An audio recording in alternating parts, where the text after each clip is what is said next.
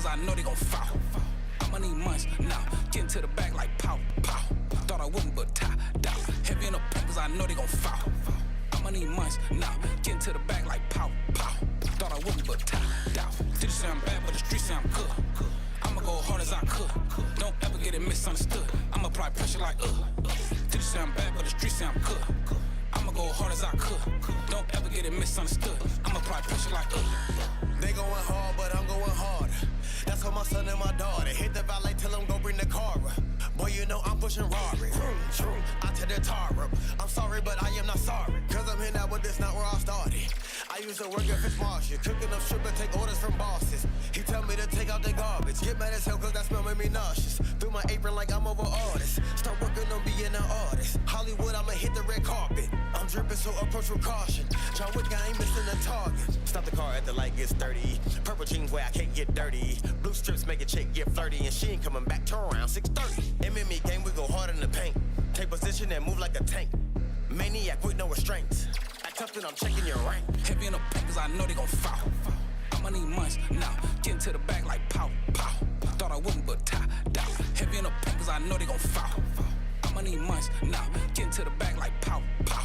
Thought I wouldn't, but tie down. Did say I'm bad, but the streets say I'm good. I'ma go hard as I could. Don't ever get it misunderstood. I'ma apply pressure like Did say I'm bad, but the streets say I'm good. I'ma go hard as I could. Don't ever get it misunderstood. I'ma apply pressure like I'ma go heavy in the paint like Shaq. All in your grill like plaque. I be spitting real ass facts. Shitting on the track like I took X-Lax. They was sleeping on your boy jet lagging. Now they jumping on the bandwagon.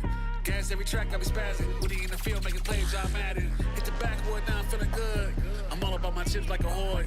You can take the boy out the hood, but you can't take the hood out the boy. I caught my first case in 04.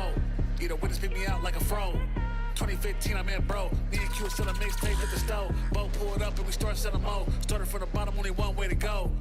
RJ said it's on the flow. Certain records fucked around, let us in the dough. Me and my buddy smoking dang. I'm on my celly at the bank. I'm on Pirellis and they can't. Mad cause I'm really going heavy in the paint. Heavy in the paint cause I know they gon' fall. I'ma need months now, getting to the back like pow, pow. Thought I wouldn't, but tie down. Heavy in the paint cause I know they gon' fall.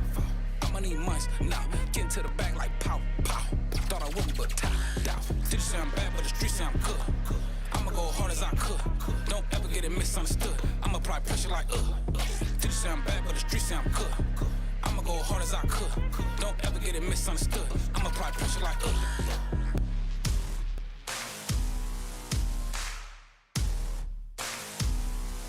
Cut the music, I'ma need my peace and quiet. Catch my breath before I write. This my moment, ain't no try. I'm all in, go ahead and call it. Up in the clouds where I am the pilot. No turbulence cause I'm at the highest point of the earth where I run the turf. I came from the bottom so I know my worth. Every time I think that I am the greatest, gotta remember my humble beginnings. God got his hand on me, thought it was spotted. You really just plotted, go searching for prodigal. Gotta go back home with a new dome. I flip the switch, my lights back on. Now I show up, then I show out. Cause it's major league and we pro now.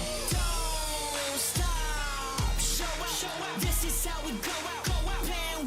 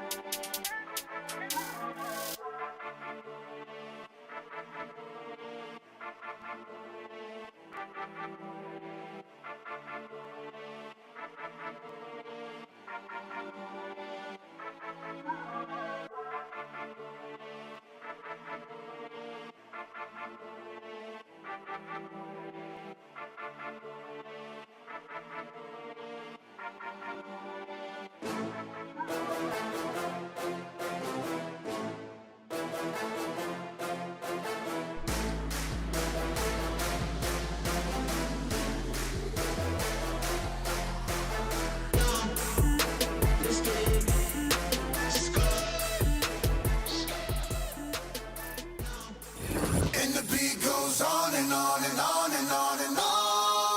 On and on and on. And the beat goes on and on and on and on and on. Am made for millennium.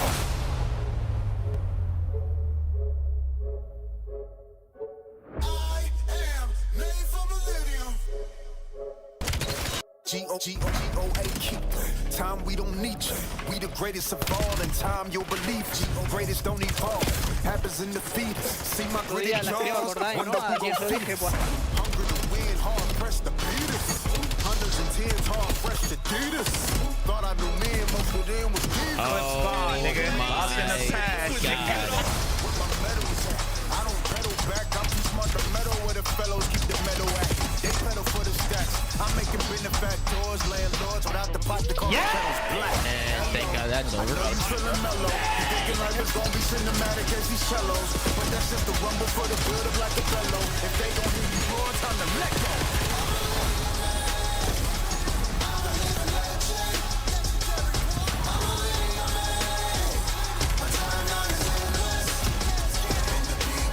Yes! Holy fuck!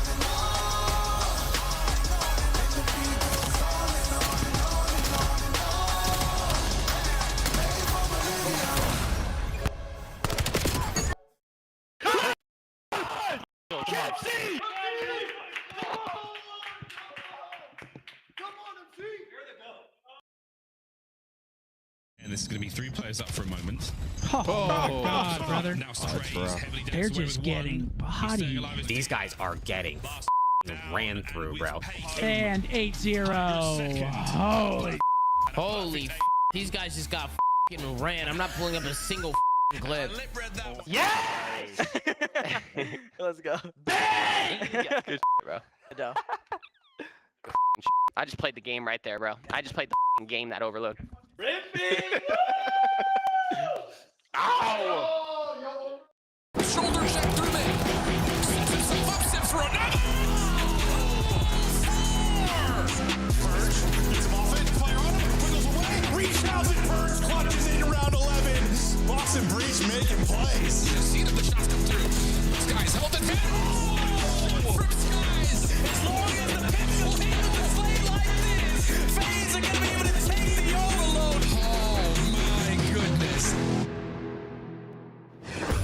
Welcome to the final day of the regular season, and a special shout out to all the reproducers out there. It's a Father's Day to celebrate. Nameless, a fresh dad celebrating the first one. How does it feel 1 month into fatherhood? It's awesome, man. It's one of the greatest things ever. I remember talking to all you dads out there, telling me how it would be, and it has been special. Awesome day. Shout out to all the dads out there. Enjoy this day. Allie, I've seen your dad at countless events. Are you flying him out to Paris, or are you being like simp and keeping the family at home? He did not want to go to Paris. My mom might go, though, but my dad will maybe be coming to Vegas. But happy Father's Day. Happy Father's Day, Papa Cat. Much love to everyone at home and all the dads tuning in today. We've got some fathers in action as well. We'll be talking about them throughout the schedule. But Nameless, let's start, though, to set the schedule with our standings. So what is the story coming into the final day? You only play 5 matches, so for those first 5 teams, they're done. Yes, so it's a race to get top 8 to be in the winner's bracket. For the Miami Heretics, this team controls their own fate. With a win over Vancouver, they will make it in, but then it gets dicey when you're talking about teams like G2. If they go game 5 or win, I believe they're guaranteed to make it in. And then between FaZe and Carolina, one of them will make it in with a win. The other team will be in a tiebreaker, assuming or if G2 were to lose that game. So we have some wild implications today, depending on the results. But just remember, Miami winning in, G2 winning in, and then if G2 lose, we're going to be crunching some numbers with map counts. It's gonna be fun to tie break that 3-2 tiebreaker. Could be 4 or 5 teams at that spot. Allie, someone will be the odd man out, and right now it looks like it could be Toronto Koi. We'll dive into those storylines a little bit deeper, but first, let's revisit the whole season. Are you ready for this? The whole season of online clips in our session of burgers and fries. It starts with new maps, and some of the maps being named after some of our favorite players. Are we ready for the creme plosses? Oh, let's go. This is way back, huh? Is this like a montage? Yeah. It's the nastiest montage. Creme dropping 50 kills on this map. I mean, he's still like doing really good, don't get me wrong, but like I feel like we haven't had a Creme Blossus in so long. This was fun to watch. What was that, 52, 54? Yes, he was. In the beginning of the year, they were so good at like pushing all the way out on P1 and just blending you on both sides. He was a demon. In the 2 maps there, he dropped 95 kills, 54 set the map record. Here's a look, though, at some of the best plays from Dan Ghosty. The goal line shanking alley. That leads to an overtime, and what happens? Well, Dan leading the way here with the load. He's going to score it, and they are going on to hand the coin a big old L. That's your main AR, by the way. So he has the kill record. He has the kill record and he wants the goals. He just fell off the map. We heard that from a bunch of players throughout this season. Let's take a look at some of the best and worst. Cray's hitting the 2-piece on the way down. Had to have been the nicest. Yeah, dude, we have some of these spots, and a lot of them are on Den around 10, where it just flings you off the map. We had so many moments like that. Now, granted, our players did get better at it since like stage 2 time. That happened like 2 weeks ago. Yeah, it still happens, but it's just not as often. Den has been funny. Hydra getting booty bumped here by Abizi's thickness was unexpected. Them cheeks, man, they're lethal weapons. And of course, the pros don't always make great decisions, but this year they allowed the sniper through, and the fans have been feasting. Here's some of the best clips, including one from that guy. Do you remember Beans and crew hitting some collabs? Exceed comes in, has some of the finest opening 6 games you ever see. And they have just been like getting more and more insane as the season goes on. Like as the players get more comfortable with the sniper in hand, and we got a few newer players picking it up. Like we have seen some insane clips. I don't even think I need to remind you of the Dashy one at Major. We still have some opportunities at Major 4 and at Champs. The ones X-Nits have been hitting recently. I mean, it honestly started looking like it could be quick scope montages if we put together all the sniper from tail. How do you speed up the fastest map in Call of Duty history? Well, give them omni movement and let them run together at A. This was a bang out map for sure. It only lasted 1 stage. Thoughts on Plaza, and it got us out of some of the studio days pretty early. Yeah, I think it was awesome. I feel like every season we should have a shift in meta, and if that means bringing in a map that's an all-out push or a slower This is the fastest round, by the way. 3 minutes, 0.2 seconds for Metals is ace there. I think it was 3 seconds. Sorry. 2 milliseconds. Oh, and here goes some of the biggest breakdowns we've had on the season. We all know C9 can't close out games, but to be up 5-1 and tweet about it and to lose is extremely disappointing. That's their whole season in a nutshell, those face cams. The burgers are going to be tossed out, but of course, we had a prop hunt from Abe yesterday. Showcasing his nasty hiding skills. He double checks it. Like, he doesn't even check it once. He checks it twice. Oh, the gun sticking out is so unfortunate. Joe forgot about this corner. How can you be one of the biggest corner campers in the game and not check the corners, bro? Peekaboo, bro. Oh, yeah. Spider purge! Spider pig. Spider pig. Yep, this is a great spot. How do you even find that out? Well done, Purge. By the way, Boston's playing in the winners bracket. Who's going to join them? We're going to find that out today. Here is your schedule. And one more time for us ADHD kids at home.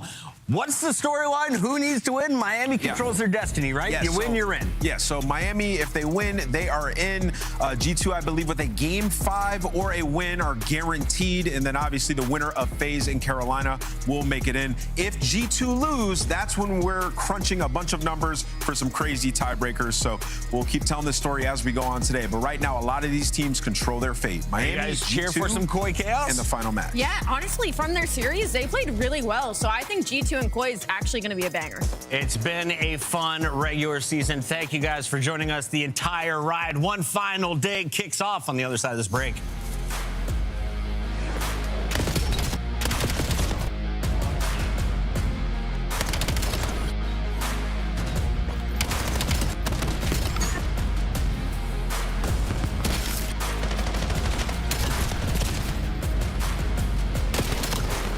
No, you're going right now, Blizzard. It's too late. 7's down. It's over.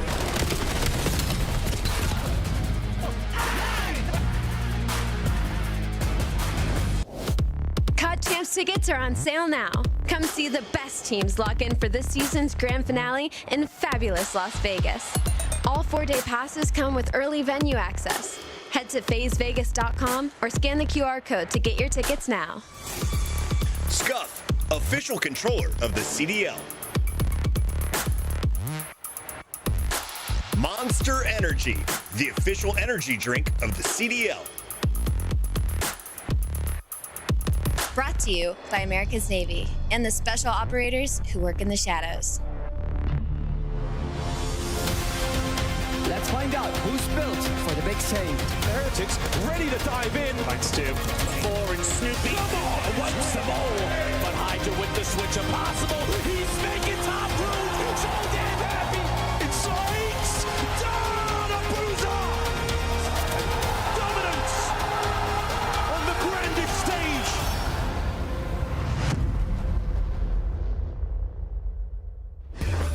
Welcome back to the CDL, where Allie is ready to tell you everything you need to know about this matchup. Miami playing for their spot in the winners bracket. They control their destiny. Vancouver Surge, you win this, you finish 1-4. You're still starting with the 11th seed in the losers bracket. I mean, there's not much you can do in this situation, right? If anything, for Vancouver Surge, you just have an opportunity to play spoiler, right? Like, Miami Heretics need this win. They want to start in winners, and they've been looking not that great recently. They are coming off a big win, but I don't want to get my hopes too high because of the way it's been looking recently. Let's talk a little bit about this Miami roster. There was some drama. Real getting a higher paycheck from another team that went by the name of Toronto Koi.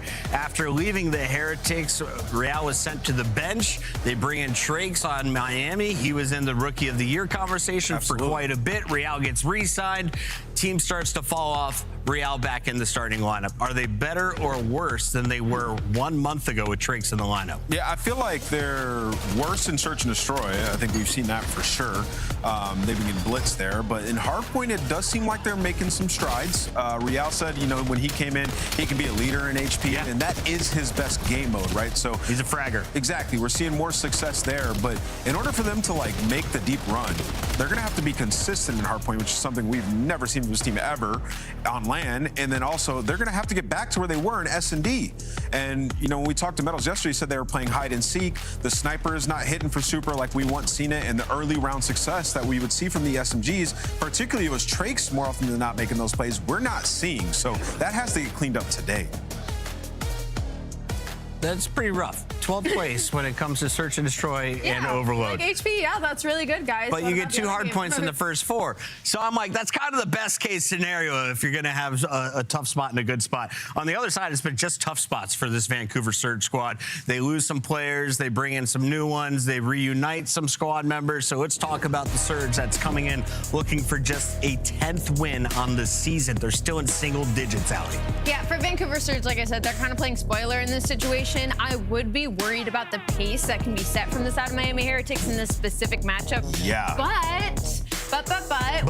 we didn't really get to see a whole lot from Nero the last time we saw this team go up. So I'm expecting a better series out of him specifically. And even though they are 1-5 in this stage, Hardpoint S&D hasn't been great. Overall, it's all right. But when you look closer into the numbers, like, they're keeping it close. I feel like Mamba and Craze play off each other incredibly well in Search and Destroy right now. Lunars has been the most consistent that he has been all season long with this now current roster. So I'm not counting them out just yet. And I saw a brutal tweet today. It says Vancouver plays their second to the last match of the season tonight. That means they're expecting them to lose today and lose to open up that elimination bracket. Do you believe that Vancouver is the second to the bottom on the totem pole? I mean, this team blitzed Miami the last time they played them. That was when we were starting to believe in Vancouver. They 3-0'd them, smoked them, and they went on to go Game 5 with FaZe, where they ultimately choked. So I feel like Vancouver's just one of those streaky teams. We talk about guys like Nero all the time, even Craze, where they can catch fire. And we saw it against this team. So just got to lean on that confidence that you've had. We saw it in the minor. Do we get it again? Let's take a look at your maps and modes this time around. Alley Cat, this is your favorite part of the show. Break it down for me. What do you see?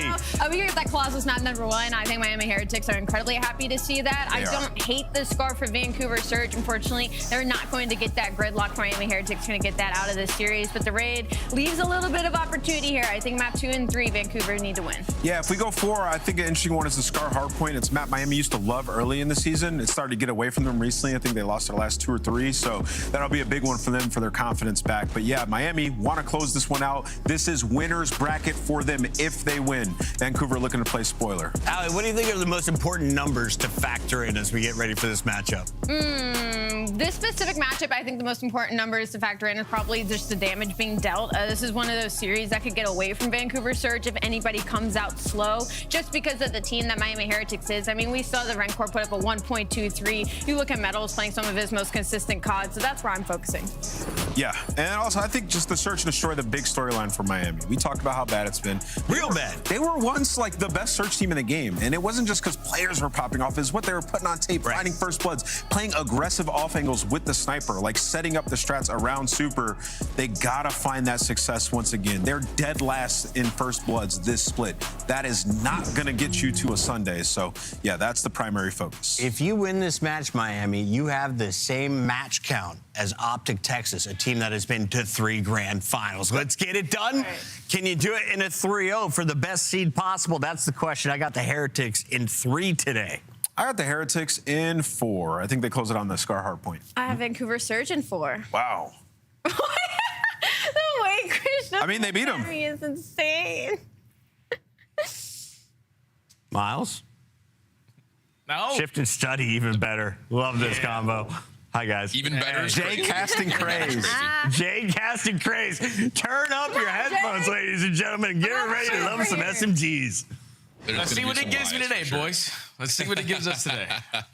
Oh, happy Father's Day as well to you, Mr. Puckett. Likewise, brother. Likewise. Wheeler, happy Father's Day to you, Jay. Let's get this thing going, my guy. I think the Dash kids on it nicely, talking about the fact that Vancouver really smoked Miami last time that they played them. Yeah. I mean, to be fair, like the hard point was close, the overload was close, but like the general feeling around the series was like, that was one of the first moments where like, all right, Miami, like, did you really make the right move here? Because like, we can't be sitting here losing to a Vancouver Surge team that is just a bunch of misfits essentially at this point. Yeah, just a team that was all the scraps get put together and hopefully it somewhat kind of works. And it did, at least in the first matchup for Miami, as soon as Real walked into the building. But that was one of those series where if you are the Heretics, you can realize, okay, these are the things that we desperately need to work on. They have been improving in their hardpoint game. Overload, they looked a lot better yesterday versus C9, just controlling the pace of the game. The SMG slaying them to bits. And then you also got Rencor, who's been back on his bully. He's like 1.3 in every single series ever since Real has came back into the building, so he's being a lot more comfortable. It also allows Metals to be more comfortable. They're starting to look like that Miami of old. Yeah, man, and I think just kind of watching this Miami team in particular and seeing Real, you know, play a little bit more of a, I don't want to say like a slower SMG, but a little bit more structured around the rest of the team. It's very different identity-wise. We talked about this last time we watched Miami compared to like when Trakes goes out, where he wants to play with speed, he wants to take away space and then force another engagement to really manipulate the map. This feels like a calmer Miami, and whether that's better or worse for them, a little bit hard to say at the moment. They definitely looked much more impressive when they had played Miami, or probably when they played FaZe did Miami, and now it's just down to can you follow up with another big win here, get yourself into a potential winner's bracket situation. So we'll find out. Miami taking on Vancouver, Colossus Hardpoint last Sunday. Let's get it out.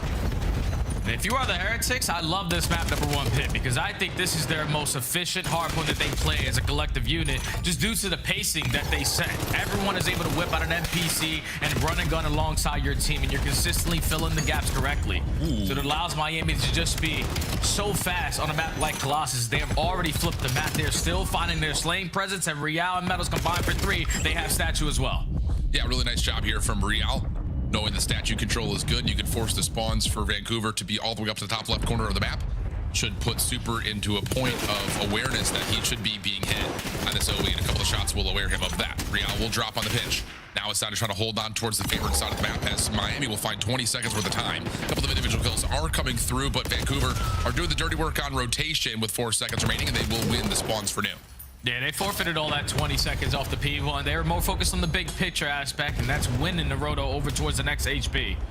Because you could lock this down for potentially a full 60, but it's all about the initial gunfights. Real just walks right through top mid, finds a double. Last player's gonna be in blue lobby, but as long as he finds a kill, you still have teammates that are gonna spawn close. So Super's gotta value his life and potentially still slay.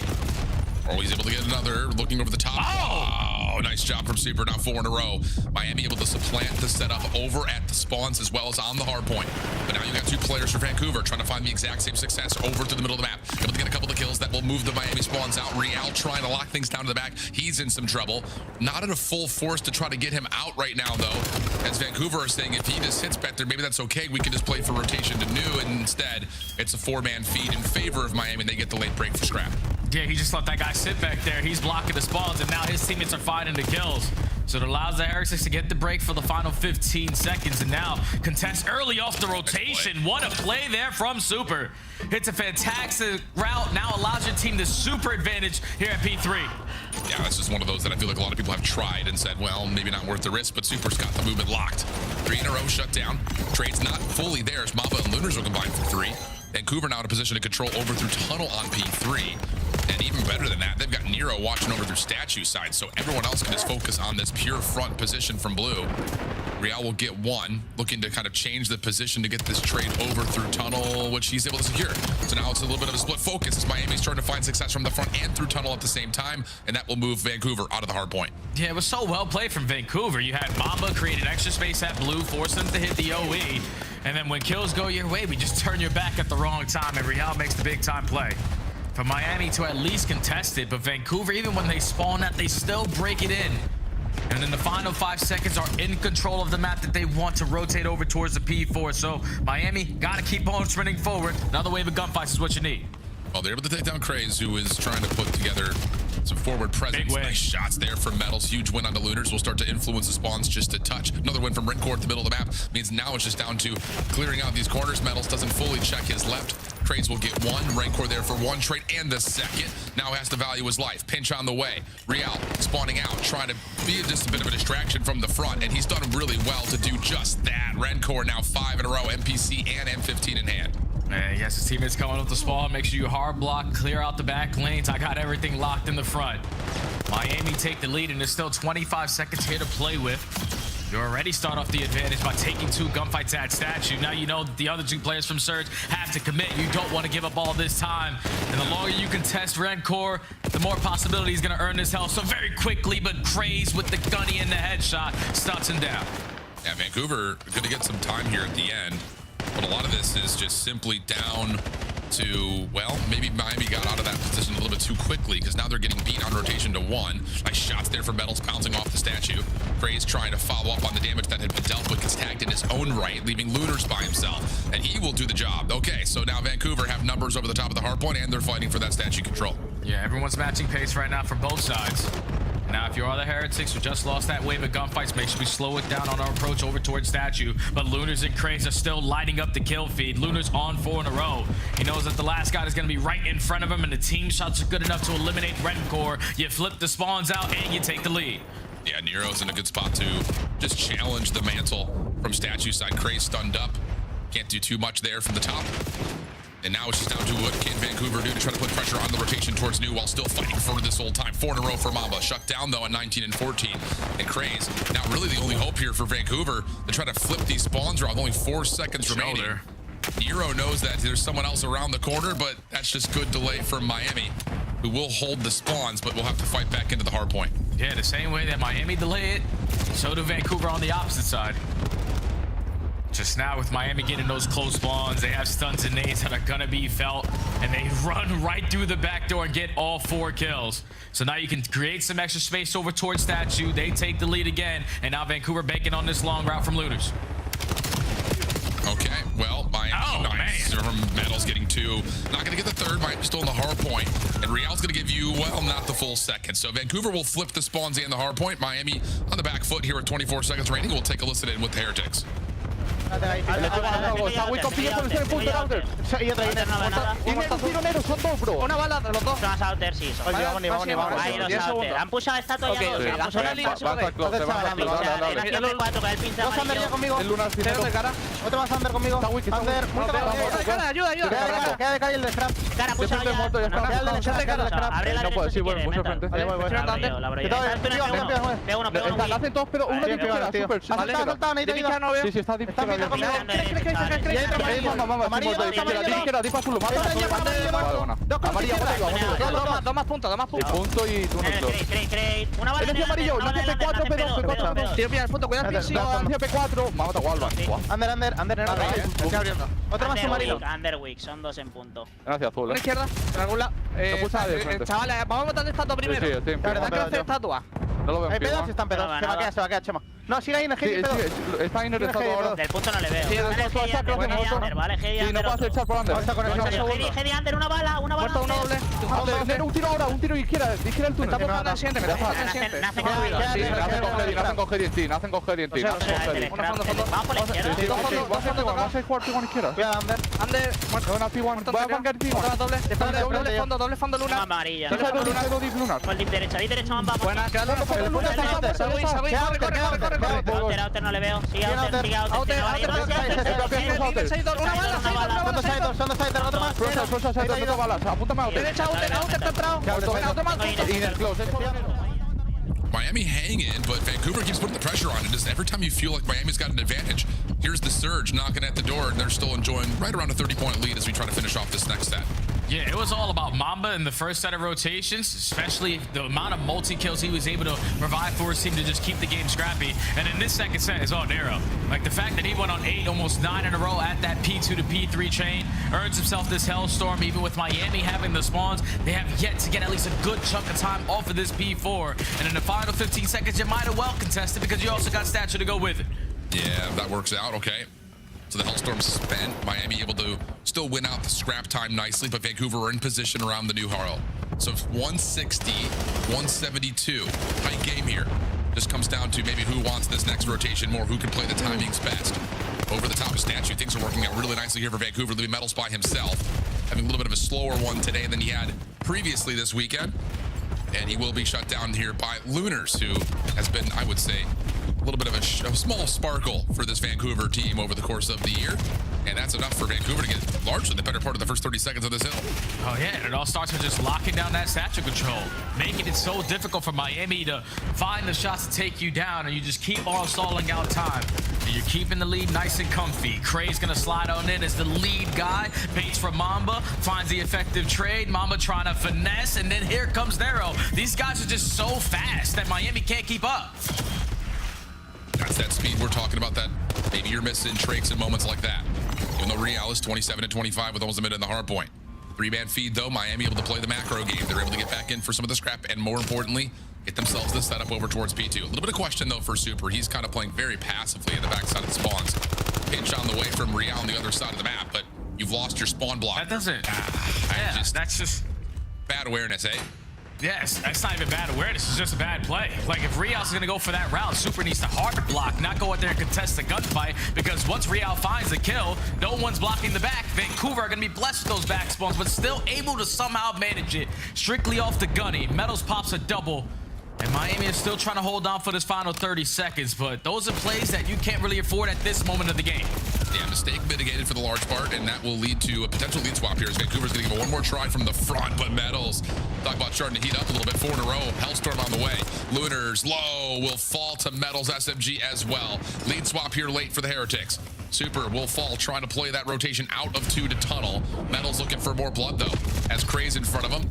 Able to get a little bit of help from Super off his respawn, and now all of a sudden, you've got a lot of opportunity here for your Miami with that extra Hellstorm earned.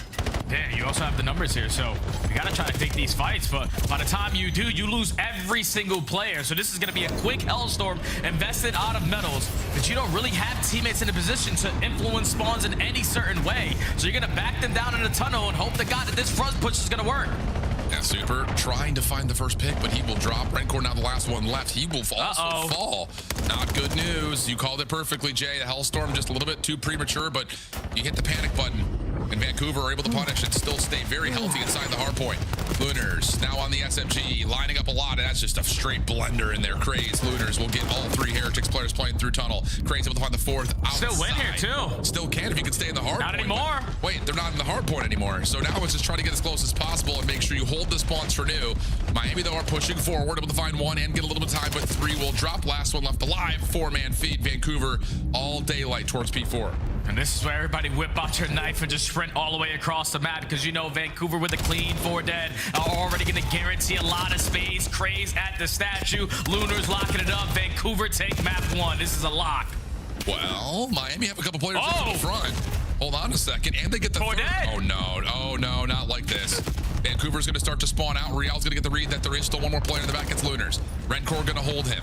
The rest of the hits starting to develop through the middle of the map. This is all going to try to come around the backside. If this doesn't work, Vancouver may not have time to get another setup. You've got to find a way to work around the back. 3 kills will fall. Super the last one left. He's trying to play forward, but he cannot leave the hard point. Oh, he had to pick and choose his battle. And unfortunately, he got a little bit too crossed up by too many Vancouver members, but a near catastrophic mistake there from Surge. But they're able to finish off map number 1. Oh, yeah, I prematurely called the game. I thought there was no way Vancouver were going to throw away that situation, but Miami sprung to light at the final moments, just couldn't really get all kills that they were looking for. Lunar's the last player alive there for the Surge. Values his life so well on the backside of yellow that forces a player from Miami to consistently keep looking for him. He eventually stalls so much time. Teammates get to a position to assist him, and he was able to find that final kill, hard block the spawns, and allow your SMGs to flood through the fronts for Vancouver to not throw away this map number 1. But yeah, if you are the Heretics, I know you've been looking a lot more improved in your Hardpoint game. It's just at the end of that game, there was a couple key mistakes that we just can't allow to happen versus Surge, who, as this is core 4, had played Colossus for the first time. Yeah, true. That's a good point. Yeah, man, it's... I don't know. I think Ant's going to have a reaction to... That was a sloppy Colossus. Kind of like we had from the other day. But you could see what both teams are trying to do. Like, what their mentality is. Like, what they're trying to put together in terms of, like, the identity. And I say, like, Vancouver's biggest success point here, as much as they rotated well, I would honestly say in the middle of the second set of hills, what most impressed me was that Vancouver were actually able to kind of get more time off of Miami's setups just by way of hitting and finding ways to push and pull and keep Miami a little bit on their heels touch. Yeah. It's kind of the same thing for Miami, but they're not playing at that same speed they would with Trakes, but yeah, I don't know. This is one of those moments where it feels like Vancouver, they're trying to do the right things. It just comes down to execution, really. Yeah, and right there, Lunar's executed it perfectly. Like, the fact that all 4 of your teammates die, someone goes for an ego child, and Rencore is able to rip you off the head glitch. You're thinking, no, we just scam, we just threw away this situation. But Lunar's, who's been a really good player for this Surge lineup even since the beginning of the season, he understood what he needed to do in that situation. He stalls out so much time. The guy puts down shots. All right, Miami have to focus me. Teammates are now here, find the final kill. That was such a big play there from Lunar's, and that was the only play he had to make, and he did it to perfection to secure map 1. Yeah, and I will say again, just to, you know, there are moments throughout that map where Vancouver is going to look back and say, oh, we could have done this a little bit better. But I think right there at the end, not getting to the point of, like, what you're calling, like, a lot of teams. Let's just use, I'm sorry to do this. Let's use Cloud9 as an example. They would be in that moment of, like, we have a setup, we just got broken, we could have won the game. And instead of making the right play to play a macro route that you should be doing, they're just all full flooding to the front, and they just get ripped apart because they lose track of that last second moment. So good understanding and good awareness, and that's what I mean kind of more about, like, Vancouver's making the right ideas happen. Some of the execution may not have been perfect, but there at the end of the game, it wins you the game. So that back and forth, very fun, those last 3 hills, and a game that honestly never got much above 30-point difference. Yeah, it was a fun one, man. I felt like Miami gave themselves a lot more opportunities to potentially have runaway moments because they were winning a majority of the rotations, but just not doing the simple things of hard blocking, communicating when you're taking extra space away so your teammates can set up properly around it. Those little things turn out to be big things because that's a very tight map number 1. And what we saw in Minor 2, you lost that map number 1 on Gridlock by 16 points. And the reason why it's even more tough now is because you're still struggling in Search and Destroy. Regardless of the 2 series wins that you have found in a row, S&D hasn't really been looking good, and I feel like Nameless hit it on the desk perfectly. We have to start enabling Super again, because trying to play through our submachine guns, if they're not consistently getting those first bloods, which they haven't been, S&D's run away from them when they used to be one of the top teams in the game. Yeah, that's, I think, one of the biggest points about it, and looking at the Search and Destroy and taking that story point, we've kind of seen, really, I guess, both sides of Super's gameplay not be as efficient as maybe we would have loved to have seen it. I mean, talking about the sniper rifle, obviously it took over for more than half of the year. We called that was going to be a big factor when they had played most recently. That's going to be another thing here looking at Raid. Can you put yourself into a position to be ready to go for a Vancouver team that, I don't want to say they play like a more one-dimensional search and destroy, but they don't have the same mid-round adjusting and push and pull that I think a lot of the other teams out there do. So being able to get an early information or an early pick out of Super Snipe would be critical for them being able to take this raid, which has been one of their preferred search and destroy picks on the year. Yeah, gotta get him to be the enabler, man. Allow your SMGs to fly in front. Let him put himself in those unorthodox angles and potentially catch those first bloods. Because even though Vancouver are a team full of all the rejects, I guess, from the other teams when they got dropped, I feel like every roster that these guys have been on love to play raid, and it's usually through the aggression. But Super, instead of the sniper, he's got the M15, and the team shots from him and Lunars leads to the first blood. Yeah. Full 4-man hit now for Miami. Going to take back toward kitchen. Okay. Going to clear out B with this information. That's huge. Looks like Miami are obviously very aware that they could have lost this laundry position on top of that, which there may be a big battle here. Miami's just running together. Mom's going to get the read. Going to reset up the pinch on the other side, but Miami are fully prepared for that flawless opening round. Yeah, that's good stuff, man. You get the first one in the first 10 seconds. You know we clearly have the advantage for the rest of this round. So let's continue to use it. Show face through the middle of the map. They think that we're going to retake from that side, but then we blitz them on the backside of laundry. And just catch them with their pants down. So Miami showing the teamwork in round one. Yeah, clean. And that's something that we've seen Miami do a lot of, and really any search and destroy. Just get Super and Redcore in the same angle, whether it's a sniper rifle or two M15s, and just spray down one of those early timings. See what they've tried to set up here. We would have to figure that Miami, we're looking to try to get Real active as one of their forward players, and that will indeed be the case. It'll be Metals and Real running together alongside a couple of players here. Whoa, hold on a second. This is a huge hit for Miami, but largely read by Nero. Real will still get money window. Awareness is up and active, though, for Vancouver. Coming back to it, Lunars trying to get Real out of the play, and he will find the kill. Huge numbers advantage, 3v1 for Surge. And now it's Renko left in a 1v3. Does have the bomb in hand, no ninja. So he is going to be loud every time he takes a step, but he gathers info onto Mamba, not able to finish the kill. Now Vancouver are starting to surround him. Or not. Well, I'm not going to play for the plant just yet. 40 seconds on the clock to play with in this 1v3. He's got a lot of space here on the backside of the play, but Vancouver's not playing untradeable positions right now. Everyone's watching a lane. Look for contact, and follow up and help. Not a lot of opportunity here for Rencore unless he absolutely destroys somebody. Yeah, I feel like whenever Rencore is left in the clutch, he loves to enjoy the scenery route. Just takes the omega long pinches and just tries to stall out time and catch someone off guard with a position there's no way in hell that they're gonna read. But in a 1v3, there's no need to Vancouver to take any extra steps. You have to plant the bomb. You eventually have to cross one of our paths. And that is going to lead to success. But a good defensive round there from Surge. Because once that smoke grenade gets invested front laundry, they put themselves in an angle to still spot them contesting the middle of the map. Yeah. So Nero not spotting a sniper, chooses his timing wisely, and is able to find the opening double and keep his team in a man up. Yeah, I need to see Super pull the scope out. And he's been one of those players on raid, I feel like Miami will let you believe. There you go. I was going to say, Miami will let you believe that he's going to play a rifle a lot of the time. And then all of a sudden, like round 5, he'll pull out a sniper rifle, and that will change how the map is being played. But he's got it out this round. Took a shot over towards Art, and then a follow-up. Lunars will fall. So he speak of the devil, he shall appear. Rencore over the top. Amba gets the read. Now he's on the hunt. And look at Miami once again after that first blood. They're trying to reset up back over towards kitchen. Nice shots from Craze. That damage is appreciated, and it's enough space for Nero to plant. And now Miami a little bit frantic on this retake opportunity because there's no one in a position to spot them on the exit. 10 seconds already gone. It's another battle here at Laundry. Well, Super with a pistol, able to find another. What can Craze do on this backside? Finessing, trying to create some space, trying to kill the clock too. He's doing a really nice job on both fronts. Now it's down to can you actually find the kills as he tries to get aggressive. Miami finds the kill. Nero, re-wrap. Able to find the first. You have to stay away from the trade. Is not quite able to. Oh my Super goodness. The pistol's going to get the ace in the round as soon as he swaps to that sniper pistol combo. See what I'm saying? Like this way you run a sniper, because even when you have this at your main class, the pistol's going to hit a little bit different. That's how you take over on the round there.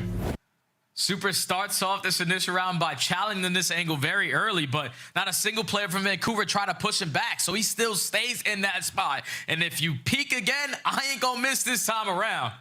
Finds the first blood, pushing out with his team, and the shot's even better there with the Jaeger. Super looking super duper there in that round. Yeah, it's just, that's what we want to see. Miami fans all over the world are like, let me just see Super snipe more. To be fair, Miami has still put together a really good search record in this qualifier. Uh-oh. Oh, boy. Okay, Mamba will fall. Super follows up. 5 in a row now for him. And with the bomb leaning B, do you try to go back to Super's direction with that push through? You have to figure that if there's anyone else on this A site, they're probably playing back. That is indeed what the case is. It's Lunar's just playing on the staircase, and Super, I believe, has seen him. Kobe. Oh, with the tags, he thought maybe, not quite. Yeah, but now Luna's just trying to set them up, and it's another nade over the top to eventually find that kill. So man up for Miami. Everyone is just getting fragged. Someone rock flak jacket, because now it's 35 seconds left. And man, Miami have to get this bomb planted, but they have info on both. But the pressure is still, you have to play off the objective. That damage on the Nero, thought maybe would pull the bomb onto plan, but now you've got Mamba in a spot to possibly contest this, but he's not going to have the angle from here. Nero trying to find space to deal with the bomb. Not going to happen, but the shots on the exit are good. Now the 1v2. Rencore playing backside laundry. Shots already coming out. Trying to isolate, but nah, off the top of the staircase, just such a disadvantage, and Mamba will take it finally, easily, no problem. We're tied at 2. Yeah, Mamba was the deciding factor on that round. He's the guy all the way on the opposite side of the map with the pistol, just catching Real on the water for free. Finds a second kill around the middle of the map, and then once it turns into a 2v2, just not really allowing them to be comfortable once they try to commit for that bomb plant. Because Rencore's thinking, all right, I could potentially get the jump on him, but Mamba rips him to shreds. And then the team shots get enough for Vancouver to take the advantage. Okay. Rencore 0-3, so is Craze. Super. After the ace, 6-2. Nice teamwork there as the nades, pre-fires will land onto Real. That's the only defender at B. This puts a ton of pressure on Miami to have to make a play, and looks like Metal's going to be the one to try to instigate that by playing over through water steps. It does not stop Lunar from planting the bomb. He's stuck at Tiki, though, and his teammates have been pushed all the way back towards bedroom. So now you got to try to clear him out, but oh, Nero actually finds the timing, finds himself 2 shots. Team shots coming out. Nero may not have gotten the credit for the third, but got, I'm sure, most of the damage in. That's a quick response for Surge. Yeah, and this is why it's a struggle for the Heretics. They just played this Vancouver team on this map a couple weeks ago, and it's the same exact reason why they're currently losing it. They're getting outpaced. We're dying way too early into these rounds. We know that the Surge want to set the tone with pace, try to take Super Sniper out of play. And if Real's is going to be the only man at one bomb site, he needs to be able to value his life there, because once they realize, all right, we got that first blood, he's the only one here, plant the bomb, we got everything else, especially at that bomb, you can't afford those mistakes. It's tough. Oh, damn. Man. Okay. I mean, fireworks all over Raid. But Real's going to commit for the plant. This is a bold call. It gives you a potential win condition. Smoke will come down. Real will get out. Look at this retake, though, at Art. Rencore is going to be in some trouble. Yeah, he will not expect that there's also a play backside driveway. Real trying to blow up the van. Doesn't get there in time. Super repinching the route. Bombs already been defused by Lunars. This is just too clean for Vancouver, my friend. It's just way too really easy. Good stuff. Really good stuff. Just pushing them back, man. You get the first kill. We take so much space on the map, and then even though the bomb gets planted, Miami try to force the play to come to them. You're scouting for these playmakers. You know that the guy that just planted is most likely going to be sitting at laundry. So we clear out Arc because we have the numbers, and we also gathered information on the Super work in this late pinch. So everything right there was an advantage for Vancouver. And that's how you make the game very simple. By playing to your advantages, they are outclassing again Miami here on Raid. It's just, I'm getting a little bit confused on how Miami, well, first of all, they're getting naded in the first 15 seconds. That doesn't give you much of a chance to give yourself a go at some of these rounds, but they're still trying to play for these hard, heavy stacks like this one right here, which they're able to catch Mamba, but they're should be trades, and almost Crazy able to get 2. Lunar's trying to follow behind that. Water steps retaken by Nero, but whoa, couldn't get the last bullet, and Super turns to find the kill. And now, yeah, it's just everyone's low, everyone's getting the combo, everyone's one shot, but you can't quite find the kills. And okay, that might be a little bit more of the reason why Miami are still trying to play off of each other in 3-man stacks. Yeah, that's why I'd rather see it like that for the Heretics. When they've gone to that spread map setup, one of their teammates have fallen at the bomb site very quickly into these rounds. So Real Metals just send a full force through mid-zig. They find the first blood. They get the trade. Great shots at Real with the turn and burn. Then he's also able to get out, allow his teammates to still keep the numbers, and eventually close out that round. Now in the swing round. And I think more importantly, he's able to see that last Surge member flying over towards Arts. That's what keeps everyone primed and ready. Quick hit here. Gray's able to shut down the first. Rancor with the Drake. Metals able to see Nero stunned, but over slides. The pillar gets in the way. Nero can live to tell the tale. Super still sniping. Bomb is currently down, but quickly possessed by Rancor, and it looks like after they clear laundry, this should be the call to plant. But not yet. Yeah, I would think like, this is the perfect time to go for this plant, but same. Still a little bit hesitant because there's no one watching the pinch. There's also not going to be anyone watching over the bomb carrier, but here comes Surge from back laundry. Yeah, they're trying to triple hit this. Stun will land, and ooh. Connects on 2. Yeah. But Surge are going to re-wrap back through water steps and then try to contest through pillars, if not maybe even get through Zig. Yeah, that's exactly what's going to happen. So now all of a sudden you're 30 seconds and you talk about that window to plant. It's close. Losing it. Absolutely. Nero's going to play for contact. Look, see if he can find the bomb planter. Can't see it. Yeah. Big stretch. So Rancor will get the bomb down. Can he get out? No. But nice shot from Super. Keeps the players out of Surge. Back behind pillars, 2v2. 35 seconds to go. If you're a Surge, you know that Miami love to play this re-wrap stuff, but you just got it for the first 10 seconds. You gather the information is still locked at laundry. Lunars with the team shots onto Metals, and then the snap onto Super. Great shots there with the AR and a perfect retake from Surge. Unbelievable shots. I'm not going to lie, Jay. I didn't think that 2v2 was going to develop that quickly. I thought there was going to be this whole battle of, hey, look at us. We're sitting at laundry. Come fight us. Hey, you just got to remember, one guy has a sniper, though. That's why they try to catch the jump on him, because if Super misses his shot, then you can clear as day, get up that first kill with a good team shot, and that's exactly what they do through Ring. And then if you're the second Miami player, you want to try to keep your teammate alive, so you peek, but Lunas was prepared with the snap. Vancouver now at game point, and for Miami, who need this win to guarantee winner's bracket, you better start to fight back, because it might be the same exact result here, 6-3. Holy cow. Well, Miami's going to throw a little bit of aggression into the mix here. Real's going to hit the water out through pool. Rancor watching from backside Tiki. Super just playing over towards the top window, but there's a streak in the way. I didn't realize Mama had earned that. So that's the Hellstorm call, and they're going to move this over towards A. Rancor and Real seen. Freeze frame. Here we go. Nero able to find first blood. And Metals, I don't know if he's fully been known, but whoa, Craze overstays maybe the welcome on that gunfight just a touch. Nero also in some trouble. But Lunar's able to time the kill onto Metals. Bomb not planted yet. They're trying to play for the kills, and they're going to find the kills. Oh my.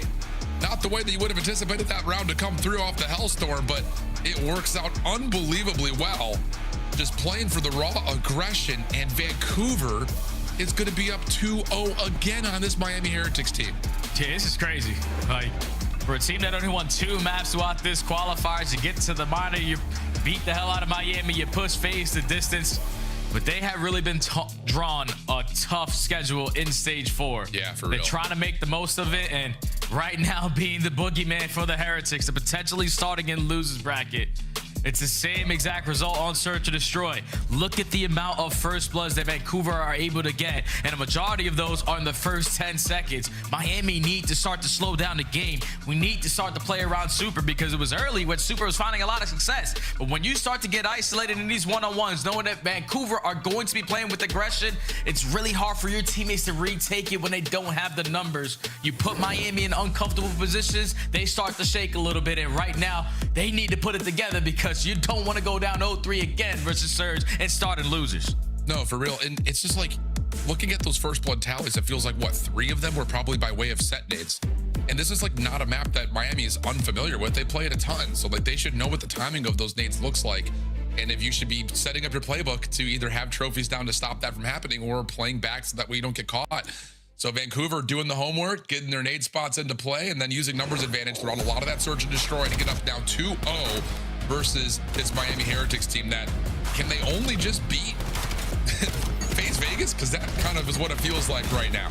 See how things unfold as we come back to Scar on the backside of the break. Don't go far.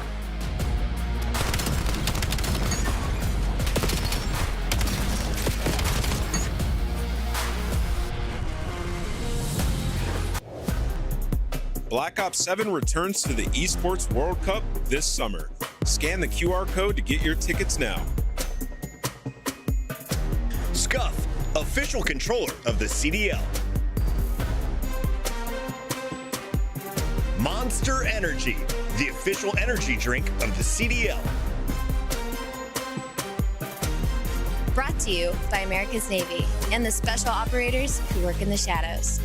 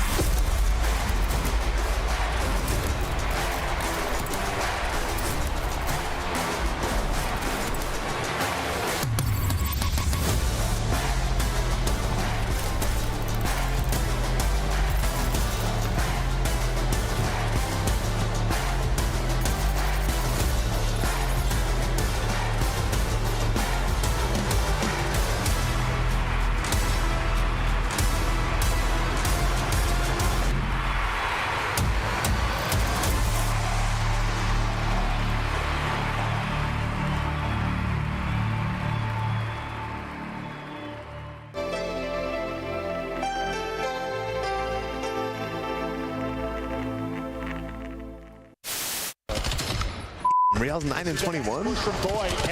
Oh my God. We're getting a top 5 play early today. Massive moment. Oh my God. Close to their own, but this is over. This is over.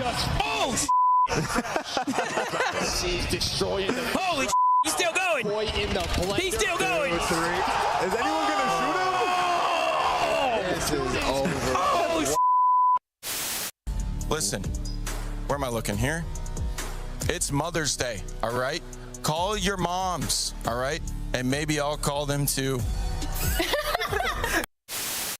RCXD out. Yo, these RC cars, please. I don't care if you get a fucking RC car, you do not call it in, bro. Ignore the thing. Do not call that goddamn car in. Scrap sitting back. It just doesn't feel good. They've been able to clean up one. Scrap. It's just waiting. No way. Oh my god. All right. Well.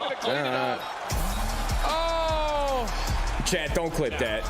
Don't fucking clip that. Welcome back there, friends. Happy Father's Day to all of you fathers or fathers-to-be. We've got ourselves a little bit of a daddy situation here because Vancouver is 2-0 up for the second time on Miami, Jay. I don't know what to think, dude. I mean, we see this Miami team come out, beat FaZe. They look really solid, just generally speaking, when they get their win versus Cloud9, maybe outside the search and destroy, and then they just can't come back and do it again the next day. It's just what is happening with Miami. I think the difference is like their map once, man. Like the fact that you put that Colossus there, which has been a bread and butter for your team. There was so many little mistakes at the end of that game that you throw away that situation. And what has been a struggle ever since they brought Real into the mix is obviously going to be their search and destroy gameplay. They cannot clutch up in that game. Oh, miraculously, they were able to beat FaZe in an S&D, but FaZe were also even struggling back then. And that was only 2 weeks ago. But when you talk about the overloads, these guys both suck. But the thing about it is, one of them got to win. Yeah, they're terrible. I mean, we're talking like some of the worst losses this stage have been one of these two teams on the other side of the score. Talking a 1-6 and a 1-7 for Miami so far this stage, and 0-7 for Vancouver versus Paris. Yeah, you can kind of see some of that there. I will say, though, versus New York, Miami looked way improved. And I think some of that was just Real was finding some really good flow with medals. They were really able to dominate and control the map. And what the words that I think I said when we were watching that Cloud9 series is like, when Miami's playing from the forefront and they're playing from the leader's advantage, they look like the team that could finish third in the league. When they're playing from the back foot, though, they look like the worst team in the league. Like, it's just, they are so hard pressed to make up ground when they're down, and it just feels like they force things. But when they're in leader's advantage, they play really good COD. So it's all about starting off strong here in this Scar Overload in my mind. Yeah, I feel like whenever Miami Heretics are playing at their best form, they're finding kills they're probably not supposed to. So it's usually through the slaying whenever this team is at its best. And when they struggled the last time versus Vancouver on this map, they got outslayed to bits. So that's got to be the immediate answer. Keep up with the kills. And so far, we found a 2-2 split already to start this game. Looking pretty solid in terms of mid-map control here for Miami with those wins. One more player forward and Super trying to get over towards red stairs, but he will fall, forcing the issue there. Trying to jump back into the play was Nero. Not going to be able to find the wins initially, but Mamba picks up where they had left off. So an opportunity possibly here for Vancouver to reclaim the map, maybe get the EMP in hand as well. Ooh, and Craze almost able to get one. Rancor kind of staying behind the play. Keeps Miami forward just a touch, and still no one has touched the EMP. Yeah, just a battle for mid-map. Continues to brew. It's affected trades by both teams so far, and already a minute killed on the game clock, but Meadows is able to find a double. So now you're looking to potentially turn it into some open space over at the motel. Super is going to be the only lead blocker, but that's not going to turn into 4 dead. Vancouver have some space to work with. Oh, good patience there from Craze. Not just running forward with a couple of dead. Now he's going to play off the pinch too and actually find another elimination. So he has a chance here to just run right down middle and help his teammates here over towards the potential score. Nero trying to create that space. EMP behind that, but the rest of Vancouver aren't fully there. Now they're trying to follow up, but Rencor's getting a lot of damage in. Craze in some trouble, trying to dance off the top of the staircase, but lands right into the lap of Super, and the EMP will be grabbed and try to be pulled back for distance. Metal's able to get one. Nero still keeping the play alive, but Miami will hold. Yeah, Miami got to continue to hold, though, because Vancouver are still knocking on the door. Now it's Craze's opportunity. Potentially catch a couple players lacking off the respawn. Already Super is going to fall, but the reset goes down. And look at Real, just trying to keep it as safe as possible, disregarding all human life in his spawn. Yeah. Good stuff there from Mamba to shut down any forward play out of Real.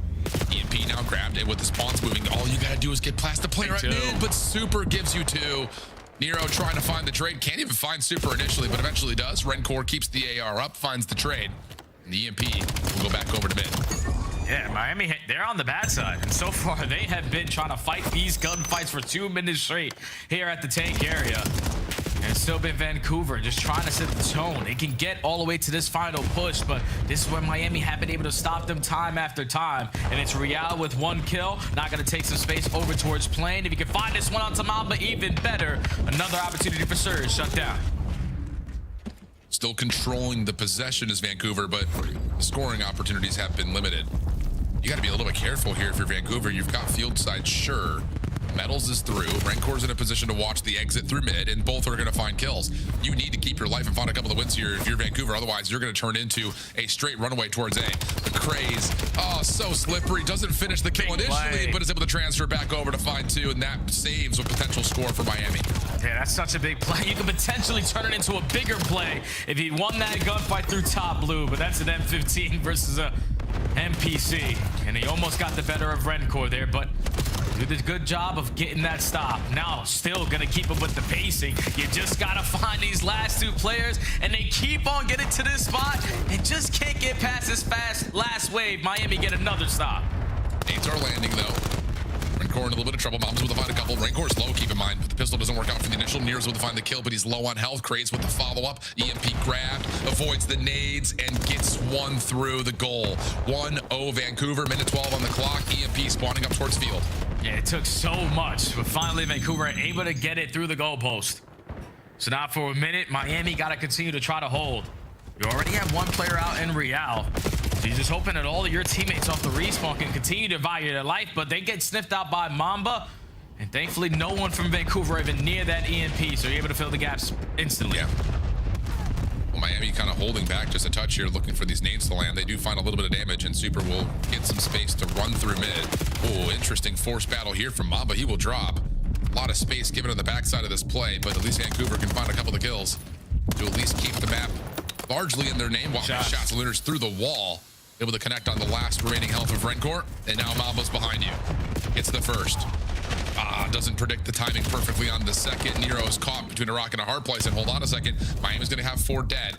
There's going to be a chance for Real to get possibly up to top green, and the EMP will be in Rencor's hands. They want to make sure they turn this into the last push. Great shots out of Real, just rips Mamba in half. But they're trying to work it through Motel. Crazy will respond with 2. You're going to turn it into a 2v2, but Super almost gets it done. Vancouver get the stop. Realistically, though, if you are the Heretics, you're happy with that side because you're on the bad side and you were fighting kind of your spawn for 3 minutes out of the 5 and you only give up 1 score. Perfectly played out of the Heretics. You would have loved for it to be tied, but you'll take this. Yeah, I mean, there's a couple of good defensive holds in here. It looks like Vancouver just was not able to get really anything past white wall, which goes to show that, again, Miami doing a nice job, especially from Super's perspective, kind of continue to put pressure through market, keep them stalled, find a couple of kills, slow them down. This moment right here, though, was a huge one for Surge, because like you called, if you're Miami, you're thinking you're about to get the 1-0 lead. You've got 3 dead. All you need to find is where Craze is, and he's just tucked into a corner in the worst possible spot for Miami trying to get that over towards A. So we'll swap the sides. 20 and 17 the first half for Super. Holy cow. Hey, he was slaying, man, and he had to bring it. Give it up. Yeah, he had to do it on that first side. So many goal line stop, jump up on that black box on the backside of Blue Roof.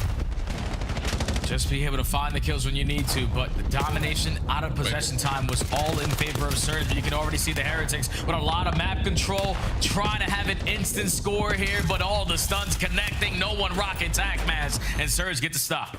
Yeah, dude, I remember we were in the green room before one of the CDL broadcasts, and we were kind of having the conversation, would you rather have tac mass or flat? Because it feels like stuns are just absolutely crushing dreams. But no trophy down, it feels like either option would be punished regardless. So Miami looked like off the break off, they were going to have a freebie. Not the case. Vancouver stuns clean. Nero trying to move their way forward. Super is low, waiting for the regen to come through. Has a little bit of help, but Real will drop. And Miami are starting to kind of string together a defense here, but Vancouver continue just to hold and play a little keep away, and now they have a chance to generate offensive look. Yeah, this is not the position you want to be in if you are the Heretics. You are getting pushed back. You are allowing Vancouver to finesse with that EMP and force you to be on your toes. And now trying to commit over through the Motel. Thankfully, Real had a pistol in the back pocket because he shuts that player down with the EMP. The rest of his teammates find their kills and then they get the stop that they want. Now turn it into offense. Okay, Metals. I was going to say, if he can stay alive and get into blue, that could be really instrumental towards Miami trying to get a quick score here. Trades will still allow Miami to hold on towards this plain side of the map, although the EMP next to Super is not going to feel great to grab till maybe a little bit of help comes through, but a couple of kills for Vancouver at mid-map. Now a follow-up onto Super makes it just down to Rencor. He will only get 1, and Vancouver are trying to find space over towards this B zone. Real's going to be called to really act defensively here. There's no EMP in hand at the moment, but Vancouver are working on positioning, and Real will shut down 1. Pops over, doesn't quite get the second. That'll be 3 dead again. And now it's a 1-on-1. Rencor, just keep your life. Stole a lot of time. Vancouver had the EMP in their possession. Rencor's taking a lot of space. If you are the Surge, you jump up here and you give him that first kill. It might cause you some issues, but it's Mamba and Nera already finding 2. And now Real's all the way on the opposite side of the map. Almost gets the score. But thankfully, Vancouver are showing that teamwork. I'm not going to leave you by yourself, buddy. That was a little too close for comfort, though. Almost a sneaky play from Real, but now we're down to 2:25 on the clock. Vancouver still holding on to the EMP. Miami, little sense of urgency here, trying to find the EMP carrier. Lunars is essentially by himself, but here's a pinch coming out over the way. Crane's able to find 1, just traded. Nero trying to keep the EMP safe. Real hoping and praying pistol shots will come through. And from the bad side, we're still dealing with Vancouver and a massive possession advantage, and they finally find the kills they need to get through Miami's defense at B. 2-0. 2 on the clock, and Miami need to pick it up. Miami can't find any kills, man. They are getting outslaved. Metal single-handedly is next 16. Vancouver are just dictating the game. It's like 6 minutes so far out of the 9 that we have played. They are fighting out of their spawn, but trying to turn this into offense, and you're already going to be shut down. You got to retreat, but you can't. That's going to be another 4 dead. Vancouver with 1 minute and 30 just got to continue to hold. Craze can just stay in this position up top here, say it should be an opportunity for the rest of the teammates to clean things up over towards B, and they should be able to get a third score in the way, but a couple of gunfights go later on. Mama's still able to find one, but that won't really influence the ability for Surge to play for this attack. Minute 15. EMP still down. Craze is going to play a little bit of gatekeeping here. As soon as someone grabs it, he's going to pop up and try to find the kill, but it resets instead. First 2 kills from Vancouver SMGs. They've lost Real, but the trade is quickly there. That's going to be another 3 dead and a chance for Vancouver just to hold the EMP in the 60 seconds on the clock. Yeah, it might be over with, man. The Heretics. Like, what the hell is going on? I don't know. We can't find our kills, and when you're giving up early leaders advantage in overload, it allows Vancouver to just play the way that they're doing it. 45 seconds left. This push needs to work out, but we lose our lead blocker. We're consistently getting pushed back, and we only have 35. We need to go. Oh, man. It's just not able to happen. Nero, huge double. One more from the middle of the map. Okay. Nero will put the staple on the end of this game. And it's just another moment of, like, what is happening with this Miami Heretics team? And are we blasted? Maybe the best move out there is the one that everyone's afraid to say. Maybe the Real and Trakes conversation isn't the real one. Maybe it's about what happens with Metals, man. I mean, it's so many moments that he's been either, what we've often said is, like, if he plays well, Miami's going to win. But that's a question mark. And that's just not a great map for Metals. And Miami just gets abused again by the Vancouver Surge at the bottom of the standings. Yeah, that's crazy. And now I think with Miami losing what they did, it basically guarantees our top 8. The other 2 matches for the rest of the day isn't going to be that much of a difference maker. I think the only one that could possibly change something, if Carolina get 3-0'd, that could potentially put them in a tiebreaker with the Heretics. But this was an awful showing here from the Heretics going into the event, especially because they've been riding the high. You took care of FaZe in dominant fashion. All right, I understand the series versus C9 was a little bit mixy, but this series is something that you needed to right the wrongs off of, because this was the first time when you brought Real back. I can understand, all right, early jitters, whatever, Vancouver playing with a little bit more chip on their shoulder, but after the way that you've been looking recently, this needed to be a 3-0 in a different way. Just you come out sloppy in the map, number 1. We know that Search and Destroy has been their woes, and for when you get to the overload, you look great on Den because you were able to control the pace. Vancouver are not going to allow you to do that. They are not going to shy away from those gunfights. So when you give up those early couple of scores and you're consistently so much on both sides of the map fighting out of your spawn, you're not going to stand a chance if you are the Heretics. So I don't really know what to think about these guys now going into Major 4, but yeah, that's a tough showing, man. You might have to get Trakes a ring. I think maybe so. And it's just tough because, like, the Metals story surrounding, like, his legacy with the Heretics has been so long standing. Yeah. But as I'm kind of looking at it, and I might be wrong, maybe the desk would know more than I do, but I want to say Metals right now is the lowest active player KD in the league. So if that's the case, like, is that the miss that Miami's putting together right now? Like, how do you leave Trakes who's dropping 45s and challengers? Wait. I don't know. Allie's got to take. Hit me with it. Before we start this narrative, I want us to remember the medals that we had when Trakes was a part of this roster. It was the best we've gotten from him. He was disgusting. He was playing well. So it might be a situation I don't think it's Metals' fault. Where bringing Real back in, the system is just broken. we see his floor. Well, the system was already broken with Trakes on the team. They would just, when they would individually fry, they'd have success. Now you bring in Real, and you have to win your HPs. That's the result when they lose that map 1 hardpoint. Like, they can't rely on their search anymore, and then the overload gets away from you. You're down 0-2. We all know what momentum does for other teams. So, yeah, this Miami team, I can't believe they just lost. So hear me out. Hear me out. On the Who's Your Daddy's list, you got Miami constantly beating FaZe. Vancouver constantly beating Miami. Right. If FaZe slips up tonight, FaZe enters in with the low seed in that elimination bracket, meets up with Vancouver. Does Vancouver send FaZe packing in? I like where your head is at, and you know what? Vancouver and Mamba against FaZe, hey, he might as well be Homelanders. So, hey, maybe that's possible. He plays really well against them. Something to think about. Let's give Vancouver, though, their their flowers. You didn't see the best numbers out of Craze in game number 1. He shows up in a big way in game number 3, as does the Grove City, Ohio legend. Nero drinks the same water as Nameless, and they both pop off, Allie. Today, it was Nero's turn to do it on camera. Yeah, we were really at the massive modes. I really felt like map 2, map 3 were must-wins on side Vancouver Surge. They're able to take both of those in this series. I think it was going to be a 3-0. Absolutely not. I think the most impressive map of this series is that map number 1, just because Miami Heretics are so good at Colossus, specifically that P3 and Colossus, and that is where I felt like Vancouver Surge dominated. But yeah, shout out to Nero, Grove City native. He did incredible. I think Mamba also had just an unbelievable series today. Metals is one of my favorite players. I hope he doesn't get booted. If you are comparing numbers, and I know you're going to bring up Metals as KD. I'm just looking at Metals. Bring up Real's win rate.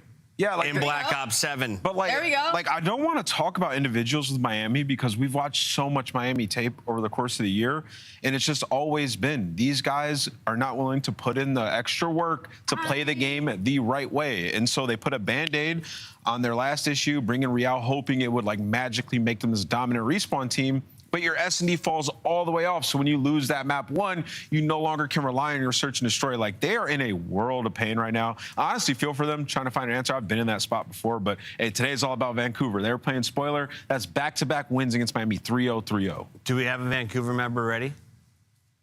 They're not on the line. Vancouver, not used to picking up the phone. We're going to be hitting them up on the other side of the break. Allie, final thoughts here on a Vancouver victory. Shout out to Vancouver, man. I didn't think it was going to be as dominant as it was, so that's looking good for them. They only got a couple more matches left, so props to them putting it all out there. Miami, you controlled your fate. We'll see you on Friday night. You'll be playing in the elimination bracket. Will Coy be joining you?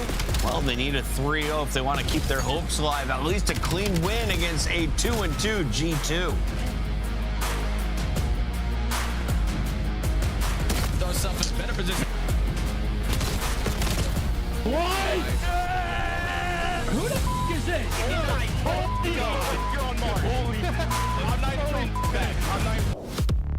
Dominate the competition on main stage with the CDL Major Hunter Tracer Pack. Collect your chip by scanning the QR code or heading to the in-game store now. Go pick up the 2026 Call of Duty League Championship Tracer Pack. You can support all 12 Call of Duty League teams. Monster Energy, the official energy drink of the CDL.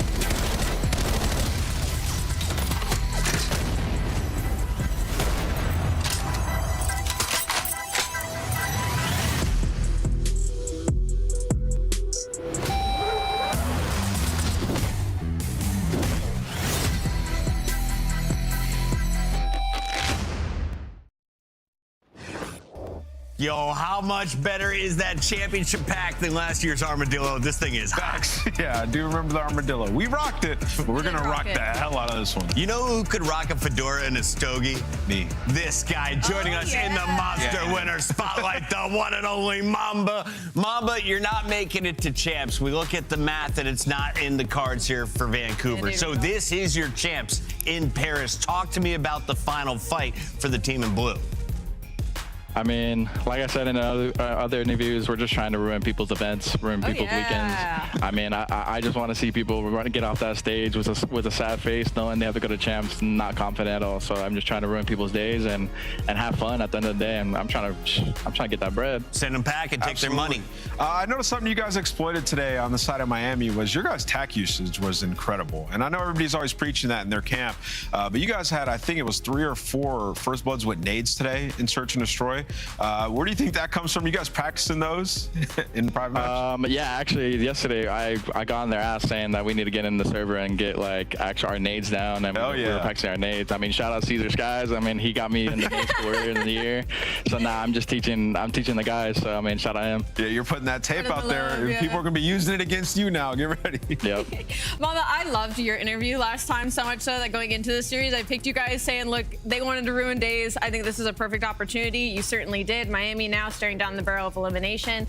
I want to talk to you a little bit about, like, as a team, what you guys have been hoping to work on throughout the entirety of this split, and if you feel like you accomplished those goals, you know, how confident you're feeling going into Major 4, even considering the situation, all the noise aside, how are you guys feeling? Right now, we're just all trying to get on the same plan or game plan. Like we're having a little trouble, like little situations that like maybe you develop over like so many like stages that like we're just messing up the little things right now. But like, I mean, we only have 1 day of practice, 2 days of practice, so we got to fix those little things and just kind of you know, go off that. But as far as confidence-wise, like I think we're all confident. Like we have nothing to lose. So I mean, we just have to make sure we follow our game plan in game or like in a match, and we're good. Yeah. Mamba, have you ever been on a cruise?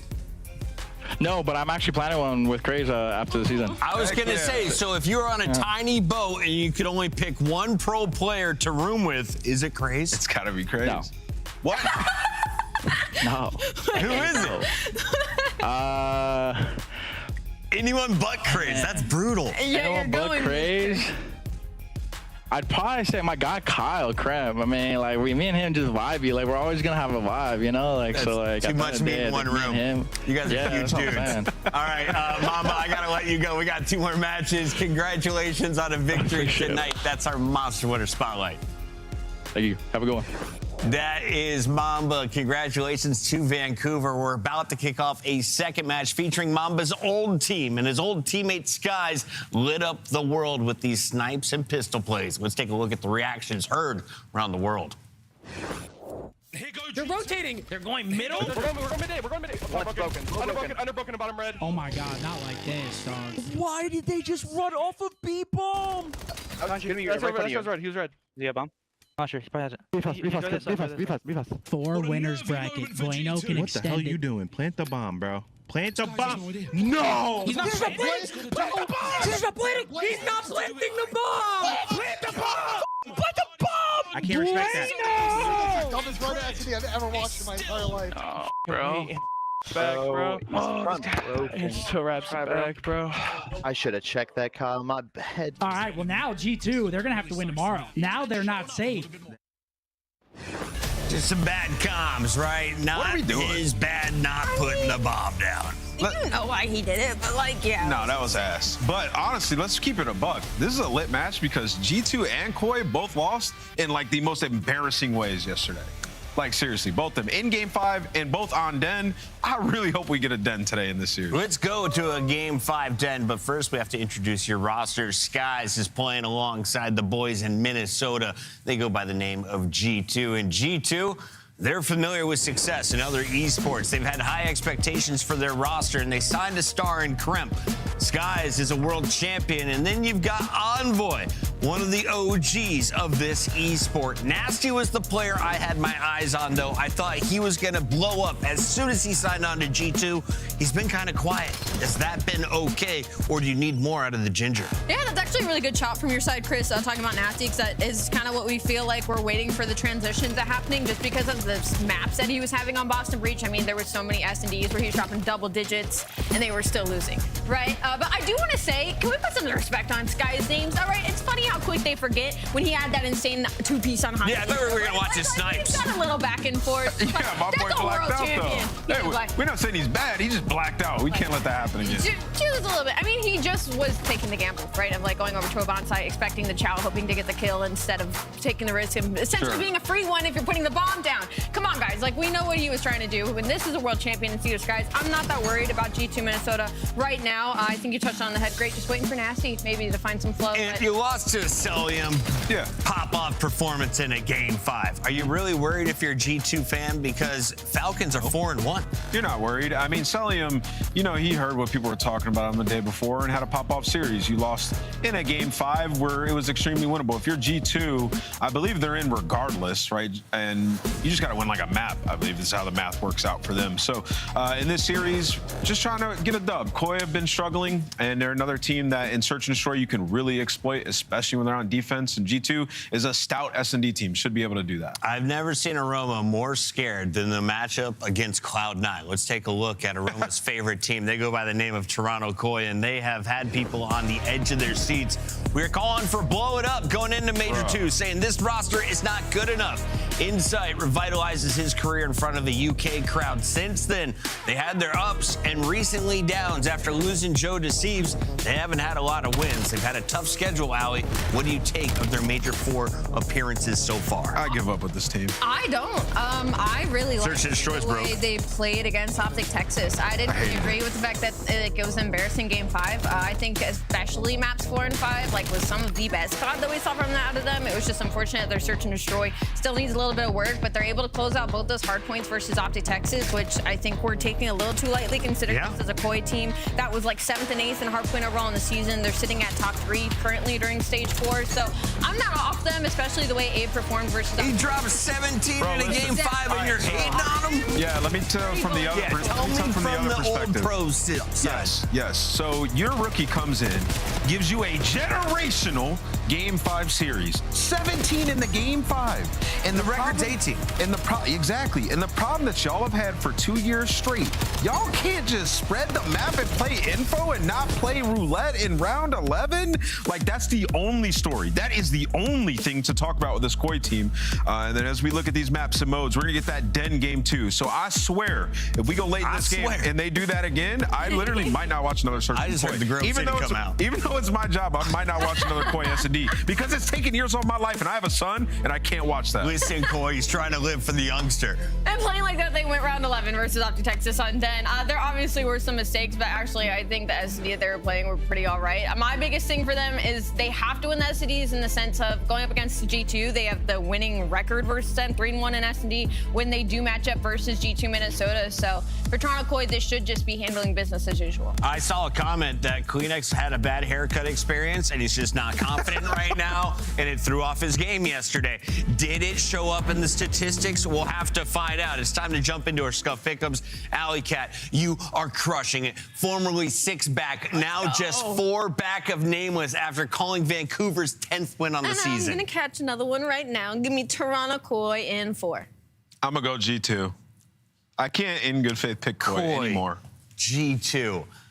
Allie's on one today. She's all hyped up on chocolate. She's dipping strawberries in fondue. I'm going with the Koi boys. Let's ride with that purple team tonight. The fans are going with G2. We've got the 2-time reproducing champion, Miles the Ross Boss, alongside the soon-to-be dad. Chance, congratulations. He's got tons of kids in rank play. I've seen him. Tons of kids. He's got hella sons. You know what I'm talking about? You know what I'm talking about? Thank you, though, guys. Thank you. Yes, it's true. I've done it twice. Thank you very much. I don't have any questions. Yeah, you can tweet me. But we got questions about this series, don't we, daddies? This is going to be a tough one. Very closely contested match between our two, I suppose, the Kings of the North. It's the Kings of the North. It's an old title.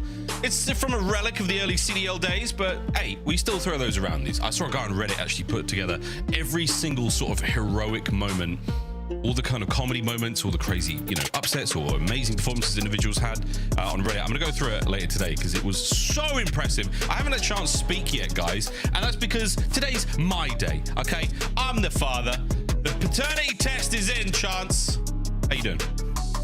Doing great. Happy Father's Day. Looking forward to this match. Sorry, mate. Yeah, anyway, map 1. Koi, G2. Yeah, not been bad whatsoever for Koi. boss in the enemy team and re-bring him down there in Hardpoint. That feels like a long time ago, but at the end of the day, all that matters is whoever walks away with the dub here. The final time we will see these teams play each other online in the Black Ops 7 season. Let's get it! Quite a bit of pressure in this series. Winners bracket implications for both teams, honestly, and especially for seeding. G2 a loss here could spell devastation for a round 1 matchup. Off the opening break with all this pressure in the moment. Well, Toronto get the first 10 seconds. G2 clear the board and get Cramp right back to his home. Good stuff. 30 to go on P1. Heads on a swivel, as they say, and Krem, a man who has a well-lubricated neck joint. That man is on the turn, he's finding kills all over the place and still maintaining time. Lovely stuff. Toronto Koi still trying to apply that pressure, but nothing as of yet has stuck. Keep throwing it, boys. Eventually it'll hit the fan. Might have to hit the fan earlier than you expected on the rotation at P2. Yes, Kremp, an owl-based player. It's a universal truth. We've always known it. And as we have a 25-point lead going into the new time, Nasty on a 3 spree, a lot of things going right. Yeah, that was a really good one, Charles. That was much like an elevator. That joke worked on many levels. Bang! We've started. It's begun. Get in time. Nasty on a spree. Decent 5. No deaths as of yet. Envoy yet to get a kill. Kremp on 1 as well. And I tell you what, folks, Toronto Koi, they have come to play a little slow here on Gridlock.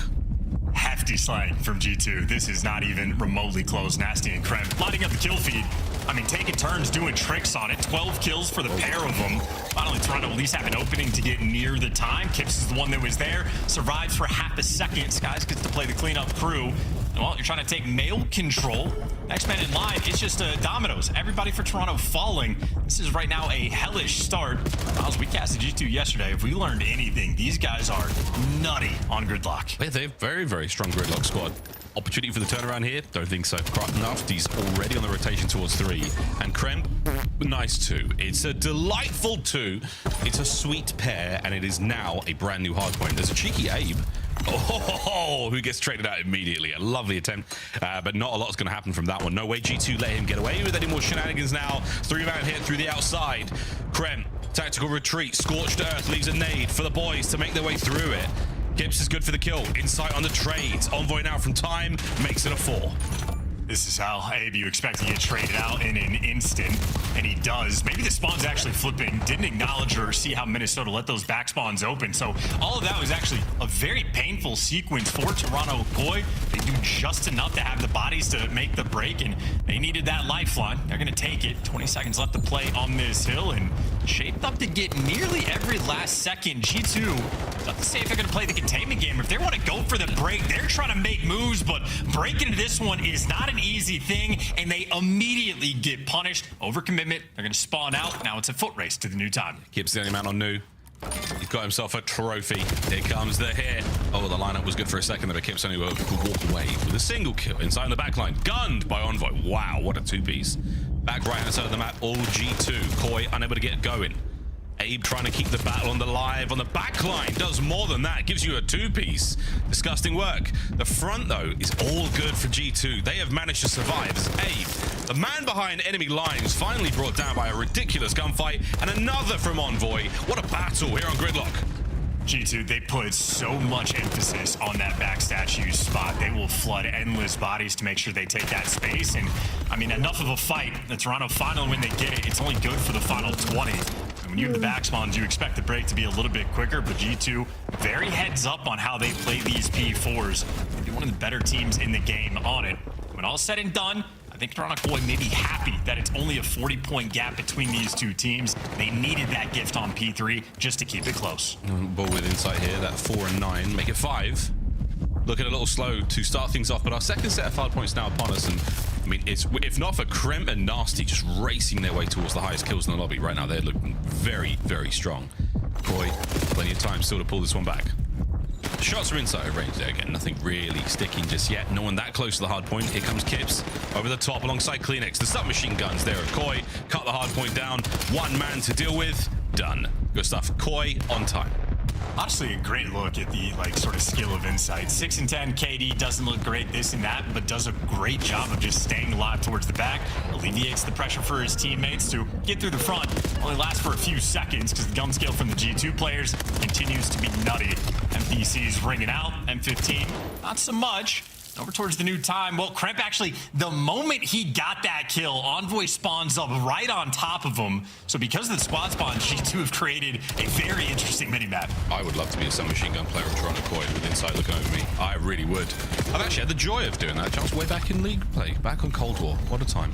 Good work here from Koi. Yeah, we got absolutely run. Envoy finding a couple there. Kip's trying to get himself on towards this, but B2's yet again very good for G2. Minnesota have an iron grip right now on Gridlock. Skies and Envoy looking fine. Insight with suppressing fire. Shots indeed on a nasty. Takes on a fellow Brit, and now the shots forward.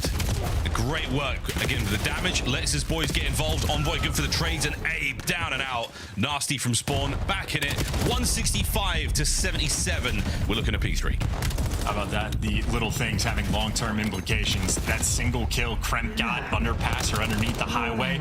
Envoy spawns right on top of him. Envoy off the back of that goes on a 6 spree, ends up dominating this hill. So if you're doing the little things right consistently, Call of Duty, they pay off in fantastic ways. Now a 100-point lead for G2. A single break, and they'll win the game. To the back we go. Here comes Big Dill. Hellstorm in the back pocket as well. Nasty throws a banger to clear out the players through the front. The needle has been threaded, and we are inside time now. Envoy, he walked into the time. He walked into the hard point. Koi had no way of identifying this route. That is unbelievable. Does it count as a break? Yeah, technically. Daylight robbery from the world champ. Great damage in. Koi now on the counterattack. Oh, and Abe somehow managing to pull a rabbit out of that hat. He stays alive, and now Koi are back on time. That's a double-digit kills. Almost like the anti-donut of the respawns. Similar situation. Toronto continues to have the only success here on P3, and I don't know if that's necessarily going to continue for too long. G2 has some extra bodies in the mix, but they get picked apart, so there you go. Insight with the 2-piece. Cleans house. Going to spawn G2 on the left side of the map, and a free gifted rotation. So still a situation for G2. They get a break. They should be good to win the game, but unable to do so on P3. We'll try the new time. There's Kips there. Perfect 2020 vision on the rotation and 2020 in the kills. Nasty Envoy through the back line. Abe's going to be the only man on time right now for Koi. Reinforcements from Kremp, but he's on the middle of the map. He's watching his lane, and now it is all going to come down to Envoy, trying to cut his way forward. Kleenex takes care of business. Abe finds another. Koi for now. Hold. A bit laziness on G2's part. Typically, they're surviving towards the back. Now Toronto clear out all the space. So the first push is a little bit staggered, ends up getting stuck. The 60-point gap, well, getting exchanged. Koi doing what they can to hold on. Need to get somebody actually back into time. A few seconds being tossed away, but everybody's still in a good position. Ooh, here we go. Kleenex. Gonna check the back. Kips finds one from tree. Not anymore. Over to Kleenex. 4 spree. Can he get number 5? No good. Call of Duty's a contact sport. What's he doing with those glasses? Bang! That's what I'm talking about, dads. Am I right? Insight. 14 to 20 on the attacking towards time. He's going to get a bit more out of that contest, but this Hellstorm is going to cause problems on the rotation. Through the lens of Envoy, gets to call every single player out. No connection, but you know they're going to be inside. Somehow Insight able to clean up the old players over towards P4. So the 2-piece from him, well, it means all guns forward, but the guns simply lose the gunfights. The pinch doesn't pay off, and Kremp on P1. I mean, his hot spot is the middle of the map. They're going to fry him right here. That trophy, the biggest issue that Envoy has had in the map so far. 221 and climbing to 141. Koi, can that task force do the impossible? What a comeback it would be on this map, but we are holding it together, boys and girls. This P1 is looking good. All the P1s so far for Minnesota have been pretty strong. Contest is there. Here come Koi. What a flood. Can I get anything going? Nope, it's going to be Kremp to the feet. Kremp looking for another. Kremp over the top. No good. 3 dead instantly. Koi on time. Hanging on by a thread. Yeah. They've been down so much the entire game, but they're just continuing to fight. Never say die. Kleenex on the outside of the 18. He's got 2 players over behind him to back him up. Have to win, though, nearly every single gunfight. Takes down an SMG player, and okay, you got the extra bodies. You're here, and you got the trophies. Quite a few little things going right for Toronto. Kills being exchanged, though. G2 now have the man up. Gibbs got somehow find his way through a couple. Oh, somehow finds a way. 35 seconds to go here on P2. They've been good for G2, but right now, Koi, they are the men on time. Keep the fight alive. Abe, good shots. Gibbs causing damage and staying alive at the same time. Incredibly impressive work. The reach out from Nasty. That works out. Down a wave, down, and dead. CleanX has got to go big. And when you need him the most, the Great Dane delivers. The final 15 will go to Koi, but the rotation is not theirs. Is there a Hellstorm? A Hellstorm, their kingdom for a Hellstorm right now. I don't think anything's going to happen. The next break essential for Toronto.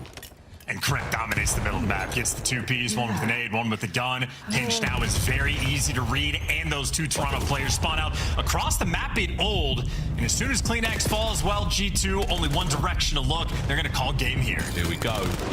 Abe, quick contest. Stays alive for a second longer. No, the final seconds here for Koi. Anyone able to get a contest? The lineup a bit awkward, but no kills, no problem. G2, yet again, the masters of Gridlock.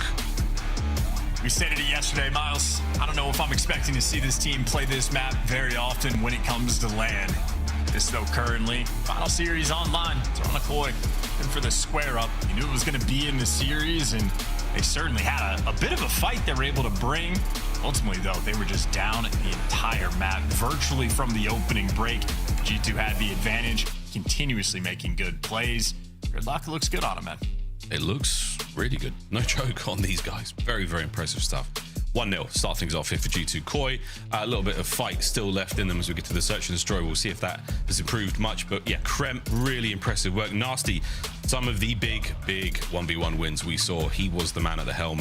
We're looking at the stats again, and Abe, that 18 and 27 sticks out a little bit, but he was finding himself in very, very opportune moments. Great work on Hill, fantastic kills as well. But hey, 18 doesn't look good, but at the end of the day, Koi a little few steps behind a squad that just absolutely knows how to play the map. There is no question about it. Koi, a little bit of work still to do there. G2 Minnesota, you're not wrong. We might be one of the last times we get to see them play this map. Consistent, good decisions from start to finish. I think they're one of the better P4 teams we have on the map in this game.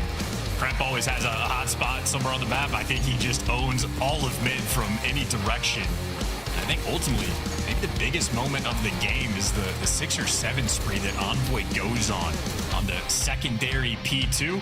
That's where he's able to get the Hellstorm, and I think the Hellstorm ends up getting utilized very well to win a rotation over towards P1. So for a game that is only won by 70 seconds, I think Envoy got to tip the cap to him. They're to make the big plays. Yep, we've seen a couple of takeoff moments here from him. And this was definitely not it. Thank God we cut that one out of the highlights. Dylan getting defeated by a trophy. Both his lethal and tactical eaten alive. One right in front of him. Great stuff though from Kremp. Kremp lock. Kremp losses. Kremp exposure. Not quite having the same ring to it, but he had a very good map indeed. Game flow. Very solid stuff. Strong work. A big old bulge in the middle of that second set. Really was the difference maker there for G2. Congrats to them.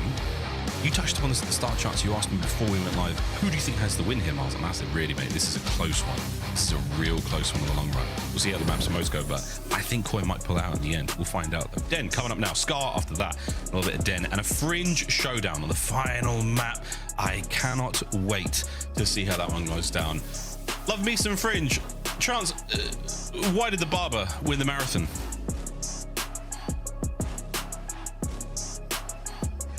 Was out by a hair? That's not bad. You knew it was a shortcut. Ah, there you go. Not bad. Thank you. It's pretty good. You're very welcome. Very, very welcome. Okay, folks, back in. Everyone, lock back in. I know. Compose yourself. Calm yourselves. I see you in chat. I saw the guy doing the 6-7 thing. Lock in. Here we go. Time to get in the search and destroy. How are we feeling about this one, mate? Feeling good. Miles, I don't always tell dad jokes, but when I do, he laughs. That sounds very good. Brother, this guy stinks. Is that your soundboard, or did I just get cooked by production? You got cooked by production. I swear to God. That's awesome. What a day. Outstanding. Wow, that was fantastic. That was me, but it wasn't me. I didn't press any buttons. That was not me. Wow. Okay. Okay. Everyone, lock in. Lock in. I'll lock in for you. We have a den for the map too. Both of these teams are looking for redemption, whether it be Skies in the 1v1 not going for the bomb plant, or Toronto not playing effectively for the retakes, or at least they're planning for them, unable to execute. So redemption here on Den. These are the two front runners in S&D you're paying attention to carry their team to this potential victory.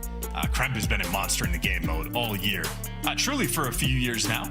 In the rookie and Kips, he's also been electric. 1.15 KD, not too shabby. Great as a damage dealer, and equality here in the kills production they are able to get.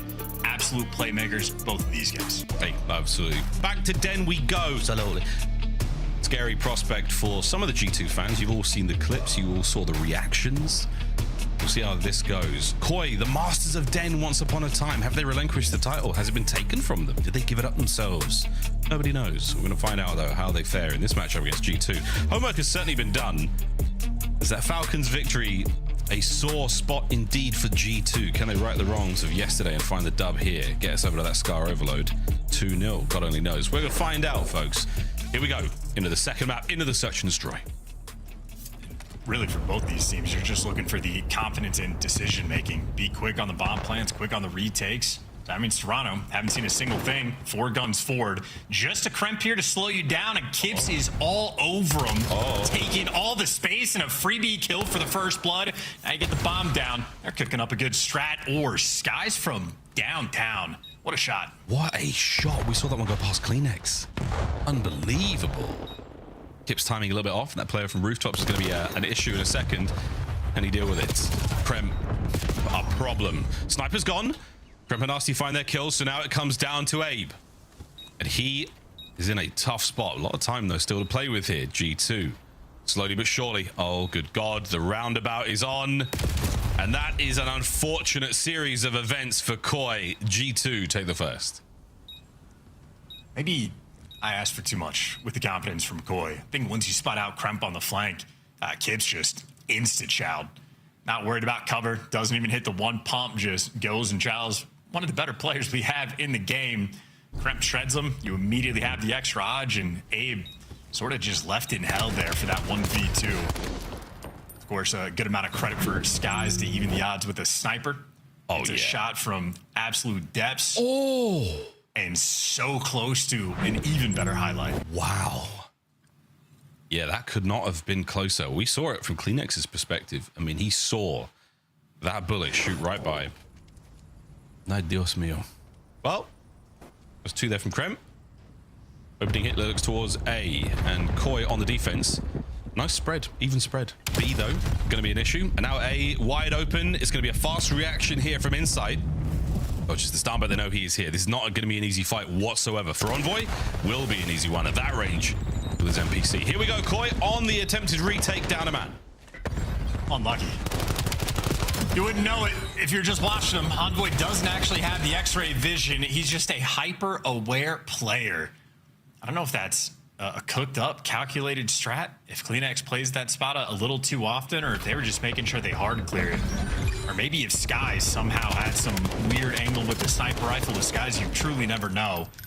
Either way, Envoy side straight out for the first blood, knew exactly where to look, and the round and execution after that, very simple, very easy. And for G2 fans, happy to see, hey, they got the bomb down. No time wasted. And a resolute focus right now from G2. They saw the memes, they've done the VOD review, and they have had their fair share of angry tweets read to them. Now, though, oh, what a shot. Abe takes a nade. Nasty cleans up Kips. And once again, you find yourself down a man. Inside, though, levels it up with a lovely 2-piece. 2 clean picks. You love to see it now with a man advantage Koi. Spots him out in the middle of the map. This should be an instant bomb plant. Number 6 gonna drop it. Does through to the safe spot. And now you have every direction covered. Inside worried about the pinch. Abe worried about Dojo. Kleenex can float either way. Here come the nades. Here comes the snipe. Oh, Skies eats his fair share of fragmentation. 30 seconds. Closer and closer we get. The barrel not spotted out. Oh boy, Kleenex yet again, the bullet dodger. Force brief for Nasty. Big snipe. Connection. Nasty. What a shot. But Kleenex now on the run. 1v1. Does he have the time? Does he have the patience? The Great Dane. What a brilliant round from him. Ends the spree as well. Tobias Yul Jonsson, the bullet dodger. Yet again. Nasty playing mental games, shaking his head because he knows if the bomb's planted for lockers, 90% of the time that guy's going to be there. Expecting Kleenex with the NPC to be wrapping quick, but Kleenex just makes the sort of default smart play. Has the advantage in the situation, backs down from the sniper, doesn't overchow, has the timing to check the bomb under lock and key. Vetty plays coming through. And shout out to Inside as well, the two-piece to sort of flip that round on its head, keeping his team in it. Sky's nade over the top. Doesn't collect on it by this time, but he's always cooking. Swing and a miss on Inside. Second chance. No good. Dojo loaded right now with Vakoi. That lower hand side of the map. 2 on 8 as well. Envoy somehow managed to dodge all of those stuns. Well done to him again, remaining unknown at this point. If you're wondering why Inside slides back and forth, it's to get this mid-map intel. So Envoy undetected to get here. And he's just waiting for the sort of late resurgence. Kremp in the meantime. Another first blood on Kips, and the patience pays off. Envoy makes the impact as Kremp effectively calling the round. CleanX left alone, isolated. A 1v3. 1v3. Technical 1v4 if you can get any more out of this, because they'll get the first kill. But now he's in serious trouble. There's the pinch, and that is that G2. Sneaky moves there from Envoy to get himself right in the corner of mid-map. Coverage from Skies, you name it, all good. Then the Kremp and nasty show over by the bomb site. Happily to plant that one. And this is the G2 we know, statistically, incredibly strong at search and destroy. Defensive rounds and post-plant positions on point. So far, so good. Consistent good plays. Always a game plan. And almost two different duos having that conversation. I mean, listen, every single player is getting involved in the conversation of what G2 are looking for on this round. So no mystery for this squad. 2 players to mid, 2 players to B. Insight already back down with the snipe and taking off the map. Another nade kill in S&D. And overwhelmed is Abe. Kips back down, put in a corner in the depths of his spawn. Kips is so deep. And CleanX like, yeah, man, I'll try and get cross map to help out. Great attempt, can't lie. But now to Kips. Easy pickings. Shooting fish in a barrel right on the backside of spawn, and Koi now left stunned. Getting ran. No section of the map really paying off for him. Painful to get naded top broken. Not easy nades for G2 to hit, but we've heard it from interviews. This is a team that they will be in private matches. They are working on the details and their game plan. Whatever they saw, their vision before that round pays off perfectly. Every place on the map they have been aggressive, they have found success. Every place they have been passive, they have found success. G2 right now calculated for this 4-1 lead.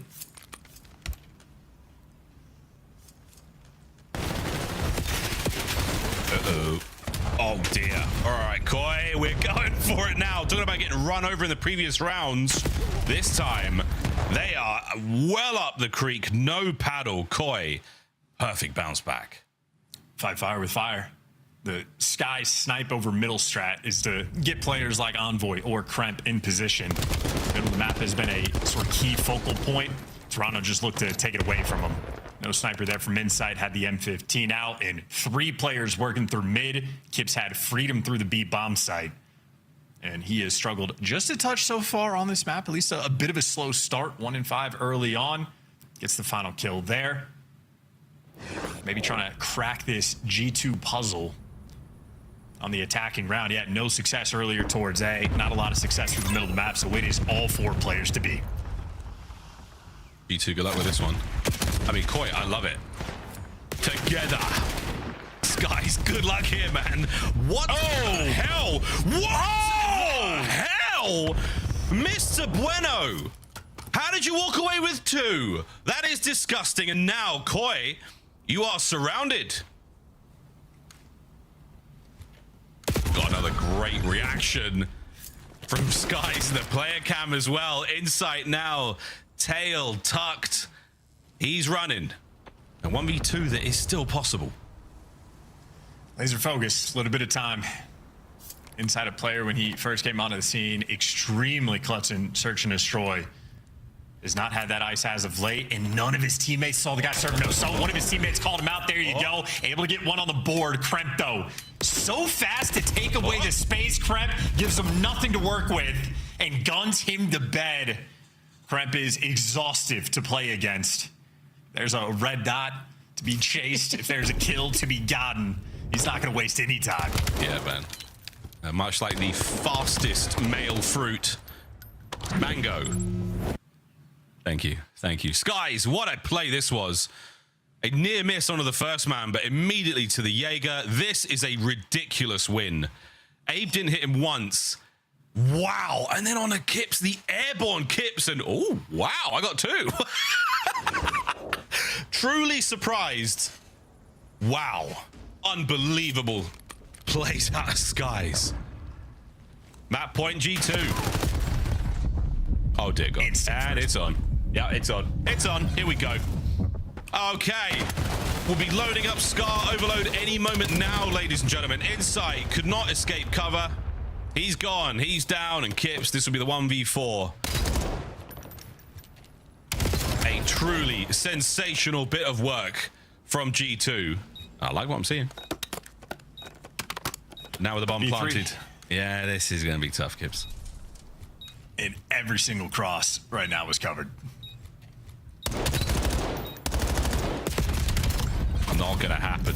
Not gonna happen. G2 take the lead 2-0 in the series. Here, Koi are down and in dire straits as they now crawl into Overload. Man, that Skies play really did make all the difference.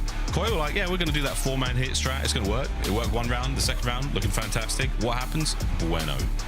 Bueno does it. True investment made. That's a stinger. And that 6-2 certainly looking painful. Momentum crusher. 6-2 on the scorecard. Also 6-2 for the first bloods. And everybody on Toronto Koi on the receiving end of a first blood beatdown. Plenty of players getting picked left and right. Not a ton of success. And as you pointed out, that round, truly the momentum killer. Strat would have worked out. Koi would have said making the adjustments. They picked the right bomb site. They overwhelmed at the right time. Oh my God, look at how fast they plant out this bomb. So many things are swell. Nope, 6-2, and you continue to suffer. Now they're going to need a reverse sweep. Very difficult task against this G2 squad, who of course are confident seemingly in every single game mode, especially so for that S&D for the game 5. But Scar Overload is where we go next. Map in stage 3, Toronto Koi were dominant on. Stage 4, though, new roster, different story. Nope, and very, very strong work. And much like the way I conceived, they're doing it on their own accord. There we go, folks. That's right, on the hood of the car. Terrible. Absolutely terrible. It's a car joke. It's a car joke. It's an awful one indeed. But awful is what we are seeing out of Koi so far. They've got to pull their socks up. Time to get going, boys. Reverse sweep has to start now. As G2 Minnesota running the show in their last match of the Black Ops 7 Online season. We'll be right back after this with Overload.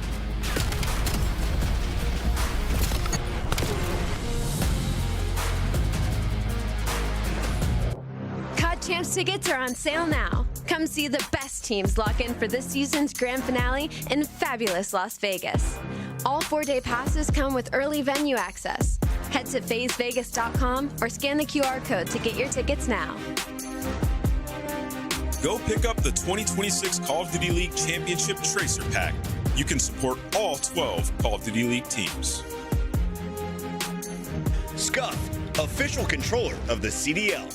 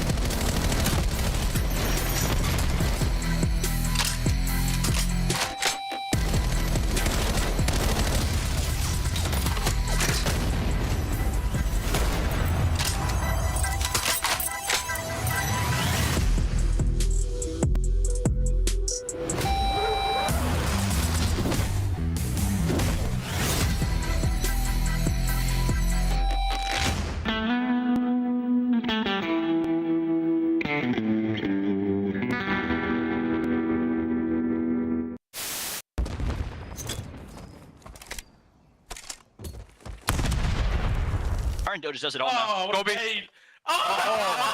Unicorn. Played him. Wait, hold on. Was he the greatest sniper in this? Oh my God. He was hella good. It all comes down to this.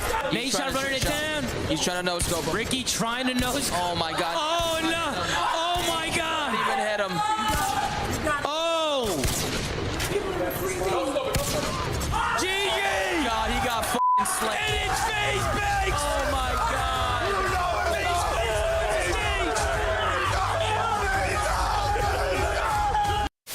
Let me show these motherfuckers how to snipe real quick. Let me show you how to snipe, guys. I got 10. You got? Oh, I'm so dead. Who's getting I was gonna try. I don't know if they'll be doing the same thing again. Getting beaten down both the Hardpoints and Exney just gets to feast on them. He dropped 40 in map number 1, didn't need that much in map number 4. Falcons dominate things in the Hardpoints. That is a convincing victory. A very convincing victory for the Falcons. Come on, guys! Hold the line! Oh, God, they're still second. They're on the other side. There's no respawns remaining. Oh, no! It's all falling apart! Yeah, there's still time left. Oh, if they get the minute extension, it's done. Oh. Oh. Oh. It's done. Well, you said it was the law. It is the law. No, this is literally, it's literally the law of control, though. It is, man. It doesn't matter how... You two, good luck with this one. I mean, Koi, I love it. Together. Guys, good luck here, man. What? Whoa! Yeah. Good luck here. Oh, yeah. Oh my god. Oh my god. That was fucking dirty. Fucking world star. Oh, Zinni, watch your mouth, you dirty dog. Well, welcome back, ladies and gentlemen, to map number 3. Is it a family show? I don't know. Daddy's Day, though. Map number 3 at G2 has 4 daddies on screen. Just 2 over here. But 4 of them on the screen over there, G2. They're absolutely disgusting. Not a great sign, though, if you're a Toronto Koi fan. I know the DMs have been lit right now, but you're going out Overload, and you're not the best team at it. You've got some interesting sort of statistical anomalies here. But what does it mean, Chance? What does it all mean? The key thing we're really paying attention to is first in possession time, but near last in scoring, or at least for their effective rate of getting that device through the hoop. Ultimately, 2 and 4 is not the best. They have some close losses, and of course, with the new roster change, still things to be figured out. Scar, honestly, a perfect map to pay attention to this team for Overload, because in the previous stage, undefeated record. They were fantastic on it. Love them some Scar Overload. Struggles here would be that clear-cut indication, and of course, they have that device control for the majority of the time, unable to score, and we call Easy Mac a wizard. Keep on with the day. You're a wizard. He's a wizard. Austin, we just do Austin. Easier. Scar, Den, Fringe, if we have to go all the way, baby, it would be great. The Koi, whether or not they have it in them here on Scar, we have to see the best they've got to offer. G2, strictly business in the last day of online play. Here we go. The first half has started, and Skies has already thrown an unbelievable nade. Nasty joins him in the feed here, and it is a very strong opening start here from G2. Is that G2 specific prep? Like, you could absolutely not go near that exploding vehicle off the rip. Like, this is a team guaranteed to hit it. Whatever the case, suffer there, and now it's possession in the hands of G2, and it is going to be a slow approach on Plain side. Wow. They're keeping things under control. Wait for Envoy to strike, and boy, does he strike. They should make this a score. This could have been 4, but it's going to be the damage dealt. But wait, Abe, a tough customer. He's asked to see the manager, and the manager's shown up. Krem now on the flank. Can't get anything done. G2 taking care in business. That was the worst yet. We don't have to talk about it. Nope. Just like we don't have to talk about that first scoring attempt. Now it's Toronto's turn to try. Winning in the middle of the map is Insight. Great pre-aim. 2 more players to beat, and he's going to be back down, and all of his teammates spawning oh so far away. Oh, Envoy clearly feeling it this map. He is on one, ladies and gentlemen. Still no pickup. We're going to reset back to the middle of the map. Koi all over it. Still trying to maintain control, try to maintain that possession. Or will we go for it? It's a grab, it's a run. We're moving towards A. CleanX, what can you do? Can you cut down the defensive line? No, right now your boys are being taken care of. And here we go, CleanX. Fantastic work. 1 more bullet in a Krem and he's gone. There it is. Now another open lane to play with. Nasty through mid-map could cause some issues. Koi, not out of this yet. Great movement, too. Just the little wall hop tech that everybody's been developing over the past 2 stages. Really mastery achieved. I don't even know how to explain it. You gotta like click in the right stick when you hit a lidge, time it out with the jump. You can do some wild stuff. Is G2 now right back? Everybody grouped up together. Bit of kill box. Not easy to force through in a 2v3. We're full sending and everybody's team killing. Everybody's flying. Everybody's dying. Kip's good for 3. Only 2 show up on the scoreboard. Hey, mate, I'm not going to lie. This is a wonderful defensive showing for both of our squads. End-to-end overload. Sadly, no goals yet. You've cleaned your spawn out, G2. Well done. And Envoy, yet again, 10-6. It feels like he's going 20-5 right now. He's having one of those games. Very, very nice to watch. Flowy, 3. Looking for another upstairs. I think you got in a bullet and Kips. That's going to help out in the long run. But it's a lot of NPCs where you would be begging for an M15 in a situation like this. Skies answers the call of duty on this attack now. There's the run. EMP towards the top lane. Can anybody get home? Shots in from Nasty up close with the old pistol. And Envoy down, finally. 2 minutes to play and neither team on the board. Defensive shootout. It's like a perfect game in baseball. People that know ball excited. Everyone else is being like, oh, come on, man. I want to see the ball go through the hoop. So though, looking for the device reset. Should be going back towards mid. Toronto had more space on the map. Nasty wins a really big gunfight top green, and he turns that into 2. Shout out to the ARs in the power positions, keeping everything nice and even. Yeah, this is a very, very solid game so far. No one able to pry an advantage. Kleenex unable to pry a corner there. Zave gets the trades, and yeah, it's a costly attack. Nasty. Again, it's so hard to keep a track, and that might be it. Can Kleenex stop it? No. Envoy, finally, with a minute 20 on the clock, gets it over the line, and what an effort it took. Yeah, only attempt number 3 at getting 3 kills in the feed, having multiple players there for the actual push. Unlucky nade coming through for Nasty. Takes care of Kremp in a little bit painful moment. Envoy still back in position, gets caught with his knife out. Trying to play a little bit posted up here defensively, but gotta play for that device reset, and none of the COD timings are going their way. COD gods are extremely fickle and capricious beings. Inside versus Nasty, another AR battle we're going to see many more of in this map. And the attack now on for the second. Kremp's good.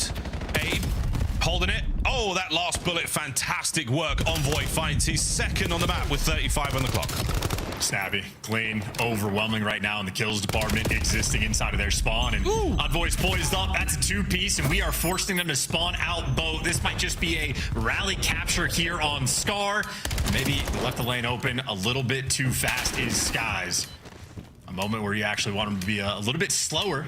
Watch over top blue, but with 15 seconds left to play, the opportunity to score still here. Boy, it was indeed. Inside, what a dirty, wonderful quarter. Opportunity for some magic here in the final seconds. There's the pickup. We will be seeing extra time. Koi on the move. They're going the long way round. Kremp on the hunt, and he's looking to end it here. And he does. Half-time whistle blows. G2 with an incredibly strong first half. Almost a ranked play type situation where we're just going for spawn kills in opposing team's base. Envoy here with a clean 3, and they had plenty of extra men. A great defensive hold from Koi, at least on this first attempt, but I feel like G2 Minnesota probably spent 80% of their game freely able to cross this sort of mid-map point. In the few moments of success you see for Koi in the kills column, well, they just get wiped off the board before they can set up for the spawn kills, get in these ratty positions. Now we're going to see Nasty maybe with a 2-piece top green to keep things nice and stable, allow his SMGs to roam free, and when they did, it was destructive. I mean, 2 is good. It's doable for Koi. They've certainly got to find the magic here. Will this be their favorable side? Not a chance. Kremp, what a beautiful 2-piece. Oh, and an ugly turn. It's a slow kill from Kips there. Not as clean as he needed it to be, but now with the attack, Kleenex, not enough to stop it. Skies finds number 3. Just brutal. Koi getting punished in Overload, and honestly, we can say maybe these Scar questions have been answered in Overload. Not even with possession time now. They just do not look like the same team. Not that that is, you know, squandering expectations. In the meantime, finally, a little bit of pressure towards the middle of the map. Nice win by Kleenex, but traded out instantly, and Koi simply do not have the numbers for this push. Yeah, a bit staggered here. Well, the good news, Respawn's on the north side of the map. Bad news, though. Great lineup here from G2. They're going to cause nothing but problems. No trophies to be found here on the close blue box heady. Kips trying to make a case for it. And he's in. He only gets 1. Can Kleenex now somehow slip the net? It's not going to happen. G2, what an onslaught it was. Ample time yet for Koi, but this second half has got to pick up. Oh, we're taking routes. Bomb guy needs to be careful. Envoy gets taken care of, and that's Device down at a bit of a tough spot, so the initial push is going to be stuffed.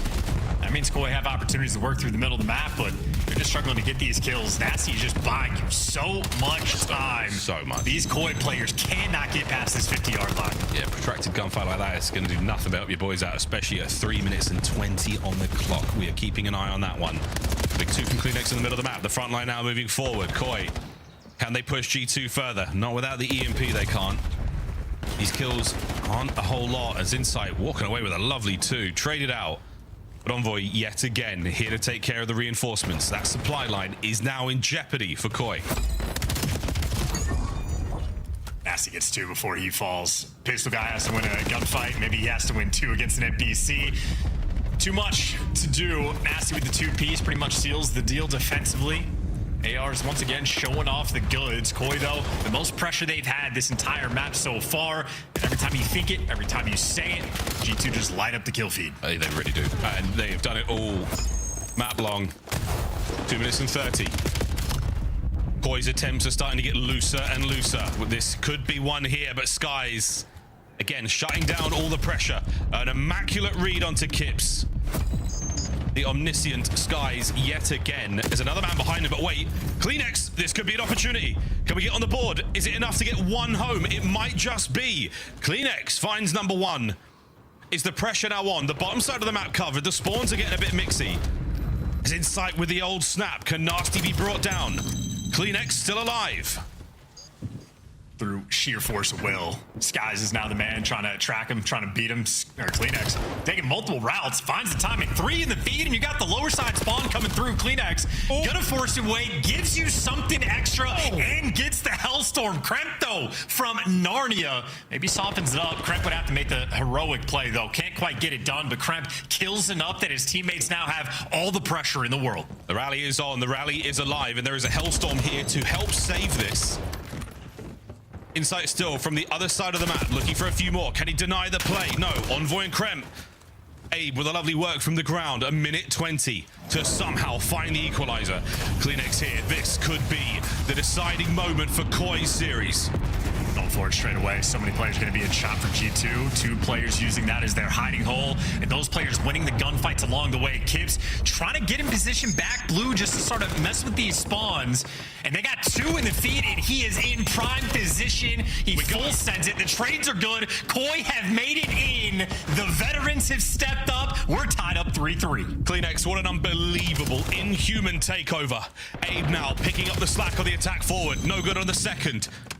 Koi have got full control of the top side of the map. They've got full control of the middle. Jamie Craven, what a banger. The race is on. Kleenex, can he get 1? Wow, what a kill. 30 seconds to play, trying to take it here. Who's got the clutch? Who's got the resolve? Map number 2, absolutely G2. Here, though, Koi applying that pressure. 23 seconds, and now it's G2 that do not have space on the map. Getting tattered and tagged up through the walls. Now you're going to be stuck towards P2. This is the nail biter. Here we go, Abe. He's on the flank as well. Nasty trying to run something through. Desperation sitting in. Extra time will be going to Koi. And this is the last run. Abe, what a kill. The second goes through, but the EMP dropped. What a save. Insight, a goal, and the map to Koi. Never say die, this team. What a good camp they must have. Plenty resolve, and of course the vets, they have been around the block. Kleenex kickstarts the entire thing, going on a tear. Quite a few like solo type plays as well. Not too shabby there and keeping it active, and the great Dane with a great smile.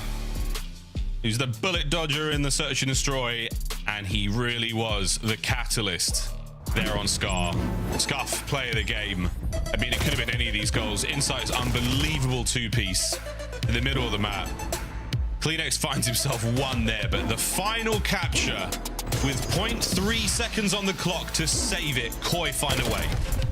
I mean, this entire year, especially so for Kleenex and Insight, and then Kips is, absorbing 80% of it, has just been a mental test for this team of can they keep their resolve, and Nothing would be worse than your final online series where you're 1-3 in the standings overall, staring down the barrel of losers bracket just to get 3-0 and go out with a whimper. I think they needed a comeback. A little bit of life now going to be in that camp. And how about that pickup from Insight there with 0.4 seconds left in the game? That is a speed demon of a player. It's the highlights from the entire map. The first half, G2 unable to find anything for the first, minute, 2-3 minutes, couple of strong attacks. Both teams' defense very, very strong. And then in the final minute 30, they certainly took over. The second half, though, wow, Koi sprung to life. Is that a telling tale of the rest of this series? We will see. But until then, you read every play. Kleenex, an inhuman performance on the inside of blue. He really did take over for Koi. 2 great goals. Overloads. You know what I'm saying, chat? World Cup's on. Can't help ourselves. Unreal work. They get these back-to-back in a maybe 35 or a 40-second span. All 3 scores. Well, not even all 3. All 4 scores they got in the final 2 minutes and 10 seconds. Not an easy thing to orchestrate on Scar in either direction. So electric stuff, and Kleenex, he kickstarts that with just the sort of heads-up play.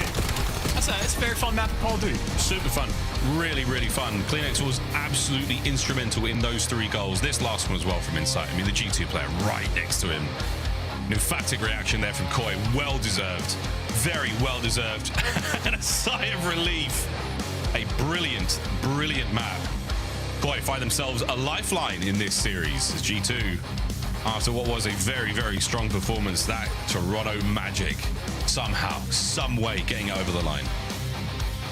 And surprising stuff in the sense that even when things were cascading, falling out of control, G2 Minnesota are still hitting the nades from cross map to really make them work for it.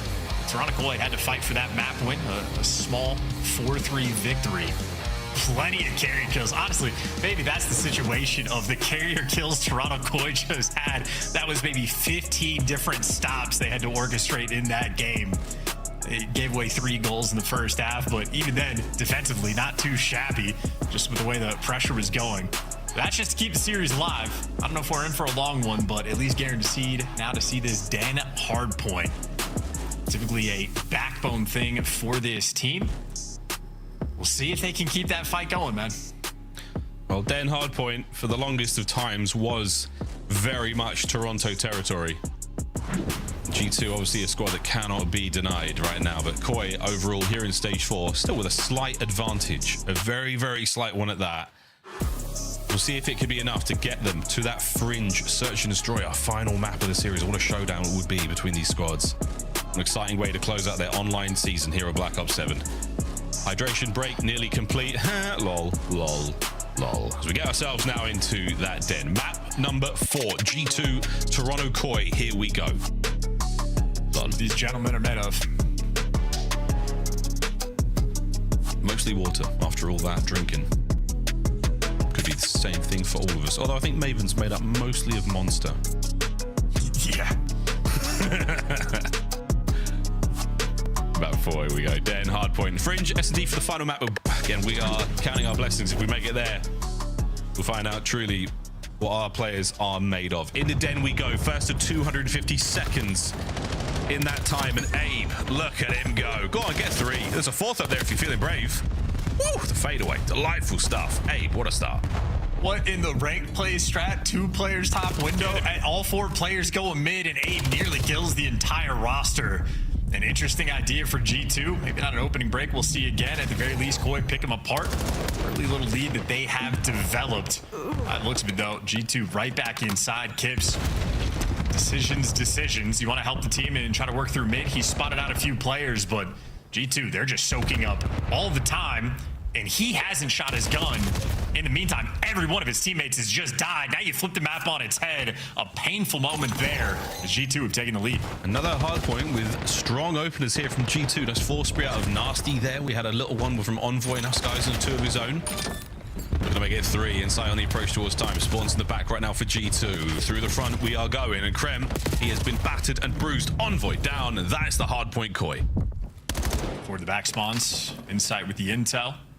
Couches is under control for Kleenex, and Skies actually takes a fantastic route through Broken. So he gets that first blood on the situation. So much pressure now on Insight, and you should be overwhelmed. Abe can't quite get it done. Break is clean. G2 are in. Right back in it. Here comes Kleenex. We have not forgotten the performance he put on that last map, and nor has his teammates. Lovely work here Insight with NPC. What a nade as well. 3 dead. Last man of time. The turn. Insight gunned by Krem, and Krem is a problem. No way. Kleenex, I'm going to pull out some true magic there to gut him down. 39 to the 33, and rising of Koi as G2 find the rotation of third. Effectively tied up. Dude, look at these nades. Kips is dying, and like the steps cut from Envoy. Getting these hits from range immediately softens up the push. Envoy good to snap on too. G2 right now, at least for the start of this hill, Miles, they're flowing. Yep, flowing very well. See how the comms are flowing with a listen in. Abe, one shot, Toby. Come on, Abe there. There's 2 more. Both teams take kill. Nice. Last guy. Insight, probably iron. Come make up fast. Dojo weak. 2 of them. I'm getting out. Only two. One's in the lane. I need a cross. Make it. Nice. Look at me.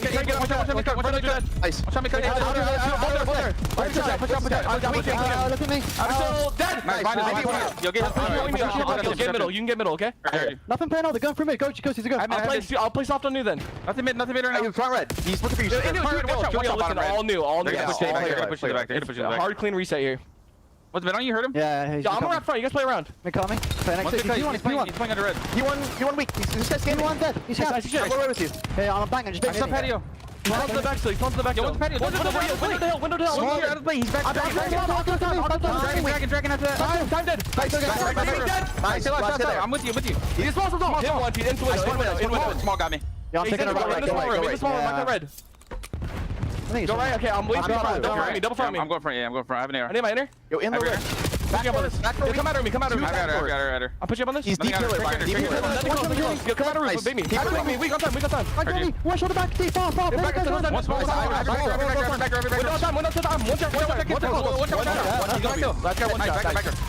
One shot. He's tree right now. He's close right corner. Close right corner. Two on time. He's close right corner. He backed up. He's on the tree. I can make out here. Give me bottom right. Okay, well, already 10. I'm about to 1 shot 10 Toby. That's the first guy. He's still in 10. He's on the all dead.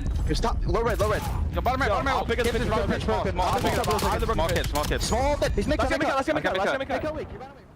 It's lit. What a fiery listening from G2 Minnesota. Now for something completely different, Toronto Koi. There's only 2 towards time. One's out of white. Out of white. Still out of white on here. One shot be cut. Okay. I'm trying to get out. They're gonna be long. Dojo. Okay. I'm out, Jimmy. They know I'm out. I'm staying up. Rush mid, one time. Okay. He's up. He wants. Guys, I burst the top. Weak, my bad. Did we kill B cut? Okay, yeah. B cut. Both at the time. Both at the time. Nice, bro. I burst the time. B cut. Broken. Right side, I'm fine. I'm broken one time. Weak at time. Right side, okay? They're both left. Right side time. Dead. Left side. Right side time, I guess. Okay. One shot as fuck. Yeah, I'm trying to help you. The hill. Nice. I'm heading front now. Right side, lobby. No way. Left. I did one. Out of front, new. Skies in them, boy. I played out of front. I don't know. One shot on new. Yeah, one deep back on me. Tank. Just one front new again. Weak on the tank, Jimmy. Might have got split there, though. Yeah. Tank still tank. I think I got split there. I'm dead. 2 there, okay? Enter the. I'm on front. Then out. Time weak. Nasty. Can't shot. I don't see that outdoor. Close left. Both 1 shot. Absolute close. As well. It's free towards lobby. Triple left. Hold them. They might blow through there. Weak. They're nothing out front. Close house. That outdoor. Still. Yeah, I'm coming. Still dead. Nice. What's outdoor one in there? Give it a sec. Weak. Yeah, you're good. I'm right playing you, okay? Enter. I missed, bro. I'm already new. Okay. Outdoor again. Nice. Close. Absolute. Might have a shot. On time. Both. I went now. Very interesting listening yet again from Toronto Koi. They are struggling here on Den, and this is absolutely the last chance in the match. And not convinced that they have belief of their ability to make this comeback in spite of what we saw on the overload. Maybe the pop-off play potential could be there. Kip's good for 1. Traded out, though. G2 working with the teamwork. Krem's being sent on the pinch, the ISO player. Everybody else grouped through the front. Yeah, we're starting to lose that faith. Gotta check it. Nasty making his way through the left-hand side of the map. Here comes Envoy through the middle. And the timing is on point, though, but the gunny is not. Abe and Kips, clean house. It's good work. And Kremp, well, could have been staggered. Instead, makes the impact to maybe stagger Toronto instead, keeping the play active. And once his teammates start to get involved, he makes his move. Good damage, not good enough for the execution, but I think the damage backs CleanX down. G2 trying to keep this P3 mixing. Yeah, very much so. 25 to go. Here comes Nasty. A big two from Kremp. Lovely nades. But guess who's still here? It is Nasty finding kills, and Envoy brings CleanX down, so no reinforcements there from Koi. They do not deny G2 the scrap time. Rotations on, and well, we've got Koi players on this side of the map. Skies has somehow got lost in between all of them. He's deciding, do you want to kill the guys that just kill your teammates or kill the guys on rotation? And we're going for that like execution side play, trying to maximize. Now he's got to bail himself out, and he's at least being annoying, and he does get a kill. I think his teammates should be able to block these back spawns, and that's enough to force Toronto to the other side of the map, but his teammates are going to do the same. Gibson in sight, clean up their base. Could have been a mixing moment, but Toronto Koi staying alive. CleanX reads that as well. He pumps brakes on the roof, hoping for someone to run past him, but not just yet. Here comes Abe, two to the front. There's one. The next man is going to be here, but Abe still holding his line. Lovely work here out of Koi. CleanX loses the battle on the rooftops. Now, over to Abe yet again. Finds himself another. Like ninjas, fleet-footed on the onslaught towards this tree hardpoint. It's 4. Make it 5 now for Kips. Locking it down for Koi. Are they starting to believe? Woo! See you, boys. Well, decent P4 they've been able to get. Back towards P1, though. This is where the AR is really able to set the tone, and that's only if they get in position. If Envoy's stripping everybody away, you need a shotgun of a moment for the NPC, and Gibbs delivers a ton of damage. And we are squaring up against ARs with the NPC. What a gun. What a gun. That guy has run an assault rifle in a while, and thank God for that, but not the weapon he wanted there. Abe, big flank, cleans house. That's going to be a nice 2 there. Another corner found. Only 2 members here for G2 up to really get in the play as of yet. Koi still on the soak. We're over 200 points right now for G2. And here comes Abe. Oh, it got a bit awkward. Last man in the middle of the map down, and G2 on time again. Yeah, 4-man wipe. Kips so quick, though, out of the window to try to make the impact. So Toronto Koi trying to play with whatever pace they have. CleanX being a nuisance, Insight doing the same. Skies, meanwhile, comfortable cleaning up the kills, and he just jumped to the other side and is somehow staying alive. Koi on den, not quite dialed on like we're used to. In that rotation, G2 so far ahead of the game. Another kill feed that looks great for G2. And Nasty, another brilliant hardpoint performance. At 27 and 18 as Mr. Map 4 is back on it. Entry on a time right now for Koi. Nays there from Skies. No trophies to be found for our Toronto team. Circling around the outside now. Here come the trophies. Insight over the top. A big one from Krem, but his trophy gets his own trade. Here comes Skies with the NPC. Can Kips find it? Somehow, no. Sky still on the dance. The blade now comes out. And CleanX presses the front line forward. Nasty down. Kremp gone. Koi alive. I mean, that's been the entire story of the respawns. Koi down early on, consistently staying alive, just trying to keep him mixy. The trophies continue to be extremely lethal this weekend. Genuinely, maybe a dozen kills that they've gotten the past few days. You see G2 actually making a heads-up play. That's going to go strip away. That is now 10 seconds of extra time for their team that Koi does not get. So a 50-point gap going in towards New, and Kremp right through mid, trying to pierce that setup. I think CleanX, though, has the nice response. Koi, they'll be here first. There might be a direct correlation between the amount of NPCs on a map and the amount of trophy kills we see. And so far, another good hold here from Koi. Skies going to be the first man in on the kill feed for G2. Finds one in the middle of the map now, immediately oscillates to the left. Nasty through Dojo. Can't catch a thing except a teammate's nade. Envoy now slows down. A 3-pronged assault. And one flank done. The other's dealt with. And Koi alive and kicking, and dare I say it, still in control. Unlucky teammate. Now you're looking forward, insight, info on 2, and it's actually going to be 3 players here. They're trying to force this one in. Another G2 nade kill, this time in their favor. And now you might mess up. You got to make sure you rotate, because yeah, number 3 and number 4 spawning out across the map. They'll have that open lane.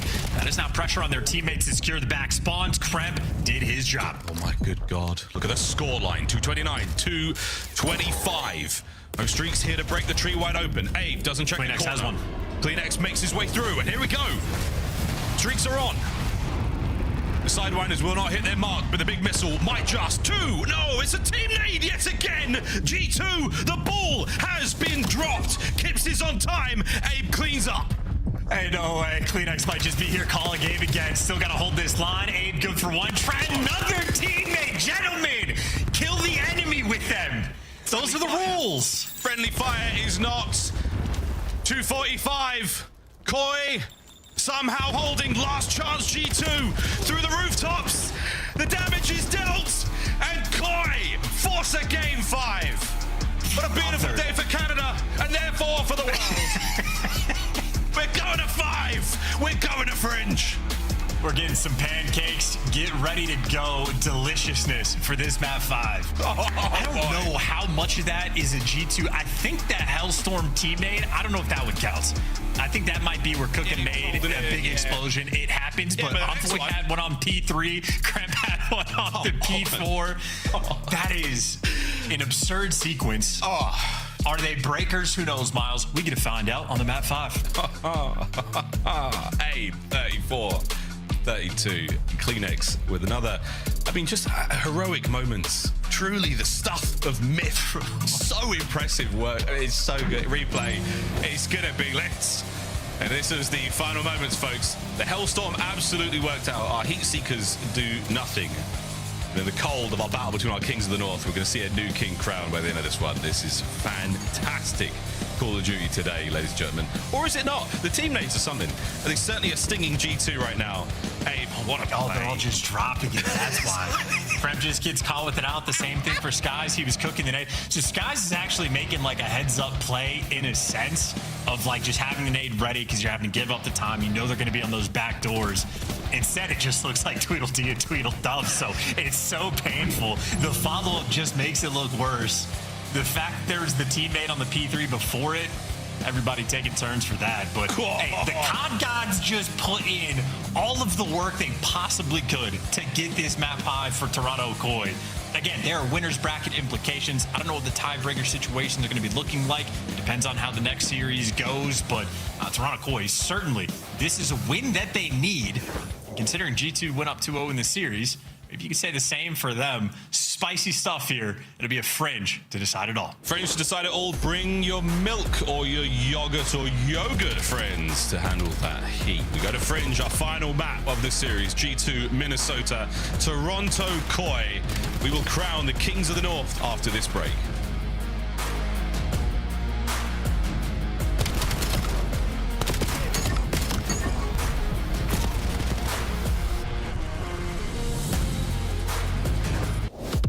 Champs tickets are on sale now. Come see the best teams lock in for this season's grand finale in fabulous Las Vegas.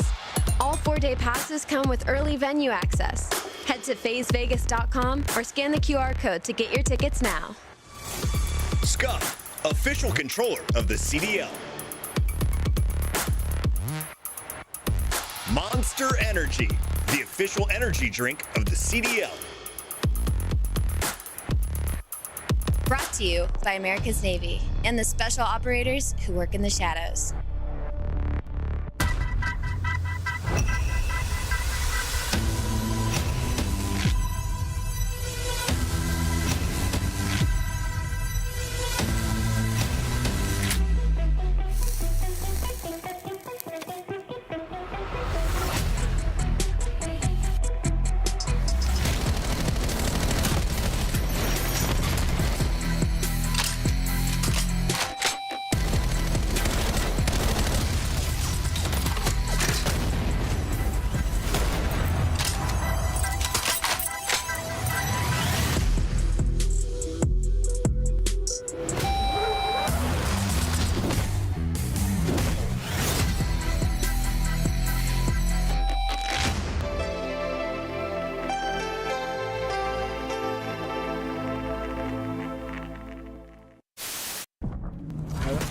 On stairs, Ed. It's on him. Coming. On stairs, Sugar me. Ed. Right by stairs. Enemy control goes right station overloaded. Short stairs. Good. Two back right me. Lobby as well. Oh my god, I'm on a mission right now. New EMP. Lobby again dead. Holy f, I'm blacking. In a good way. 112 back right still. Subs one out. Couches, bro. How many D back? Oh my god, they're spawning out though. Double ball.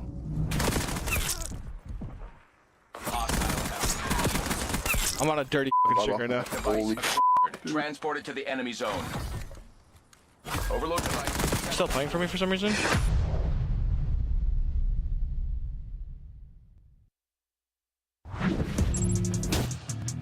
Welcome back, ladies and gentlemen, to Game 5. G2 Minnesota, Toronto Koi, both of our squads losing a Game 5 only yesterday. Tough scenes, but setting the clock back even further. The road to Major 4 for G2 Minnesota. 2 big wins, followed by 2 heartbreaking losses. They're in Game 5, and now, yet again, we find ourselves in that spot. Koi, their journey, nowhere near as glorious or interesting. It's very different as well. I mean, loss after loss. If not for the C9 win and nearly pulling something out there against Optic Texas, now the chance to right the wrong. And again, implications for winners bracket. We will deal with that once we find our result. But in the meantime, a very, very exciting conclusion to this series, folks. We go to Fringe, and it has truly been the stuff of legends, the stuff of myth, for Koi to get themselves here. A reverse sweep on the cards. Or will it be avoiding the embarrassment for G2? Abe, yesterday versus Optic, 17 kills, shy of the record. An opportunity to do it here again on Fringe. Need some of that. Even still, a loss in that regard. This is the final note, the final memory of the online season for these two teams before going into the final few LAN tournaments of the year. Want to end on a high positive note. For Toronto Koi, reverse sweep, honestly, maybe could do a lot for the mental of this team. For G2 would be the opposite, but for Skies, his old faithful, his Fringe, it's a snipe in, by God, these teammates. I wonder if that's a G2 like landing in the window. Either that or Kips does not have the ice. Oh, not sure. Not sure. Skies has the flank covered, certainly. Tactical retreat here for the Toronto lads. Bad news though, they've retreated to the wrong bomb site. G2 Minnesota taking that opening. Not as fast as they'd like to, but they're doing it sensibly. Oh, my Kleenex, lovely nade. Flak Jacket is an underrated commodity. It's a choice. One that's not being made. Envoy on a insight. Man advantage G2. Bomb site still swarming, and it is 2 very disconnected Toronto Koi players right now on the attack. And now make it 1 with the bomb planted. Abe, GL, HF. Worst case scenario for round 1. Oh dear God. I mean, this could not be worse. We somehow got to peel that player. There's the lineup from Krem. What an angle. There's G2. Thanks to a very unfriendly team nade, take a strong advantage. You never quite know with that first blood if that's a Kim's error or if a nade, like if he's just cooking a nade and someone from G2 just hits an absolute peach from downtown. So the G2 players, you simply never know. Maybe this will be the opportunity for us to find out. Yeah. And nope, we are choking in Game 5. Yeah, misses the door, hits the frame, and causing problems. Maybe a tiny trim before the major. Get that hair out his eyes. You never know. Kips looking good out of game. In game, we've just got to clean up those nades. It's nades now for insight. Not connect. It will be seen. Abe up close. A little bit of damage. No kill. And now it'll do the jaws of insight. Can't walk away with a second, but Skies can. 3v1 yet again. G2 on Fringe. Too tough. Overwhelming. That was a play call for G2. Just run him over. Everybody's there, and well, Kip's an opportunity to make amends for round 1. Probably just going to get caught with his knife out. Envoy, no time wasted. G2, no need to play with respect. They're running it down. Yeah, this is... Yeah, you get to a certain point where you have such an advantage that it is nearly impossible to lose. G2 absolutely running it down together. a stunned and slightly lost looking Toronto Koi so far in this game 5. Plenty of time still to turn it all around. But at this moment, you're starting to feel the pressure. The story of the entire series, every single map has been G2 get off to an early lead. All of them sizable leads at that. And Koi having to claw their way back in. For G2, it's just foot on the gas, keep moving. Shot not connected. A true test of reaction time, but at the very least, would have been intel. Incredibly difficult thing to do. Kips versus Nasty at that range. Both of them with a nice bit of advantage. But Skies, his sniper may miss, but his nades do not. One of the best to ever do it. 3 spree currently. And Kips still to worry about. Lovely work, but wait, the pinch is on. And Sky's now under a tremendous amount of pressure. Nasty saves the day. His Guardian Angel over his shoulder now. That Kremp through the middle of the map takes care of another. Yet again, a 3-1. Now to a 3v... Whoa, sorry, excuse me. A 2v1.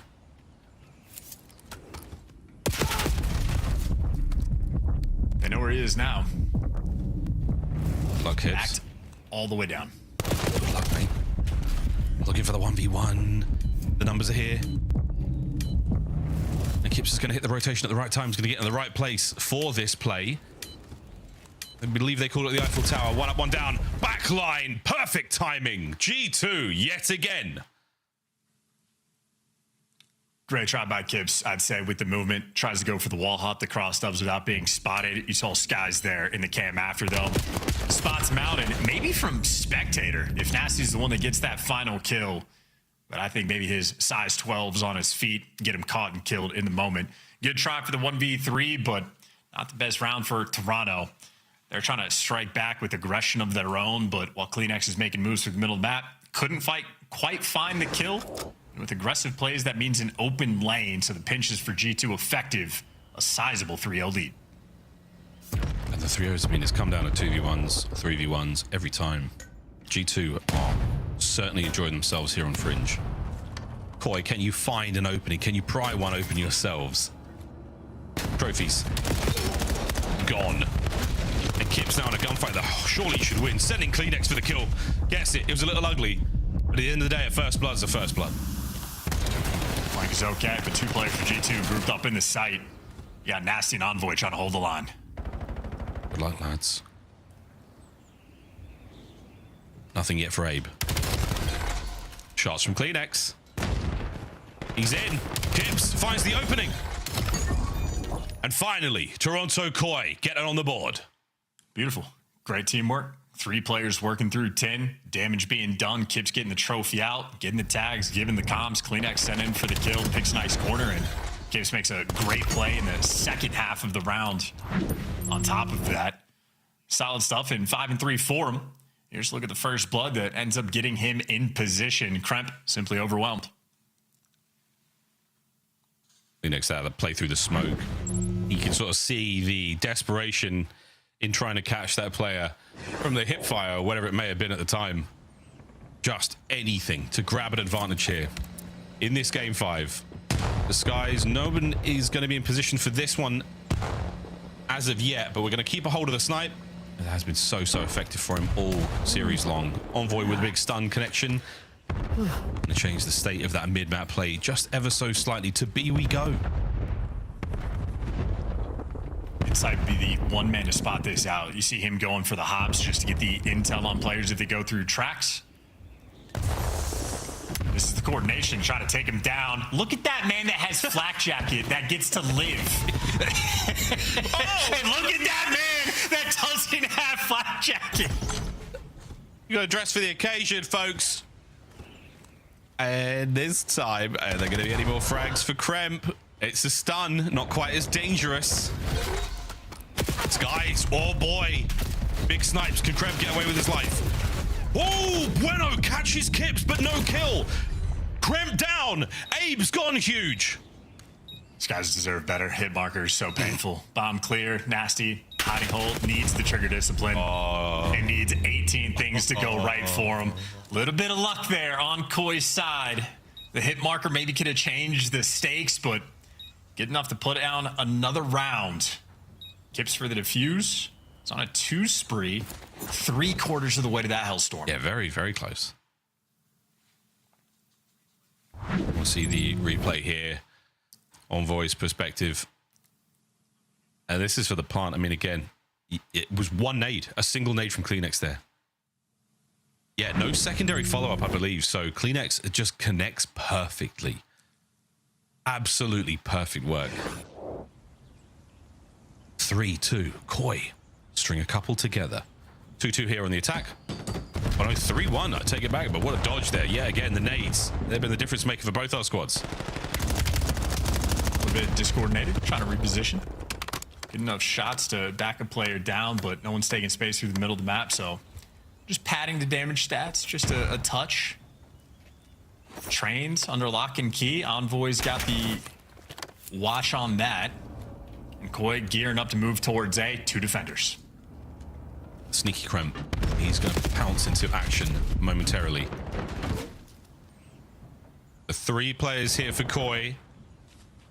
Holding position on the inside of that tin building. Not showing anything in Nora G2. Kleenex now is going to check it. A terrible gunfight. Nasty batters him, and Kremp. It was indeed a trap. And it is now sprung, and G2 are about to go up 4-2. Kremp with 3. Delightful stuff. They let Koi break themselves down. Didn't have to work for it. Just Nasty holding the line. Kremp, very patient, waiting for the kills to fall into his lap, and boy, did they ever. One of those rare rounds for a pro player where he gets to shoot 3 players in the side, not a single bullet headed his direction. I mean, Kremp, that's the perfect round. That is the absolutely right place, right time. Wonderful patience, working off the comms, and the gift of the second man as well. That was something. Easy wrap now. Whatever's happening in mid-map, he has the comms for it. G2, complete and utter dominance that round. Skies.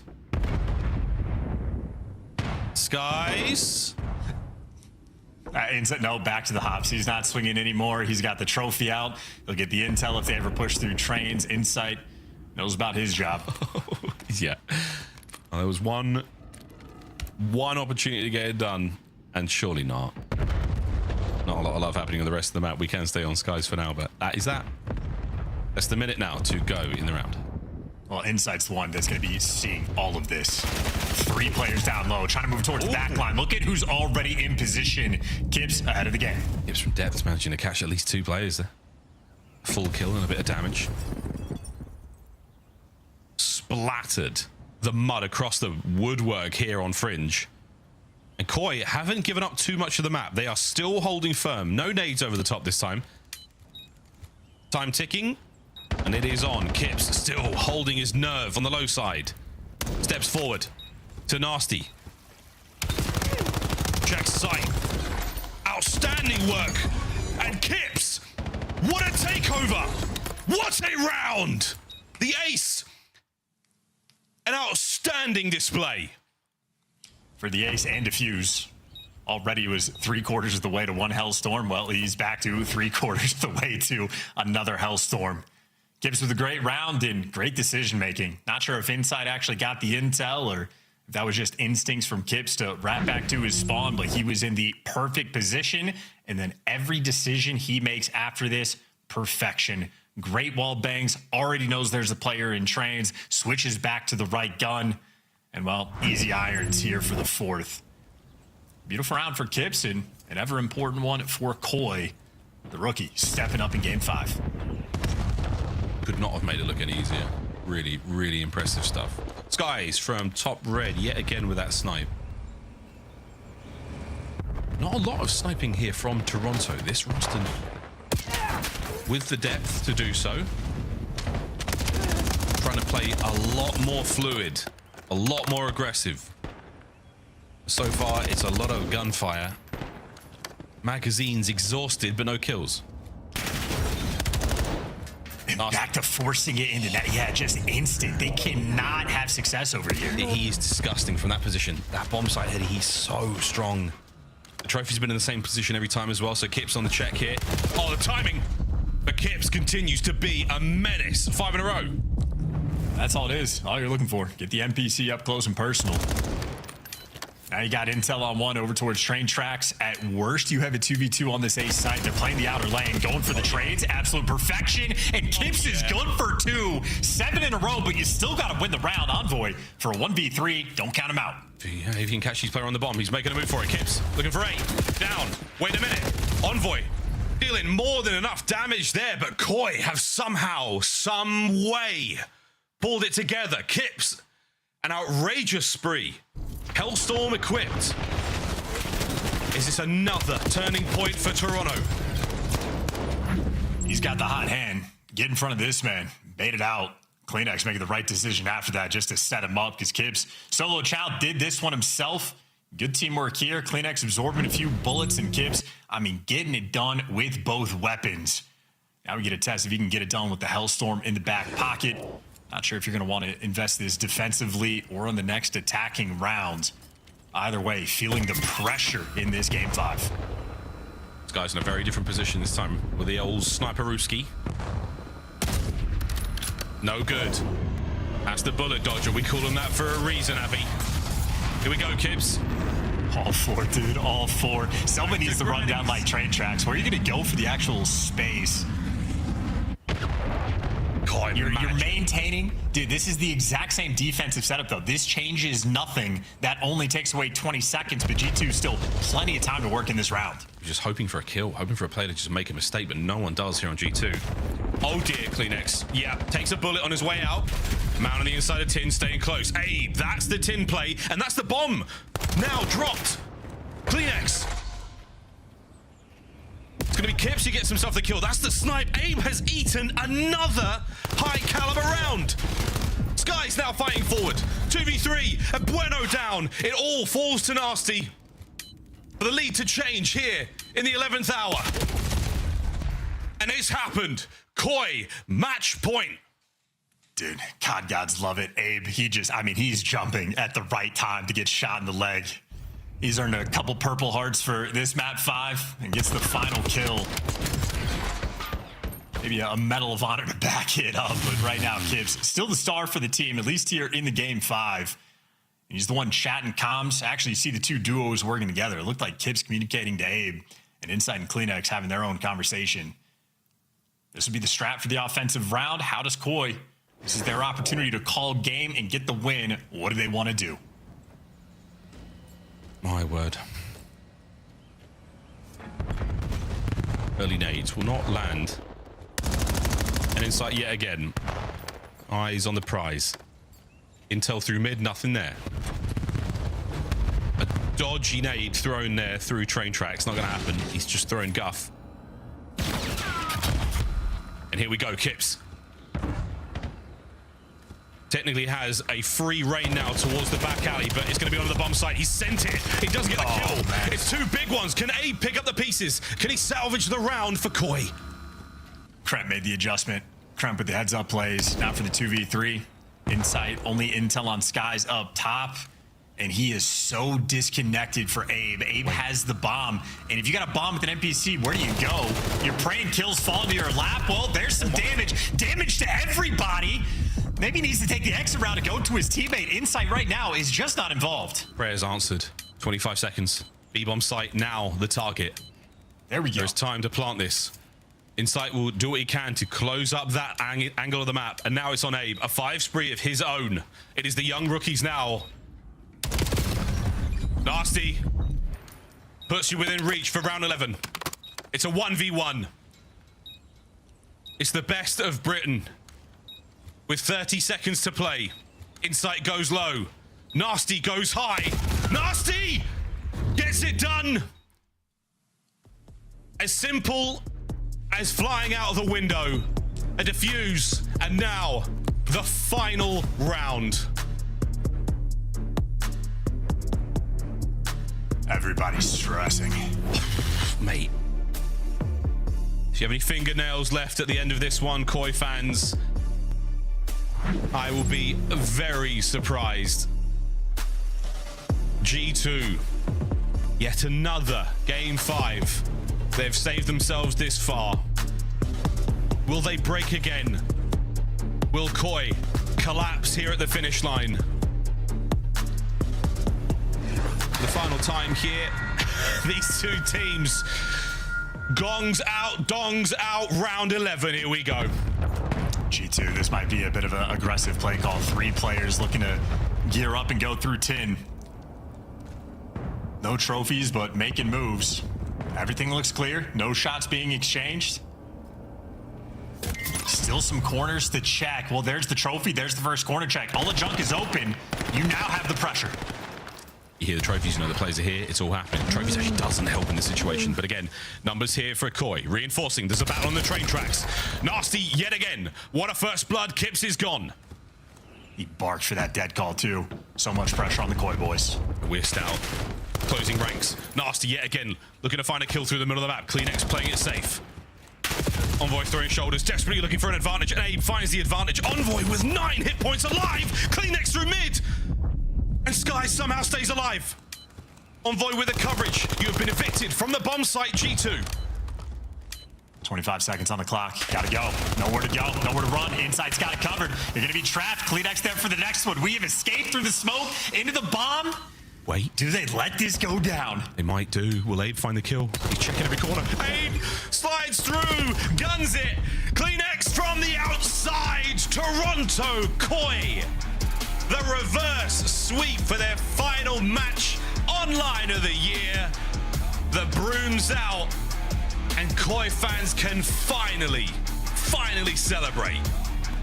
Hey, G2 Minnesota gonna be in hell on their flights having to think about these past 3 maps. In the overload, it was 4 captures from Toronto Koi in the span of 2 minutes and 10 seconds. They were down 3-0 for 80% of that game. Kleenex kicked up and they simply found a way. You go into a hard point. 3 different teammates in the final 90 seconds coming in from G2 Minnesota. Certainly unfortunate, but Koi certainly just take over. Then in map 5, well, Kips had 2 different absolute takeover rounds, nearly doubled up on the Hellstorm, just absolutely popping off with 13 kills. Abe had a great round as well to keep his team in the mix, and Kleenex in the final one simply calls game. Painful for Minnesota and a fun one for Koi. God, did Toronto need that? A breathtaking comeback for Toronto in every single map. My God. Koi fans, I mean, it's hard. It's hard to watch the games. You know your team's good. You know they're capable.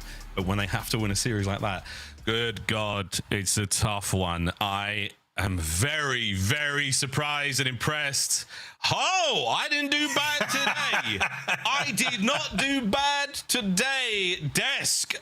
You had a long series. You had a long series to get a lot of them in. Well done, sir. Well done. Back to the kids with you. Chance, we'll see you in Paris, my friend. In the meantime, let's talk Canada. Toronto walks away with the dub, as Ali and I clearly had tons of faith in. Wheeler, I've never seen you more nervous during a series. What was going through your mind during this Game 5? Because you were out here pacing on the set. Because I was like, well, first I said at the start of the Game 5, I said, I pray this goes to round 11, just so I can see how Toronto approached the rounds. Now, listen, Kips ended up dying in the beginning of that round, but they slowed it down. They didn't just bang out one side of the map. They played a default, played for information, and gave themselves a chance, even with losing a man. Like, been waiting for them to kind of play just like some straight-up S&D for so long. They stuck to the game plan today, and it really worked. I mean, a lot of their defensive rounds were awesome. They were slow and, you know, just playing for that information. That's kind of what you need to do when you get to a Game 5. Ali, if I watch this footage, though, I'm like, okay, please let me play Toronto on Fringe. We'll just go to the back train and kill Inside every round, and then we'll go kill the rest of them. That was bang out A. What's going on with the strategy here? Do you need to add more to your arsenal before Paris? I'm going to be on a plane tomorrow night. I can't imagine these players are much further behind. Yeah, no, I see the angle that you're taking here, and I think for Toronto specifically on this map, for sure, just because, like, this A site, it did feel like they did not have a lot of comfortability here, and it was a lot of off of the back of heroic plays from individuals that kind of put themselves back in the game. So For French Search and Destroy, I would definitely lean that way, but like you said, we're heading to Paris, so only so much you can do as we head into a major event like that. Where is Toronto after tonight's win? Well, it should be their third. That'll put them at 3-2, and you've got G2 at 2 and 3. Yeah, Toronto were 1-3, so now they're 2-3. Thank you. Blacked out. But their map count coming into this was 6-11, so that's going to put them at 9-13. Maybe an off chance. I'm not sure how the math will work out in the three-way tiebreaker. Either way, a reverse sweep and closing out a game 5. That's got to feel amazing for these guys. Oh yeah. You got the head-to-head over G2. You wonder who else they will finish with at 2 and 3 as we have one more match to go. It is FaZe versus Carolina Royal Ravens. One of them is getting handed a third W and guaranteed a spot in the winner's bracket. Can Carolina get it done tonight, Allie? Ooh, I mean... Knox. They might. I don't know. We got to see the debut of Knox. We got to see what he's capable of doing if he can fill those standy shoes. We're double checking right now that these are the standings, but I believe the tiebreaker does go to G2 and then Heretics based on map count. As you mentioned, Nameless, Toronto, just not enough maps earlier in the series. Yeah, and I don't know how the math will shake out once we add another team at 2 and 3 because either FaZe or Royal Ravens will be there. So, yeah, we're going to have a big 2 and 3 cluster. But, yeah, in terms of map count, G2, we're 10-9 coming into it. So, you know, they end up, what, 12-12? They're probably just going to be locked in. Toronto didn't get a 3-0 today. They get a Game 5 victory. They finished 2 and 3, and they'll be starting in the elimination bracket. Here to talk about it, we welcome Abe into our Monster Winner Spotlight.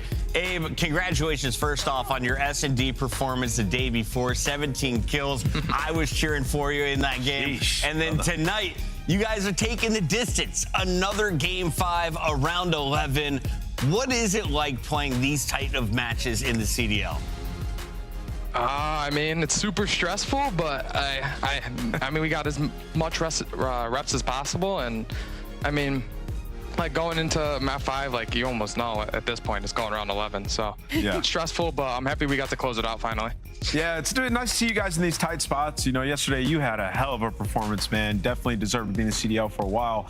When we get to these round 11s, though, typically Toronto, they, you know, push out one side of the map, give up so much space, and, you know, you're now a part of that. I saw today you guys played way more defaults. What discussion did you guys have after, you know, fumbling yesterday's S&D? I mean, we kind of knew going into today, like we were giving up a bunch of bomb sites, so we were trying to, you know, play to spread more aggressive, and we were kind of, you know, not playing to lose, but play to win. You know, take more space. You know, if we're gonna lose, might as well go out the way we want to play. So, you know, just play more aggressive, and I feel like it worked out a little bit, especially in that map 5. Definitely did. Abe, this is now 2 back-to-back series out of you that, you know, you've gone out there and you've done what you've needed to do. You've handled business. So congratulations on that, and congratulations on the win. Yeah. I want to ask you a little bit about a series like this because it was a reverse sweep. We went the distance. Is there any maps in this series that you felt like you guys looked at and were like, okay, if we win this map, like, we're going to win the whole series? Could you tell me what map that might have been and why? And if you have any favorite maps? Scar for sure. I mean, after the Scar, we were like, wow, okay. I mean, they kind of just broke really bad. So yeah, they're in their head right now, like, damn, we should just close that out. And then going into done HP, you know, I feel like that's one of our better maps. Right. Personally, my favorite map. There we go. But you know, we were confident with the maps that ahead, and after the Scar, we had all the confidence. We took a break, or after map 2 when we took the break, I feel like we all knew like these maps that favor us. So yeah, I'd say map 3 is when they. All right, Abe, we'll see you on land next week. All right, thank you. That is Abe. That is our second winner of the day, and we have one more to go. FaZe is going to be looking for their third win and a spot in the winner's bracket. Nameless, final thoughts here on Koi. Did they improve enough to get your thumbs up going into Major 4? Yeah, you know, I was picking Koi a lot the last couple of months, but they pissed me off with that search. That one, though, I might be back on the Koi train. I'm happy to see it. I'm happy to see it. Allie, when we come back, it's your aunt's favorite team, Exceed, and the Carolina Royal Ravens are taking the stage against Chris Lair. It'll be fun. Right, fun.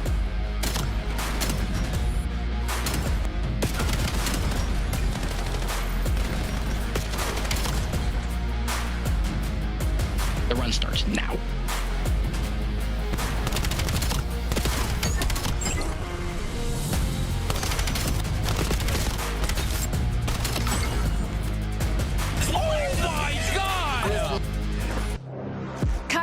Tickets are on sale now. Come see the best teams lock in for this season's grand finale in fabulous Las Vegas. All 4-day passes come with early venue access. Head to FazeVegas.com or scan the QR code to get your tickets now. Scuff, official controller of the CDL. Monster Energy, the official energy drink of the CDL. Brought to you by America's Navy and the special operators who work in the shadows. At COD Champs, it's more than Call of Duty. It's you whipping an F1 go-kart at the Grand Prix Plaza, testing your aim and movement at Summerlin Paintball. It's you driving supercars at Speed Vegas, surviving the best escape rooms at Escapology, experiencing the immersive art in the Arte Museum. It's you taking a picture in front of the Bellagio Water Show and seeing Vegas from the largest observation wheel in the US. It's you and the squad making memories for life. A weekend in Vegas that you'll never forget.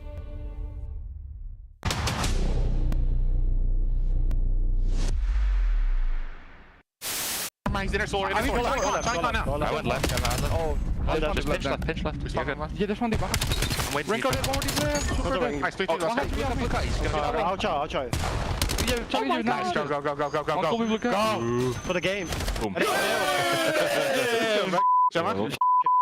Holy what exposure. 8-0. It's not going to be 8-0, right? We're not going to lose 8-0, are we? Look at the pitch! Look at the pitch! Look at the pitch! It's 8-0. I promise you it's 8-0. I promise you it's 8-0. It's a world record overload. Now that will seal it. Golato! Goal! As Toronto Koi. Have they played the game mode before? Try and work someone on the flank. He's able to find by Criminelli. The Kriegs, they're able to get 2 headshots. They know that Formula's gone. Vivid. Ooh, I think that's a bit of an over challenge. Envoy, he goes to the defensive side. Nobody able to check the bomb. Crim ready for it. Nice shots. Or Criminelli now going to find all 4 kills. This is Formal for the ace. 3rd. 4. Illy wraps back and it's Formal with the ace.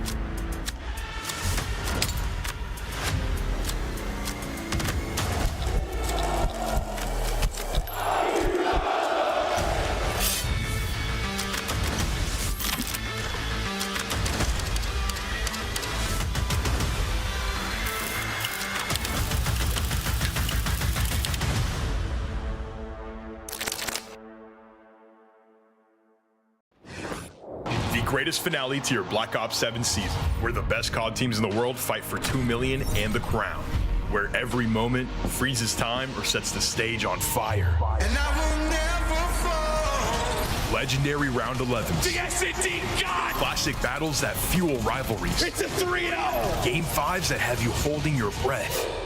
Clutch plays that leave you speechless, and seeing your team finally lift that trophy. It's history in the making! Find out if a new king takes the throne at CDL Champs in Vegas this July. Scan that QR code right now and you'll save $20 using the code CHAMPSMTX. Turn that $20 you saved into a chip. Give me the chip and I will gamble it for you. We're going to Vegas in July and Lady Luck is visiting you right now. She kissed you on the mouth because you can still buy a seat. Allie, that venue is going to be bumping. It is going to be bumping. And that $20, like I said last time, that's at least 1 bev. Maybe 2 if you're lucky. $20 is $20. Stretch it. Save some cash. Make your way out to Vegas, and you can see this team. They're guaranteed to compete at our World Finals, unlike their opponent tonight. Let's start with the favorite, FaZe. Vegas have risen a trophy. They did that back at DreamHack Birmingham. 04 won the MVP award for that finals performance. Abuza and Draza, great games as well. But Sim looks to be the MVP on the season for this squad. If you look at their current format, They're playing for their life in a winner's bracket. What happened to this squad? Yeah, Sip had a couple of bad matches, including the minor, but he bounced back in their last series. And then when you talk about them adapting to this new meta, it hasn't been kind to them after, you know, the Major 2 split. We had a lot of map changes, new gun being added, and they became really bothersome for the AR. So Booza had slowed down, but recently has picked up his game. And now they're getting a bit more comfortable in search and destroy after, you know, getting more reps on these new maps. And we saw all that come to fruition in the Riyadh match where they just blitzed them 3-0. It was not close. They were once considered a top 3 team, and now I looked at the record, 8-9 since April 25th. Okay. Strength of schedule harder, or are they truly fallen off? They have had 3 of their losses in their last 10 series have been to LA Thieves, and they've had to play LA 4 times. 2 of those games have been Gelmates, so it's just been weird, I think, in the teams they've been playing. They do have that loss versus Miami, but that's like a who's your daddy list. That's a matchup thing. So I think outside of that, they've been playing really well. The problem is just when they go up against these top teams, their hardpoint's not in a great spot right now, so they've been forced to Neslo. And if you go up against one of the top 4 teams whose S&Ds have been looking really strong, you're susceptible to losing one of those, losing the series, so on and so forth. Let's take a look at Carolina, who's looking to play spoiler, but more importantly, finish their season with a spot in the winner's bracket. And they have 0 success on land. Exceed saying he knows what this team is made of, what they're capable of. Tonight, though, you're not playing with the guy you've just been hyping up in Eli, who brought some stability to the team. Instead, you're going the opposite direction with the guy who we don't even know if he'll be able to keep up on the comps and Knox. Exactly, right? And remember, when they brought in Standy, they said that they built a system, and that's when they became more comfortable, particularly in Search and Destroy. They're #1 retaking in Stage 4. It's been great defensively, and that was how they were able to beat Optic Texas. So when you bring in a guy like Knox, I mean, he has reps and challenges. He got top 4 at the Atlanta Open. I'm watching these clips. I'm like, I don't mind having this on my roster. Exactly. He's just a turn SMG player, and he has experience. Like I said, he has the top 4 at the last event.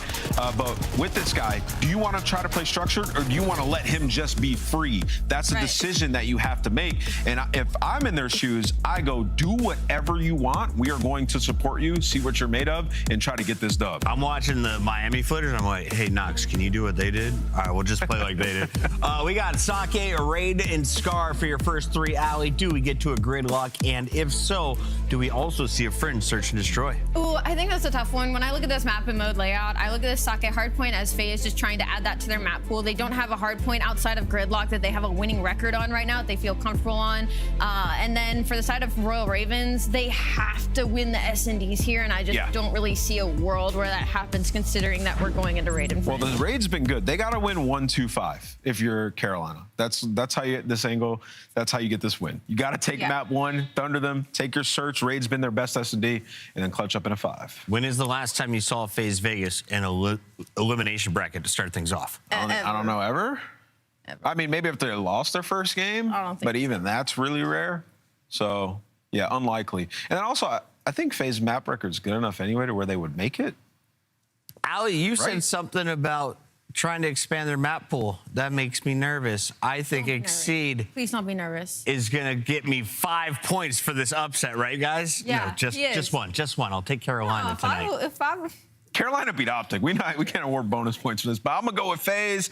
Simp bounced back in the last series, and he's about to pop take again. The reason why I'm like telling you that you're fine, Chris, well, you weren't fine until you picked Carolina, was because Knox is literally the X factor if Carolina's able to win against FaZe, because this matchup just doesn't go well for Carolina. Their hard point's also not very good right now, and that's going to be FaZe's weakest point. Their S&D is kind of their strong suit, but on the FaZe side of things, they're like one of the best S&D teams. I'm going FaZe. It's just not good. She's going FaZe. She's going FaZe. Fans are also going with me. Oh, they're going with FaZe. We got Shift and Study on the phone for the final online qualifier. Guys, I'm not wrong. They're playing from their bedrooms, right? I mean, yeah, but it just feels like there's so much extra that needs to happen besides a little bit of comfort, Jay. FaZe, I think Ant calls it really nicely. They bounced back really well after the loss to Miami, absolutely blow out the Falcons, and now they're taking a weaker Carolina team with a player who we've watched a lot of this season in Challengers, but this is a huge step, like a giant leap compared to what he's played up against so far this year. Yeah, but if we look back at the season, every time Carolina make a roster change, their honeymoon stage just hits a little bit different. You saw it at the beginning when XC was brought in. They were unbelievable at overload. When Standy got into the mix, they turned into the best search and destroy team, especially on the defensive side. But now you're bringing in Nox. And I think when I looked at the numbers for them, it's pretty self-explanatory to the reason why. They are dead last in slaying in Hardpoint. You picked up an SMG, dropped Craze, and picked up Standy to get more slaying, and you couldn't find it, so we just need a killer. Yeah, I hear that, and we will maybe see that here, but it is Sake, a map that will really punish the Royal Ravens if they cannot work on their teamwork and their coordination. But the opening start, really solid here for Carolina. Exceed looking to follow up on the last player down low at the pit, but he's lost Draza, finding that kill phase on the bounce back, trying to work their way into barn. Yeah, I feel like the biggest thing that I took away from FaZe versus Falcons in that last series was just how fast Draza was keeping up with his SMGs. I feel like that's when FaZe are truly going to unlock their final form. When Draza's able to go between any weapon, just do whatever he wants on the map and just assist his teammates throughout it. But so far here for the Ravens, answering the call. Everyone picking up in the slaying department, pushing FaZe back, even though they have yet to lose the spawn. They are dominating this hill time. Really good start for Fire. 4-1 will be shut down there by 04, who can't turn that quite into a second. Nox able to get his third on the board in his debut. And now it's up to Carolina to see if they can find a way to rotate as FaZe have this setup. Let's see how this young new team is coming with the Royal Ravens. I'm waiting. On the back door. I'm sliding to the rock. There's two. He ran up well. He's gonna be well, Draza. I'm telling you, man. If not, he's side well. That's a nice shot. Front box. Yeah, let's see him. We should go stone. In the back here. Front box. Box dead. Which window? Oh, for window. I'll get it. We're gonna set up new. I'm picking we're gonna spawn out there. I spawn here. I Taking my left. Alright, I'm holding low. I'm holding low. Bridge is open. Bridge is open, Lou. Heard you. Top bridge. Jump top bridge. Kill me now. We're gonna spawn out. We both spawn out, by the way. Heard you. I only have my bridge. One is left street. Left street. Nice shot. He's left me. What's the L? And bridge running at you. He's on the right side. Back door on you. Simp is square. He's gonna jump up. He's gonna be wine. Back door one shot, guys. Come with me, I'm coming left. I got a left spawn. I'm taking it. Map slow here. Let's go. P1. One bullet. P1. Back plat. Lose it. Back plat weak. I don't see anything on, guys. It was Simp. He probably Boost the D back out of the play. Draws out back. He's back deep left. Come with the gens. There's two time. Coming over to Chris. Yo, back left dead. Nice. He got me back door. Nice shot, Blue. I'm with you. They spawned there. I go. Low bridge. I'm with you, gens. That's good shit. They're gonna be on you. They went on you. A great listening there from a young squad on the Ravens. You could tell just from the communication standpoint that they are drastically slowing down the pacing of it because it's truly hard to understand what Nox is saying sometimes. So you have to make sure everything is at least clear as day on the communication side to start this comeback. You at least make that P3 a little bit scrappy, but you lose the rotation over towards New. But this looked like a very quick break opportunity.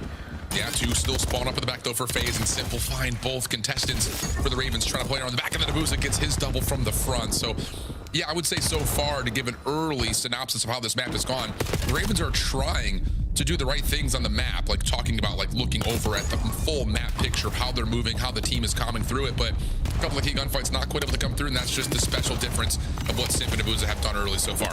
Yeah, it's just the little things, man, for FaZe. Just keep staying ahead of the game, forcing the Ravens to play a little bit sporadic, and now Simp is able to locate 3 on the hill.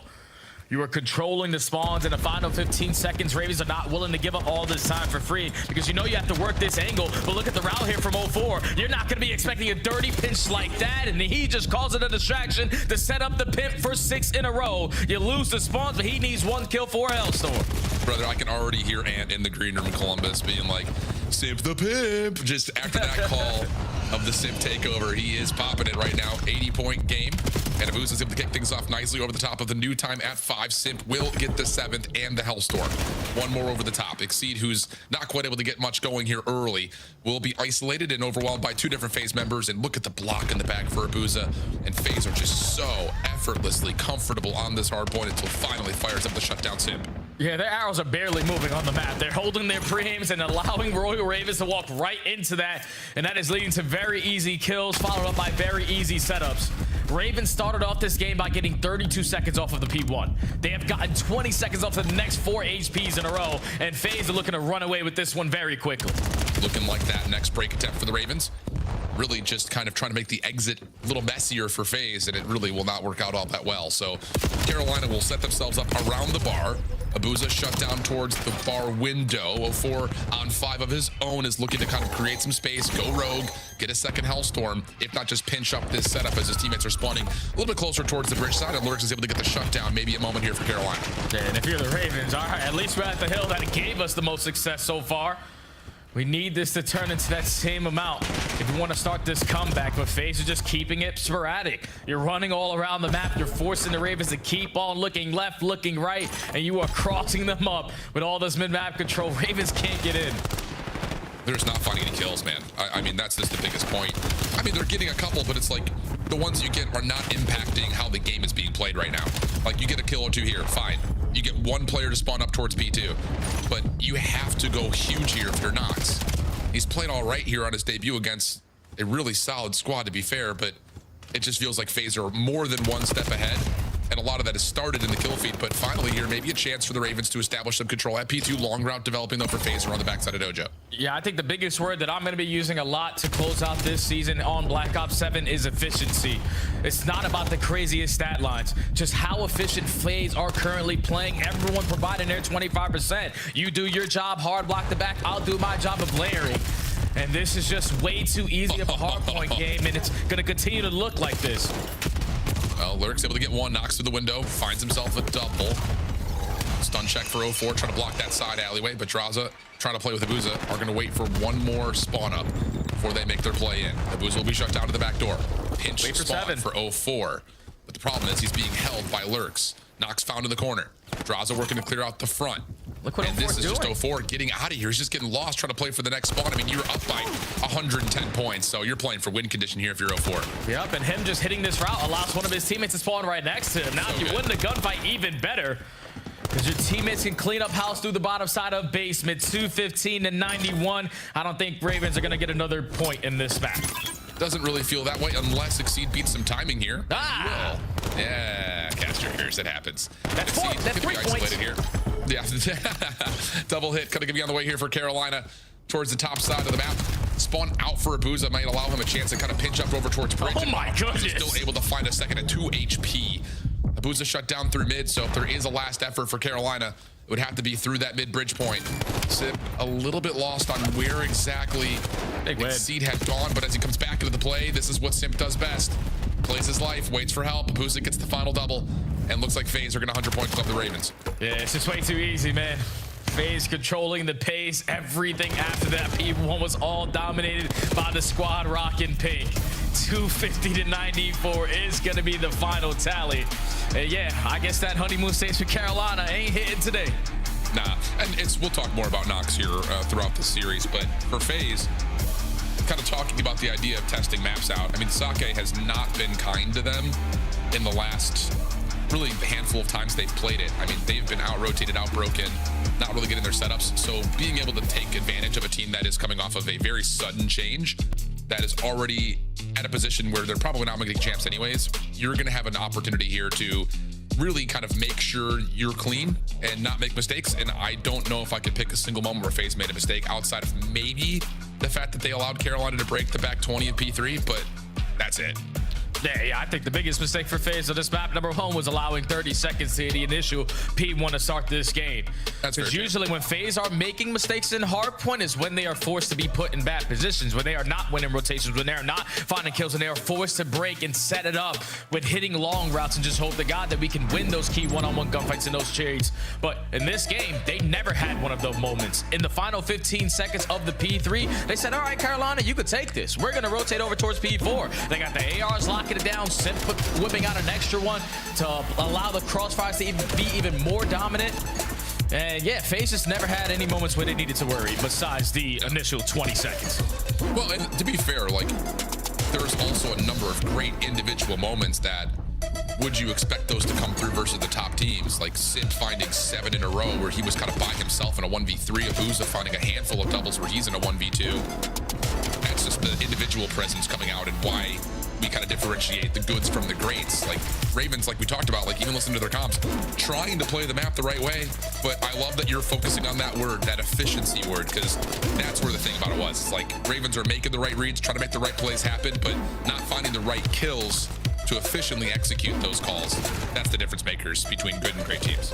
And now that you are the Ravens down 0-1 in this series, we gotta show what we can do in search and destroy, man. It's just gonna be tough because FaZe, at least in that last series, I know it's been a struggle for them in stage 4 in this mode, but what they did versus the Falcons was unbelievable. Everybody again providing their 25%. Sip being that guy on the map, 0-4 creating his openings, and by making that change with Standy now for Nox, you saw for Carolina, one thing that they were outstanding at was their retake opportunities on defense. That's the reason why they were able to beat Optic in that game number 5. But now you got a guy that's going to be tough to communicate with.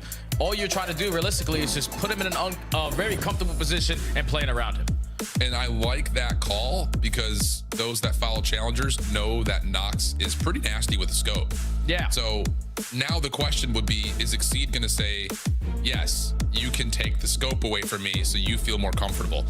That doesn't feel like something Exceed would say, just knowing him personally. Just he's going to want to do what he wants to do, it feels like more often than not. But if he's got that veteran leadership, I think you have to let Nox play his best possible role, search and destroy wise, and then mold around that. Let him at least put himself into some familiarity because you're going up against FaZe in your debut at a last second call. Like, it's not an easy situation for Nox to be in. Yeah, that's a tough situation, though, to make as well. Like a tough play call if you're going to decide to give up the snipe if you are Exceed. Because if you're going to give up the snipe to Nox, who is going to run alongside Lurks? Like, who's going to whip out that SMG and be that aggressor with him so he doesn't get isolated? Because you know 0-4 and Sip are going to try to take space. But you need someone to be able to match that aggression with Lurks to try to slow them down. And if Exceed gives up the sniper, you better be prepared with that NPC. Very true, and there's nothing to say that Nox won't play the SMG role because that's his main role, and he does it a lot in search as well, but he's really good with the scope. That's all I'm really trying to get at. So no, he is. All right. Well, Carolina finding themselves in a situation like the desk had mentioned. You probably needed to 1-2-5 this thing, but try to get a win on Sake as a new team playing one of the most macro heavy rotation focused maps doesn't feel particularly great. So now it's kind of a do or die, it feels like in a lot of ways, because I just don't see a world where they beat FaZe in an overload hardpoint on Gridlock in particular, and then finish things off on a fringe where, to be fair, FaZe have been a little bit loose on, but the Gridlock has been so good for FaZe. So we'll see if Carolina can respond. Opening offense, though, for Vegas. Yeah, FaZe playing with the utmost confidence. New team, new strats. They're not going to be prepared for this aggression. First blood goes to 0-4. Quickly trying to have that second kill go down is Sip, but Lurks with the trades to the numbers for FaZe. A good back and forth. Bomb not being committed for the plant yet. 0-4 will see at least one decent shots. Maybe he saw both. That's going to be enough for Draza to make the commitment to make his way over through Zig and quickly in towards Kitchen. Looks like FaZe are trying to play for one more elimination before considering the objective, which has sometimes been stuff that's foiled them in the past, but now they're going to hop on and Booz is going to get the plant off. Yeah, they got the info. They're still showing pressure over to that Logi side, so if we're going to switch up the angle. And now Draza's going to start to work this late pinch. You rip fire out of top, Laundry, you clean up the rest with the NPC.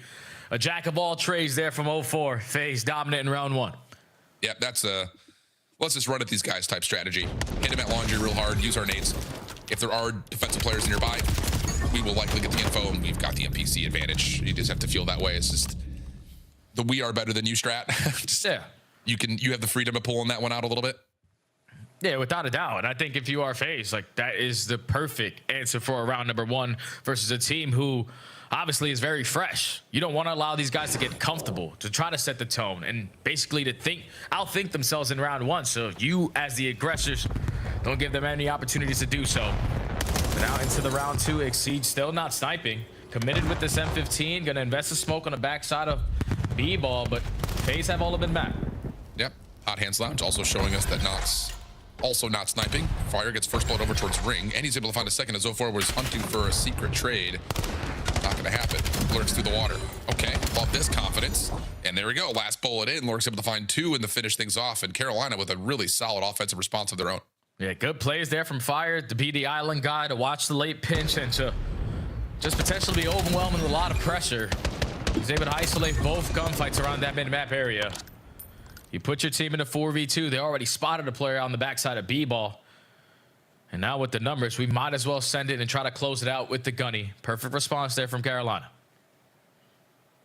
And I think we've started to see a lot of teams opt to not snipe in the first couple of rounds, thanks to the ability to get an extra set of nades out quickly. And then if you do connect, you have a chance to follow up on that very fast before trophies are earned. Ooh, look at this smoke. Stuns behind it. 04 is able to connect onto Exceed. But this is just a fake. Defense largely taking the bait. Yeah, it really is. Nox trying to get in towards mid, thinking maybe I can contest pillars, but it was all a ruse, and the bomb will be planted instead at B. Yeah, and I think Nox actually had the sniper pistol in that round. So he gets picked off early. But Lurks takes so much space away immediately. 3v3, they don't spot the guy at Tiki. 4 for Lurks, stays away from the trade. Meanwhile, gunfight starts to happen over towards the backside at Tiki. Exceed, shut down though by 04. So now Lurks has to play the 1v2 out with an NPC from backside pool. And Abuza is watching you. 04 is going to jump out the window if he needs to. And he turns his attention at pretty much the exact right moment, but Lurks able to find the kill. He's on 5 in a row, looking for last one. Oh, can't quite find the shots. The time would have been precious as well. But Abuza shuts down the heroics out of Lurks. Oh, yeah, he actually almost had a chance there. Abuza plays it close with the game clock. But he knew he had to jump on him. And he's able to close out that round. Efficient from FaZe to just the way that they started off this game. All lot pressure through laundry. And then you set it up for that play into the next round where 04 is still going to do the same exact thing. This time you add a smoke grenade to the mix to try to keep Carolina on that side of the map to open up a free bomb plant. But then when he's able to wrap back and catch a guy with a sniper pistol just running for free. Oh yeah, man up, bomb planted. This should be an easy dub. Well, opening shots towards cutout window as Draza backing up towards the safer angle at basketball. This would be a retake effort though on B. Fire rotating late from garage where FaZe are tracking his footsteps at the moment. And Nox actually cannot fully plant right there. Doesn't get the proper stretch. Now he's low, and here are FaZe from the backside of water steps. Big win for the opener, but 04 responds, but the kills for Carolina too strong. Boo's the last one left, gonna get pressured as Lurks has got the hot hand. He says, I want blood, and he finds it.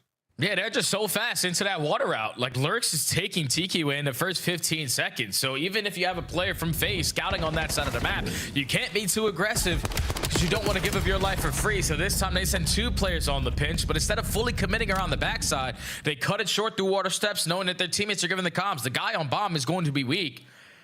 But it's just Carolina were prepared for that. They were ready for that push through mid steps, and they were able to win the majority of the fights to walk away with the round.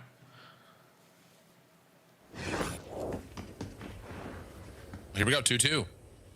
8-2 for Lurks, 7-3 though for 04. They have been the heavy hitters in this lobby without question. Everyone else has been not necessarily quiet, but not much of a factor. Carolina can take a quick route through pillars. Simp was only now planting the bomb at B, and these shoulders for Abuza are going to be everything. And the shots are already coming through from Fire. That is actually backside basketball, so you're going to have a bit of an element of surprise here if you are Carolina, but the nades come through and get at least one in return. Nice win. Yeah, Simp's able to find another one now in a 2v3. You are going to lose the gunfight through mid-steps, but Draza has the info. The last player is going to be on the pinch.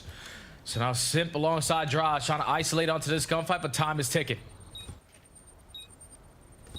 Yeah, they're just searching in the wrong spaces. There's the check for the bomb. No one home. No one top window. You double check what's happening to the mid, and then you go back. Nice shots from Simp. Last player left alive is Nox, damaged, and there's no time for the defuse. So FaZe will hold their post plan. And I will say, just kind of as a reference point, one of the things we talked a lot about FaZe kind of going into this qualifier stage, where they kind of came up a touch short in the search and destroy, was getting a little bit too cute, waiting for that second kill when you don't necessarily need it to plant, and getting a little bit lost on when you play for the objective. But now it feels very comfortable. Oh yeah, they're just having 3 different strategies on their attacking rounds. But even with the Ravens finding the first blood, once this bomb gets planted and Draza finds that frag, it 100% connects onto both, and Nox is forced to disengage. So just long routes don't really work out there for the Ravens, but you have to be prepared to gather this information early because FaZe are playing super quick on their attacks. Yeah. Well, now super quick through the defense. They just hit through mid water steps and have already cleared bedroom. So it's going to be a design to retake at A. Exceed will put the pressure on that call by getting the early plant, and Carolina will have laundry control, Jay. Yeah, FaZe was sick and tired of them getting beat up at that B site, so they take that away. But Ravens with a perfect blind counter. 10 seconds already gone. We're trying to find the first blood, and it's Draza able to find the opening too. Now you got the last two players trapped over towards laundry. He's looking for the ace. Pistol's good enough for kill number 3. And let me just check my corner. Damn, Sip, you take it. But FaZe with a perfect retake. Really good isolated nades too towards that back van position. Make that opening double so simple for Draza. Just keep the aim up, hit through pillars. But yeah, you know Draza's at that point of give me the ace, give me the ace. Not quite able to fully get that, but still. Domination for FaZe. Mismatches currently what we're watching. Great retake. Yeah, that was Exceed just peeking his head at the wrong time because Draza was initially just shooting at fire. But he peeks up, peekaboo like a groundhog. Gets ripped. Next guy's weak. Last guy's gonna die to my Jaeger. And FaZe now with a 2-round lead. Right back to the aggression on offense, but an adjustment here for the Ravens. Take him mid-map. But look at Draza, NPC. He wants to try to find the follow-up on that, but Lurks once again provides. He's already at 11 and 4. Abuza, not stuck necessarily back garage, but has to choose his battle wisely. He's able to find the first onto Lurks. That's enough to push Nox back, try to hold their numbers advantage, try to play on the other side of the map, but Fire shuts that down. It's onto Abuza for a 1v3, ace required. Yeah, Ravens basically trapped him over towards that A site. 1v3 for Abuza, you're gonna stand no chance. So FaZe finally met their maker there. With the Ravens taking mid-map away. Nox puts away the snipe, he's running alongside Lurks. They apply the pressure through B Street, walk up water steps, get the first blood, but then stay proactive on that flank. Catch Draza. Don't ego chive in with Lurks falling on the backside of garage. Nox is able to back up and just keep the numbers on their side. Really good. And I mean, it's one of those things, like we kind of see it in the matchup that the Carolina had versus Optic. Like their search and destroy has felt not like rejuvenated, but well rehearsed. They're finding ways to kind of showcase that here versus FaZe, but in the opening battle through mid, Carolina will just have the better guns up, so they will come away with a 3v2 after the first blood battle. Yeah, they're sick and tired of FaZe taking this map in the first 10 seconds, so yeah, they started to stand their ground. So far, it has worked out. Early man up. Gonna work this bomb planet A. You're planning it for mid-map with FaZe at least pushing you off for now. Fire some damage. Nox follows up for 1. Should know that Abuza was still playing towards the same water steps. And Exceed is just going to make the call saying, let's just take kitchen, give ourselves a post-plant setup, and look towards B. And that is exactly where they will plant. Yeah, they're going to plant it for a B-ball as well, and Abuza's going to be in La La Land, so it's going to be quite some time before he's even in a position to even make a play. He's going to work his way up through mid-map. Nox is able to catch the timing on the spot, and Nox is going to be the closer on the round. Okay, Ravens, that's 2 in a row. They're starting to switch up that pacing, and it's forcing FaZe to be uncomfortable. Really, really nice. And I love that call in this particular round to just absolutely make sure that FaZe can't get away with aggression through mid, which is something that they don't necessarily do every single round, but you know with the SMGs that they love to make that play happen every so often. We really haven't seen the sniper rifle come apart from either team, which is a little bit surprising. Maybe that's something that will change here in the last couple of rounds as we're tied at 4. Yeah, potentially at this point in the game, slow it down a little bit. Try to play to counter the other team's mistakes. But Abuza's still going to be rocking that M15, and all of the Ravens instantly shut down this A site. FaZe already aware of it. Going to get this bomb to that B. Yeah, but this is another one of those designs for Ravens that should have a protocol of how do we retake B. And apparently the call is, let's clear out garage. 04, can he get 1? That is unbelievable. So important. Now Draza can just dance with the devil here, but oh, he gets shut down by Nox. Huge double from him. Simp through Tiki, though, moves the post plant over to basketball 2v2. A lot of time to work with, at least on the FaZe side, but Ravens already putting pressure in towards kitchen. So Abuza's going to throw his shoulder, gather the info, set up Pimp for this kill. Now there's only 20 seconds, 1v1. Ooh, but, say Lurks through cutout. Maybe he's able to get the jump, but not quite. Abuza in a perfect spot to read that Lurks is going to run through that kill. and shuts down the potential 1v2, and now putting the pressure onto Carolina firmly. Talking about, again, they need to win this map if they want to have a chance in the series, which is already an astronomical long shot. Yeah. But so far, I mean, it's one of those things, Jay. It's just like, if there were to be a chance, it's going to be through Surge. And honestly, again, you can't really discredit Carolina. They're playing well. Yeah, without a doubt. It's just when you put yourself in a 3v1 situation for first blood and that guy is able to do his job by getting that kill before falling and just gathering all that information that this is where the pressure is coming from. Good plays there from 04. But now Ravens trying to go back to the strategy that has treated them well so far all throughout this game number 2. The aggression through this B side, but this time 04 is playing in TQ. Smoke out, Lurk, stunned. I think he was thinking about trying to move his way through that smoke, but now he's got to do this the hard way. He's able to get the jump on 04. Pushed off the bomb again, though, is Knox not able to get the full plant off. Recontest on the way from Abusa. They don't anticipate that initially, do Carolina, but they're able to find the trades, and now puts just on to Simp, who, wow, late to the gunfight, is still able to find the shotgun presence of the NPC to deal with Lurks, and now it's a 1v2. Yeah, Carolina, don't give this guy a chance. Back up to bedroom, double stack it. Someone watch low, someone watch top. This should be a guaranteed round of force round 11. And it is. Okay. Yeah, hit me with that sultry lo-fi. Cruising our way into a round 11. And is it all down to first blood? They really haven't. At this B side, they have had no answers. And the only time that they did is when they send it with their SMGs to take that space immediately away. But that round, Carolina actually went to the opposite bomb site. You have yet to shut down their plays at B. And that is what's led to Carolina securing 3 attacking rounds and now forcing this round 11. It's going to be FaZe on the attack, though. Okay. Oh, we might get a battle here at A. Carolina's sending all 4 members quickly. Do the stuns get the read on it? No, they don't. Exceed for first blood. Smoke out. Draws in some trouble to find one before falling. 04 saves his life for the second. Pistol horn for the third. What unbelievable assistance that is from FaZe. Not getting necessarily the full reveal or utility connection that they were anticipating, and now it's Exceed for a 1v2, and he may just fall victim here, but ooh. Did 04 see him on the jump? Sure looks that way. First shots are in, and FaZe take the round 11 after a dramatic affair with Carolina here on Raid. Oh, that was a good round 11 there from FaZe, just showing their teamwork, showing their efficiency. Even when we're losing that first player, we have a crossfire set up that's going to keep everybody else safe. Draza takes this aggressive angle, spots out fire through the smoke, but you see 04 knowing that Draza is under fire. Chooses a different angle, finds that second kill, and also provides bullets onto the third player to have him weak.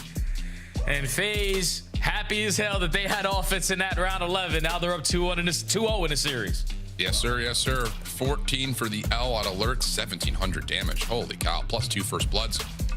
Exceed had a slow start. A lot of it was because he was getting blooded, but was able to pick things back up to a 6-6 tally. But overall, FaZe just too well coordinated.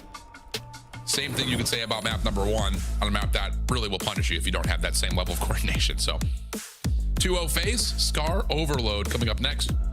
And just kind of feels like the destiny has been kind of written here. Although, to be fair, FaZe could use a little bit of work on this map.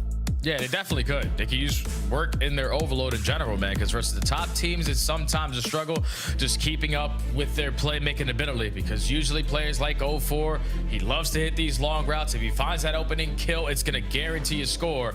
But this is where FaZe realistically needs to allow more players to start to touch that EMP, allow other players to fill certain roles, so then you can be unreadable around the map. Kind of like a Thieves does right now. Everyone plays off each other. There's no particular role. It's what do they call it in Ted Lasso? It's real football. Everyone plays every position. See how things go. Scar Overload coming up next. Will it be a 3-0 or Carolina show some presence here with the new guy up Knox? We'll find out when we come back.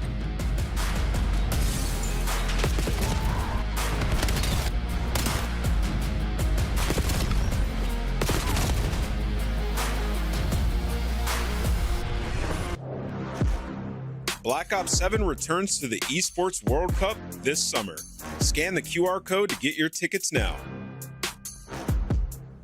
Scuff, official controller of the CDL. Monster Energy, the official energy drink of the CDL. Brought to you by America's Navy and the special operators who work in the shadows. COD champs, the fun goes beyond your seat. Welcome to Vegas. If you're in the starter ranks, you gotta slide over to the iconic Vegas sign for a quick photo. Then drop into the playground made for adults. And then go swimming with sharks at the Shark Reef Aquarium. Now at the next level, full send the obstacles at Spy Ninja's Adventure Park. Then get active at Lake Las Vegas Water Sports. For the ultimate experience, take a helicopter tour of the Grand Canyon. Then jump off an 800-foot building at Sky Jump. And that's how you make your champs weekend unforgettable.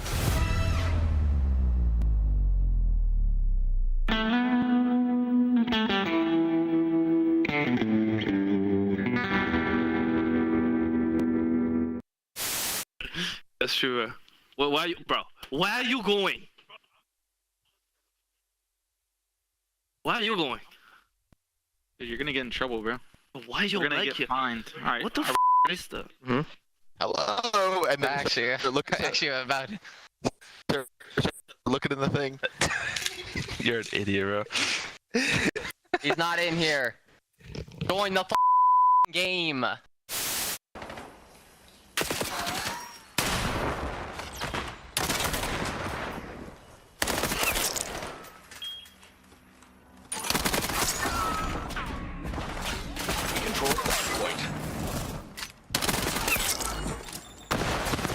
Fine, guys, I'll do everything myself. It's fine. And then I get naded by my teammate. Like, I'm freaking Hill for that.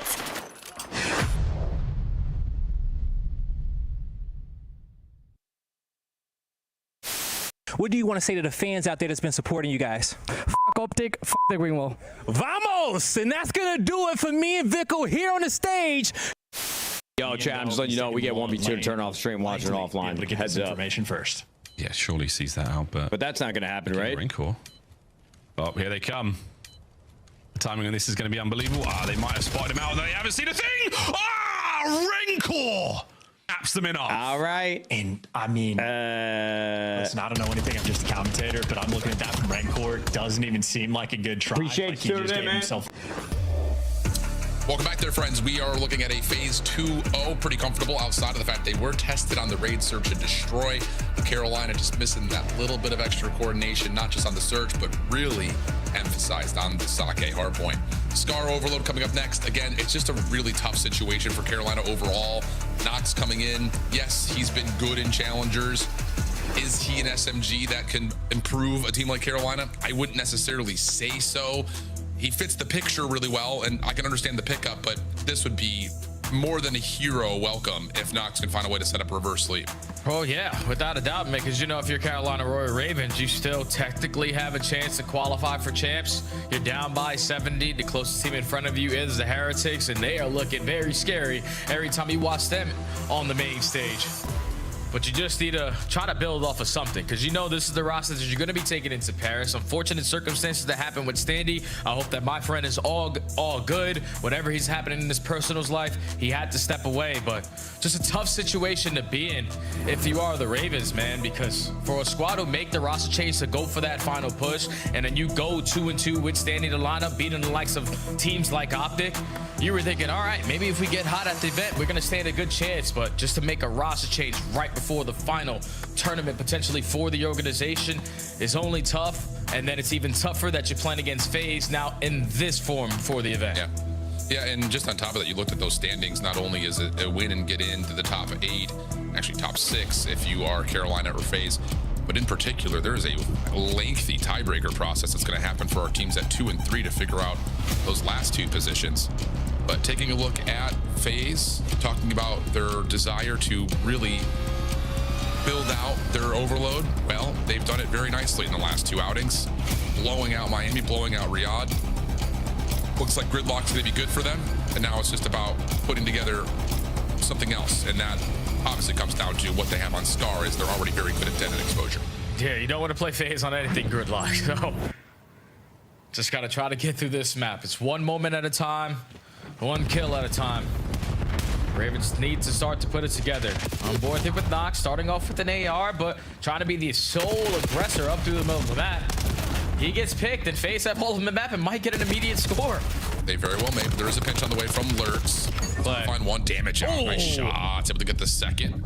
Ignore your kill feed. We've got double 1s and double 5s. So We'll try to give you guys the best call-outs as humanly possible. FaZe trying to bring back for some defense, but Lurks is off to a hot start. Exceed following up. And now all of a sudden, Carolina looking for the opening score. Draza shuts down the first. Help defensively starting to spawn up. This Draza is able to shut down the EMP carrier, or someone of the nature is, and the FaZe are able to hold. Then you can always count on FaZe to be great on the defensive side. We saw it so many times in that Gentlemate series. And eventually, when it's their time to strike, they're going to make the most of it, but the reset goes down. That is not ideal for the Ravens because they have so much map control. Someone's just got to haul ass all the way across the map to get this in. Well, Nox trying to help out where Exceed is positioned, but both will fall. EMP currently in the hands. Sorry, the kill feed is just, it is what it is. Gonna just talk about the teams at macro level. FaZe gonna find a couple of kills over towards field. Lurks working on mid-map control, but all of a sudden FaZe have the EMP. They're creating some space, and their EMP carrier is going to run its way all the way over and in. Carolina can't get the defense back in time. Yeah, Booza just puts himself in a position to block those back green spawns. And then eventually jumps over to the car, causes a distraction, and allows Booza to fly on in for the overload. So now you're up by 1 if you are FaZe. You already have players playing the reset positioning, dominating this power head glitch. And the Ravens are still trying to breathe off the respawn. Oh, Booza able to, well, someone from FaZe able to find the first kill. 04 trying to push out towards green, able to find one more. Simper on the back has now got a pinch set up. This could lead towards a scoring chance if you can find these kills in and around green. 04 is able to catch the first. EMP is out. 04 times the jump pretty darn well. Sets up the pistol kill and a second score for FaZe. Third EMP. Now going down over towards red. And Sim, who would have been late on rotation, is able to find one pivotal kill to stop the play stretching through mid. And now 04 behind it sets up an easy trade for Draza. Nice job for FaZe to rotate back to deal with this position. Again, it's just efficiency here from FaZe. It's not like anyone is going crazy. No one's popping 3-4 pieces to dominate the map control. No, it's just everybody doing what they need to do at the time when they desperately need it. So now you're up by 2. You know you can control the pace of the game. You can start to play some rat spots, but Abuza, or actually 04, gets caught. And Carolina looking for their first score attempt at B. Very well made, be able to create it, but Simp in the way. Yeah, that'll work. Just nice teamwork again. FaZe not necessarily in a comfortable defensive setup, but giving themselves the advantages they need by finding that first kill and stopping Carolina in their tracks. Now on the rotation back over to A as now FaZe have control. Big win up top, and that's going to lead to a third score for FaZe. What a rotation from there. I mean, you think that Carolina's about to score down in the B zone, and all of a sudden you blink and FaZe are up top at A. Yeah, man, it's just the positionings that they were putting themselves in. Draza the entire time is like, all right, we know that they're going to spawn on the B point, so let me just take some space over at green. And if you're able to take that EMP through the cut, it's going to lead to a score, and that's exactly what happens here. Ravens just can't get anything going, man. You're getting outclassed by the better team, and it's showing. 04's got a small chuckle. Seems like Simp is doing his thing right now with the comms. But, I mean, this is just one of those things that FaZe have shown us that kind of what we're talking about, like that real football. Everyone plays every role. Doesn't make a difference who's able to grab the overload. Somebody just find a way to forward block and get through. Now, granted, Abuza is still usually the guy that kind of follows up as the running back here, but it's just any given moment in time, one of the two SMGs is making a play to move spawns around. Draza is usually in a position to follow up with a long lane to stop Ravens from finding some sort of an overextension, and then it's become super casual for Abuza to pick things up and score. He's gotten 3 of the 4, 12th hat trick this season, and after the accelerated halftime, Ravens are already down bad. And again, even though the numbers aren't so beautiful here for FaZe, it's efficiency, and it's Draza with that NPC that's allowing him to hit routes and for 04 and Sim to continue to cause a distraction. Because imagine if you're the Ravens, Al, you see 04 and Sim in front of you, you're not expecting anyone to be working a pinch, but Draza with that NPC is hitting those routes, and that's what's causing the mind games. Now with Abuza locking it down with the AR, they get the stop. Yeah, that's a huge double out of Abuza. Playing just an open angle, needed to get both and not miss a bullet, and he's able to do just that. 04 dealing damage. Booza behind it, still dancing, waiting for help. Perfect. EMP resets back to mid. Yes, you have Exceed on a route. Yes, you have fire over towards red, but FaZe are just trying to play up into your spawn, and you need to come back and help this out if you're Carolina. They do get 1 elimination and a second, so now all of a sudden Simp has to scramble back to try to guard the EMP. Yeah, but he's in a good spot to at least keep it safe for a little bit, but he does get stiffed out there by Nox. So Ravens have them trapped exactly how you want to. You just need this to turn into a score, and it's another stop. Just not good enough. Exceed flies on in, finds a double, and Carolina finally get one on the board. Yeah, too many Ravens to deal with there. Lurk's able to find his third in a row. He's 20 and 10, making 21 huge shots. Now trying to finesse over towards top green. Draws to take a ton of damage. Nox trying to create the space for the EMP carrier to make their way in. And yes, Fire is able to find the detonation on A. So all of a sudden, Lurks is starting to really pop takeover, and Carolina are not out of this map at all. Yeah, that's the difference. Lurks is doing his thing right now. And if he continues to do that, that's going to lead to potential comeback here. Reset is good enough for FaZe to play a stack over at Motel, win their gunfights, draws it a switch to an M15, and keep that 3-score lead. Yeah, that's just one of those tough rotations when you spawn up and you're on the wrong side of the map if you're Ravens after you just scored on the other side of the map. Simp gonna go ahead and pack up the EMP. He's got a teammate over towards B. Gonna need help to get there though. Not able to find it. Draza also shut down. Good moment here for Ravens again, but they're down 3, 2:40 on the clock. Have to be clean. Have to keep doing what you've been doing.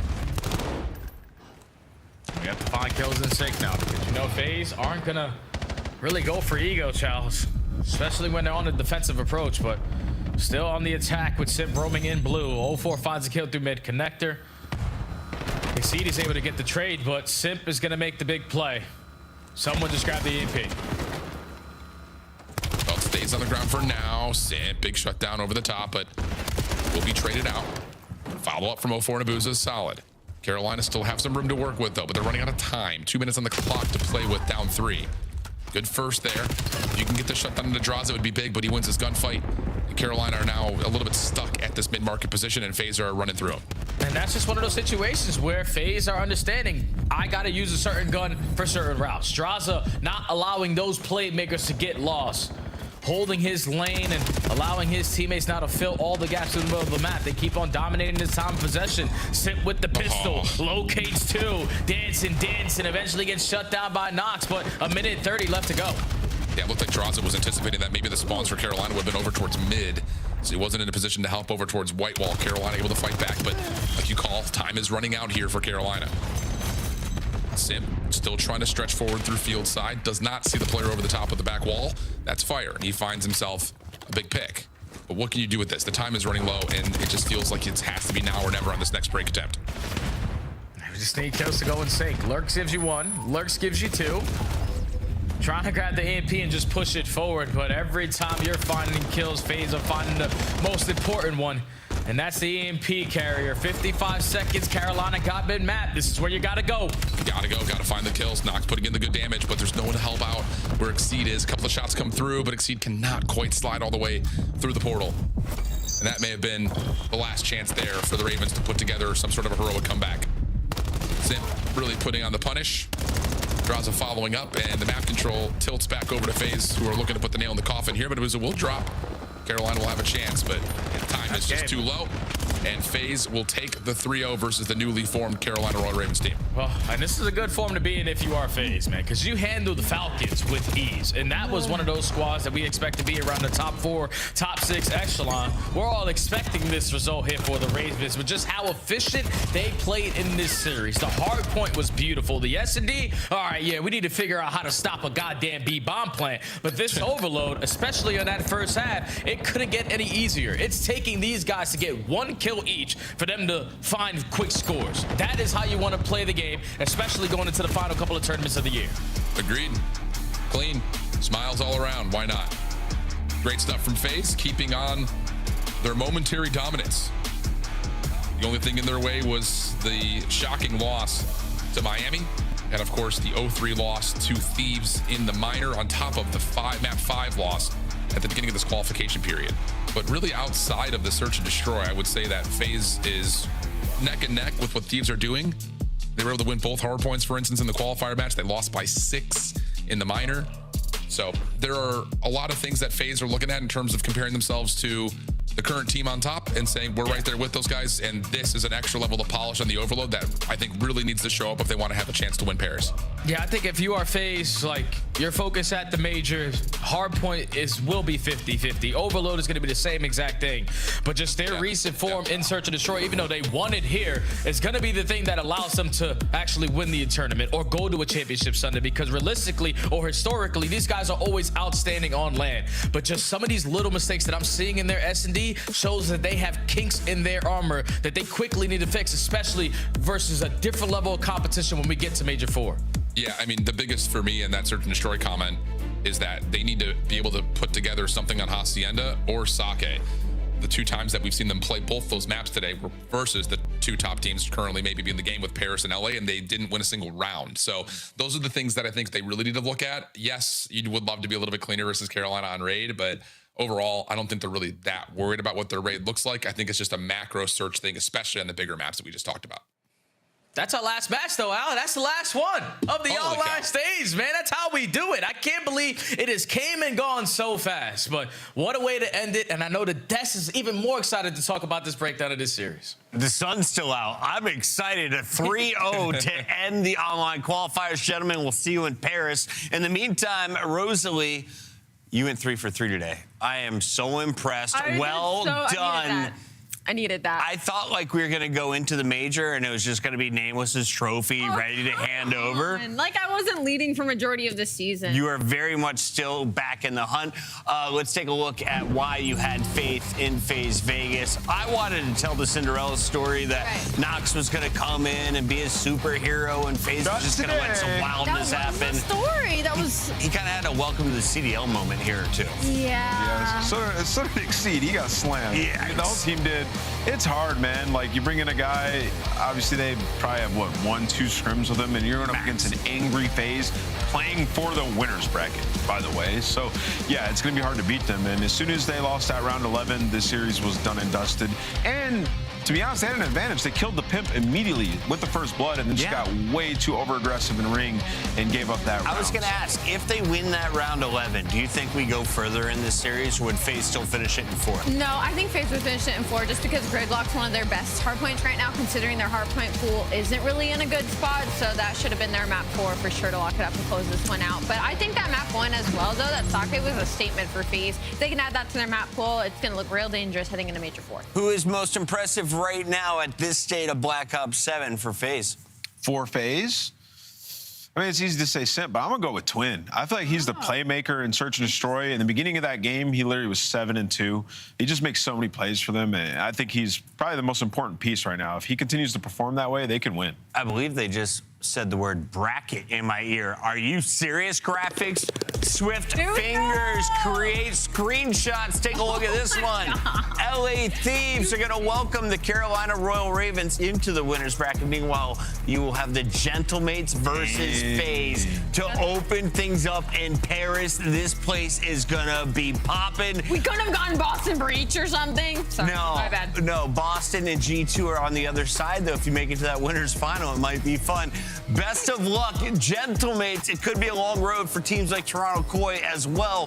The Heretics have had a very rough run. Yeah. Do you see them surviving? They would either have, what, the Royal Ravens or Gentlemates drop down, right? Yeah, I think Miami could put together a decent little run if they can, figure out their Search and Destroy again. But when I look at the round 1 matchup for Gentlemates, it is a tough draw in FaZe. But if there's any time in the season you want to play them, it's probably now. And when you play a team like that, round 1, if you are able to get that win in front of that crowd, it will be the lightning bolt that you need to make the run. So that's by far the best match in round 1. Ali, last time we saw FaZe versus Gentlemates, that was a Game 5, round 11, right? So if you're missing any of our Major 4 qualifiers, that is my match to go back and watch. What else do you suggest people go back and revisit before we get ready to hop on our planes? Any of the optic losses, I think you could take away a lot from those just in the way they've been looking. It's almost a weird thing where it's like this might be the best opportunity for Optic to win because their dominance has now been shaken up a little bit, giving them some stuff to work on as we head into Paris. Yeah, Optic performed so bad, they just get a Boston Breach draw in round number 1 in the winner. That's what I'm saying. Like, seriously? So, yeah, a tactical stage by Optic. Welcome, Boston Breach, to our winners bracket. I'm sorry, fam. We do have to close out the show with our Monster Winner Spotlight with the MVP from Major 2. He had a pop off in that grand finals, and he pops off tonight 0-4. Congratulations on a final win that is going to put you in that winners bracket. It now sets you up against the Gentlemates in our opening round. We just made it official. How do you feel knowing you'll be playing Paris on Friday? Can you hear me? Yeah. Yeah, it's definitely it's a good matchup for us. We won the qualifier match this qualifier, and we didn't play our best, so we're really confident going in there. Especially it's their major, so. Yeah, I feel like they had you guys on the ropes like all 5 maps. You guys got away with it in that one, but it was after that match that you guys kind of whipped into shape. In these last 2 series, it looked like Major 2 phase. I feel like it's been 2 months since you've played this style of Call of Duty. What clicked for you guys? How are you back on form like that? Honestly, we're just going deep into the game. Champs is coming around, EWC, and the Major 4, obviously. Third sets every day. Just Crowder just putting us through the work, and we're doing it. So. A little tired. It's like going through the training camp right now. Like you guys are in crazy lock-in mode. So I want to ask you, during all this training camp, during kind of locking in the last couple weeks of the season, what are you most confident about in your team right now? What is your favorite thing as you head into these last couple of major tournaments? Honestly, I'm gonna say our vibes and how our teamwork. I think even though like we haven't been playing our best before these last 2 matches. Nothing really changed about the vibes. We didn't lose trust in each other. I think our game modes are looking real strong right now going into the major. And just going into the major with some confidence. So. For a final question, as you are going to be getting on your plane heading out to the next land, if a French fan or a European fan wants your autograph, when is the best time to approach you, and when should they not ask for an autograph? Before a match. And after a win is probably the best time. If I lose, do not. Good luck. Yeah, good luck. There we go. It's simple stuff. We all love interacting with the fans. Can't wait to see you in person again, bud. Thank you. Yeah, how's it going? That is 0-4. And when is 0-4 playing? Well, FaZe is going to be playing the home team in Paris Gentlemates in the second match on Friday. We've already got the schedule for you. Let's reveal it live and take another screenshot and tell your friends. Bang, bang, bang. Get to the defense arena early. Optic Breach. That will be your opener on Alpha. Over on Bravo, Falcons G2. We'll have Gentlemates FaZe in that second match. And LA Thieves will play Royal Ravens. Nameless, we're knocking out teams as well. Yeah. Sending 5 of them home on opening day. Yeah, it's a 3-day weekend. It's going to be awesome. It's going to be a packed arena. Honestly, I'm super excited to go to France, see all these fans. It's been a while since I've been to France, but every time it's a special Call of Duty event. Rosalie, if I wanted to set up a signing for you in a Gentlemates booth, would you be willing to sit there and give some autographs? Of course I would. Are you kidding? Rosalie's autograph could be available in Paris. So bad. You can also come get a picture with Nameless. He's handsome. He's a dad. He's heading home to his son. It's Father's Day. Take your father to hibachi. Every father wants steak and fried rice. I love you. We'll see you in Paris. True. That's really true. I might get that tonight. Hibachi. And the beat goes on and on and on and on and on. On and on and on. And the beat goes on and on and on and on and on. Made for millennium.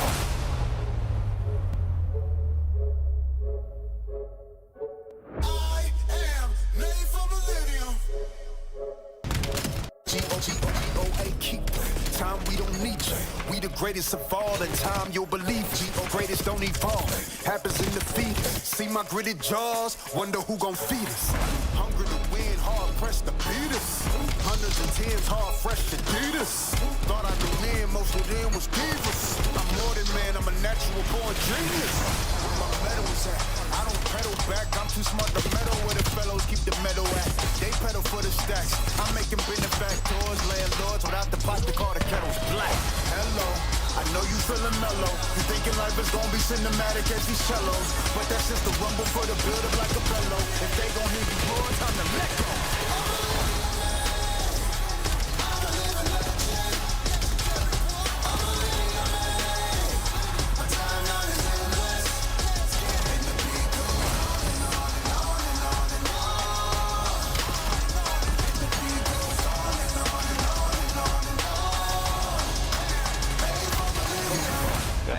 Con, good job, bro. Holy good, we gotta chill out. Time I don't need you. Lifespan forever, ever, Jesus. Said we never, ever beat. Death will never, ever see. Backflip out caskets and pieces. Black boots and black suits with creases. With no committee, they give us pennies to tease us. We clip fine, nigga. Lost in the past. Render the season with the seasons. This ain't my kingdom, this my teaser. They say I'm cocky, pointing fingers, cause I say my life is mine to live at my leisure. And thank God that's over. Everything I dream up is something I achieve. You are underachieved.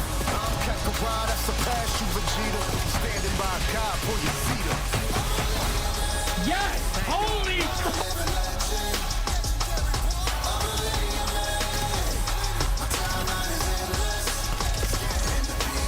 They're rotating. They're going middle. Why did they just run off of people? Plant the bomb, bro. Plant a bomb. No! This is a plan. This is a plan. He's not planting the bomb.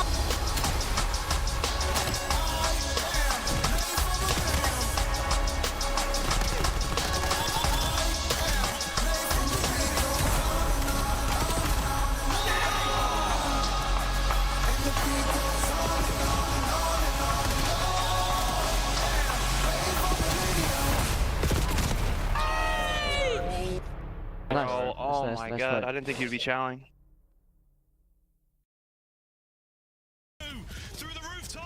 Through that. Bang! These f***ing breakers! I don't These f***ing breakers! Where you at, you f***ing bums? Where you at? I bet you were ready with cha-cha-chas, weren't you? Stupid f***s. You stupid, ugly freaks. It just happened the last like 2 minutes of that match. Come on, man! Hey, that's hilarious.